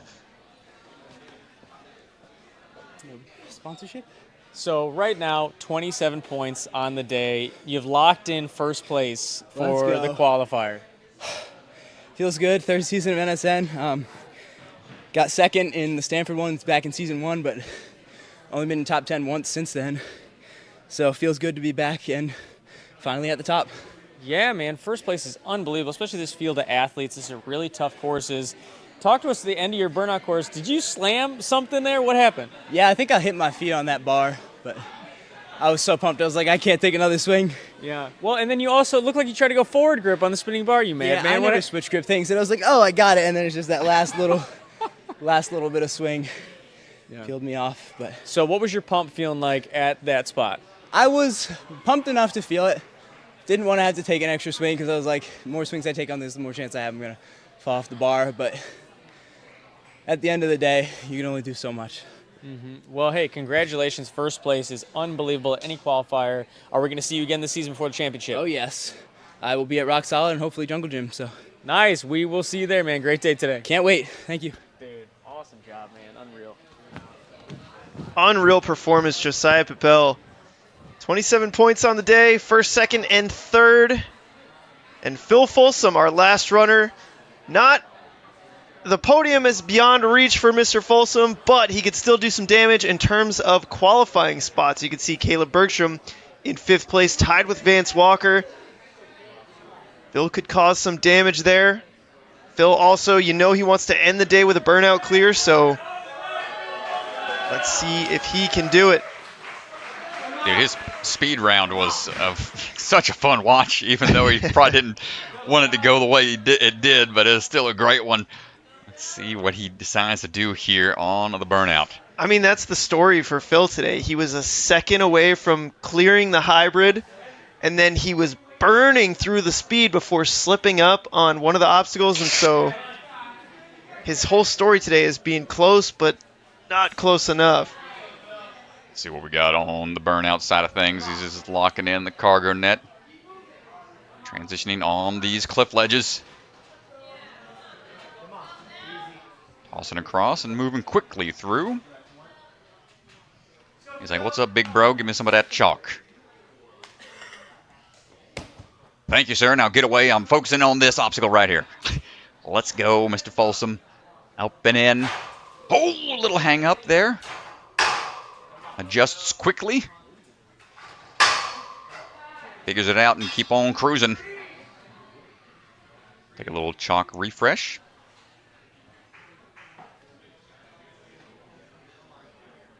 I asked him about the crazy chicken shirt. He said it just became a thing. He said he wore it once and now it kind of stuck.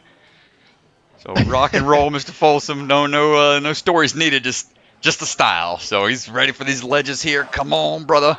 Phil Folsum is the pinnacle of style at NSC.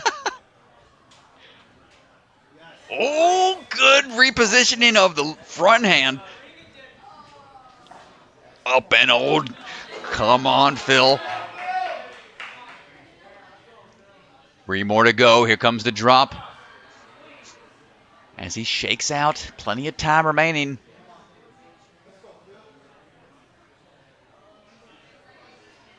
And here it is.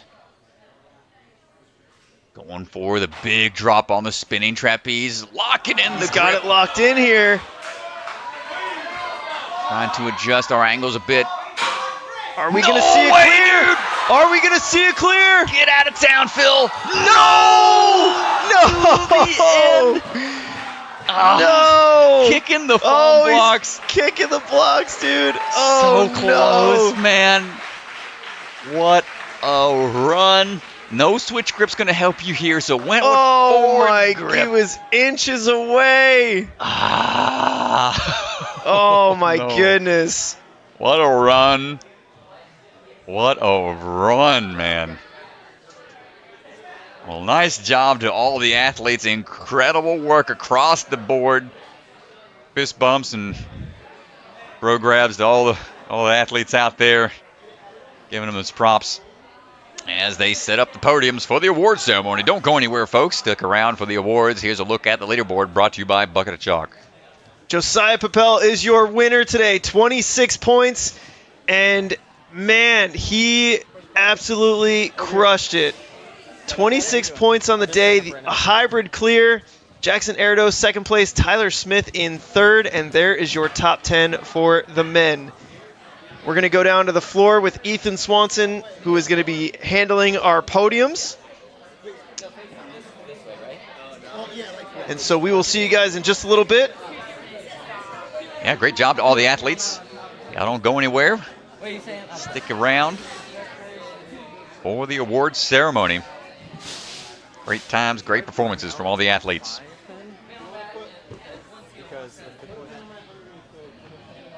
But I don't bump past qualified athletes, right? I just bring out top 5. Okay.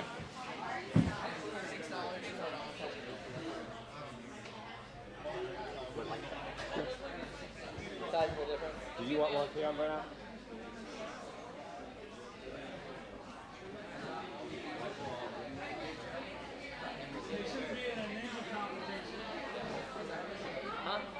I think we get another one. Okay.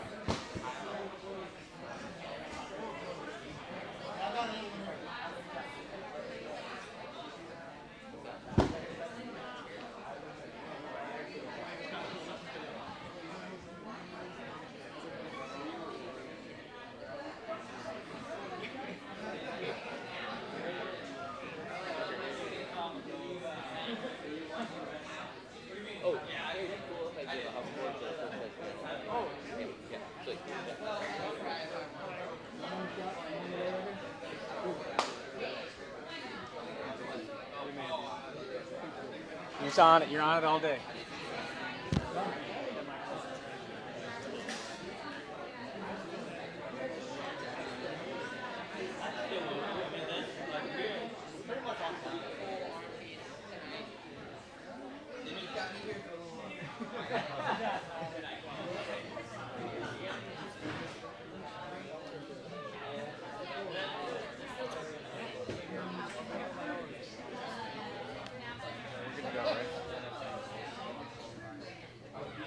Attention all athlete spectators, we're about to announce our top athletes from the day.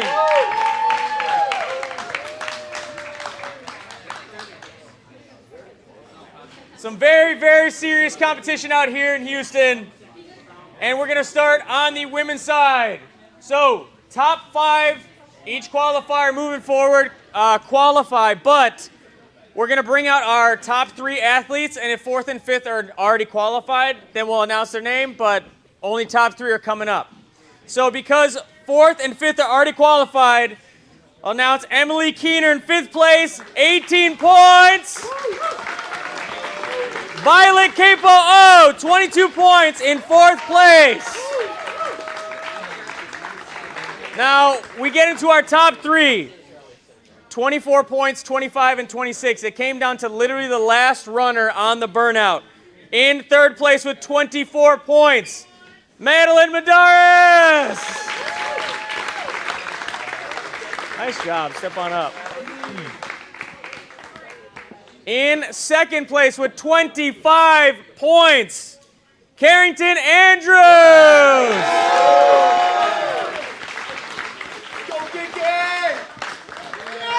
And in 1st place with 26 points, Lily Barrett.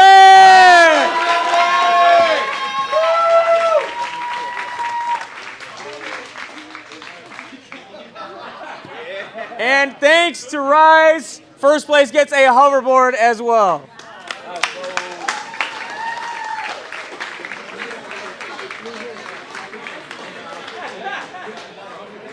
All right, you guys can hop on down. You want to take it down or you want me to help you? There you go. Nice job, Lily.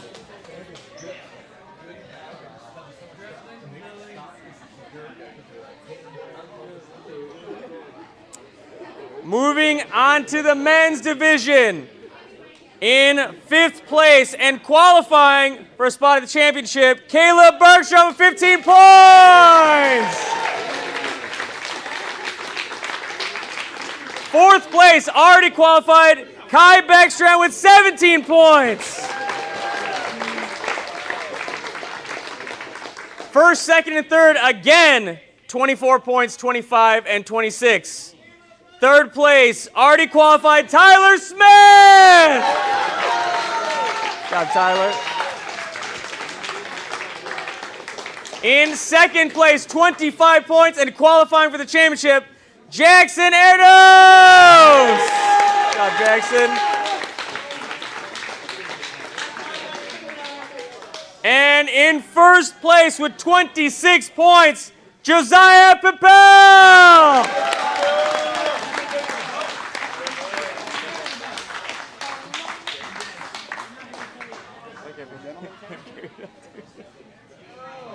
He's heavy too, man. Not the time for bloody.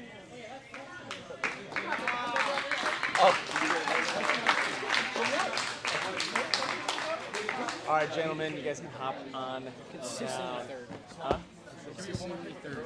Yeah, but boys and girls? Just the girls. Just the girls? Can we get the girls to hop back up again just for a photo? Top three. And Madeline? Is Madeline still here?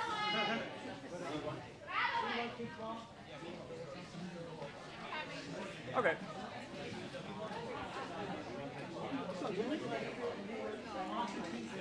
I'll just hop up really quick for a picture, Meline.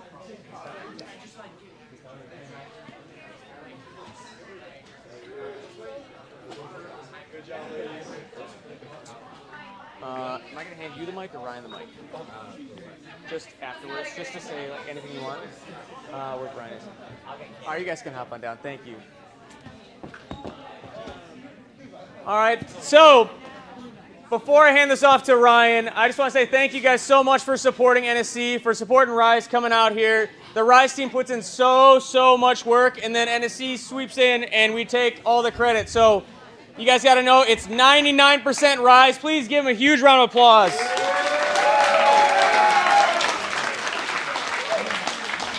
So if you enjoyed the courses, make sure you let these guys know. They work their butts off for you guys. So thank you guys again. Thank you, everybody. I'm going to hand the mic off to Mr. Ryan Meeks. Thank you. Awesome. Well, thank you all for coming. This has been a great experience. We've been prepping for this for 6 months, building obstacles in the middle of the night, testing them.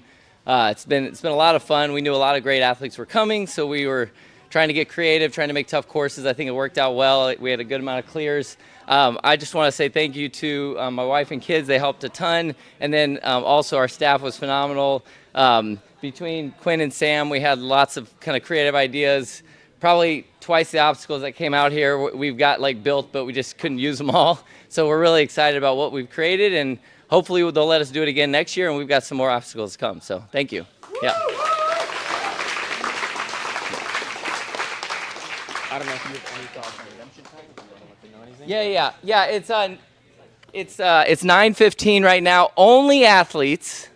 Sorry, kids. But only athletes that competed. We're gonna do redemption time till 10 o'clock, so like 44 minutes or so. Are they good to go now? All right, hey, listen. For everyone out here, very careful. Don't run into anybody. Make sure everyone's in the right lanes. All right, yeah, go ahead. Only athletes. Let's get a picture this time. Yes. All right, so that is going to do it for Rise at the Warehouse for our Qualifier 3.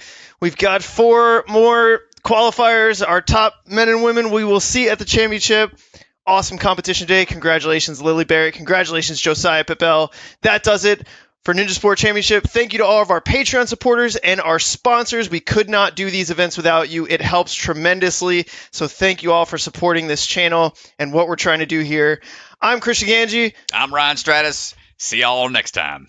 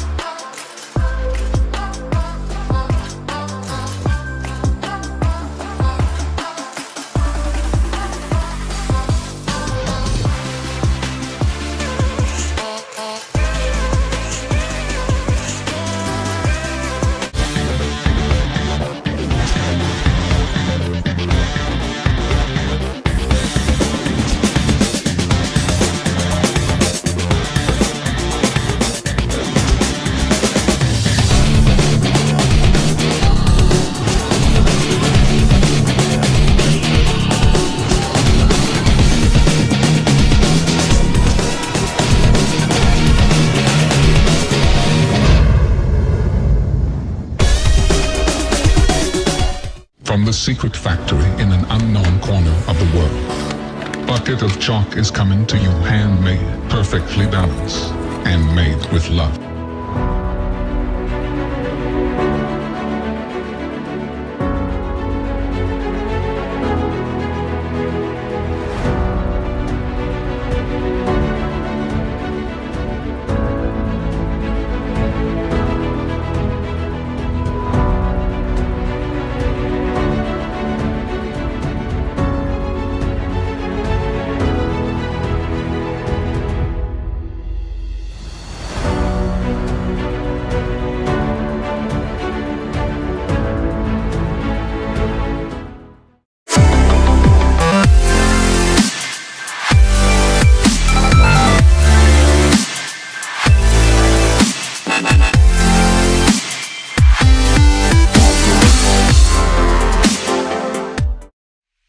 Ninja Sport Championship is brought to you by Ninja Master, because scoring your competition shouldn't be an obstacle. It's a Libre Family Restaurant, supporters of the Ronald McDonald House, helping children and families in need. Consider donating today. Biagi Bros, a full-service logistics company with 3PL and supply chain solutions nationwide. Silent Ninja, custom ninja holds for your gym or backyard. Remember, the K is silent. DGS Ninja, the obstacle supplier with product lines designed by some of the best ninjas in the world. Ocean Needs Everyone, the nonprofit organization dedicated to helping save our oceans. Stronghold Ninja, providing holds to level up your ninja training with the Classic Line, Elite Line, and more. And Bucket of Chalk, our official chalk sponsor. Reach into the bucket and grab some chalk today. Ocean Needs Everyone is celebrating 5 years of saving the oceans. My name's Enzo, and through Ocean Needs Everyone, I help save the ocean by doing beach cleanups, CO and mangrove plantings, making art about recycled plastic, and making films regarding the ocean's health. How can you help save the oceans at home? Well, even if you don't live near an ocean, trash can end up in there eventually, so cut down on your use of single-use plastics. If you see trash on the roads or beaches, make sure to pick it up. Use less gas-powered vehicles, fish responsibly, and help support local organizations. I started my organization when I was 12 years old because I wanted to make a difference. So remember, you're never too young to follow your dreams and make a change. Let's all save our oceans together, one piece of trash at a time. Yo, what's up? It's Electric Enzo, and I'm here to tell you guys why you should subscribe to my YouTube channel. If you love Ninja Warrior, you will absolutely love the Electric Enzo YouTube. I post new Ninja Warrior themed videos every week, along with a new short every single day. These videos span from Ninja Warrior game shows, to challenges with Ninja Warrior champions, to learning new skills and flips. This channel is built for the Ninja Warrior superfan of all ages, so go hit subscribe today for some electric content.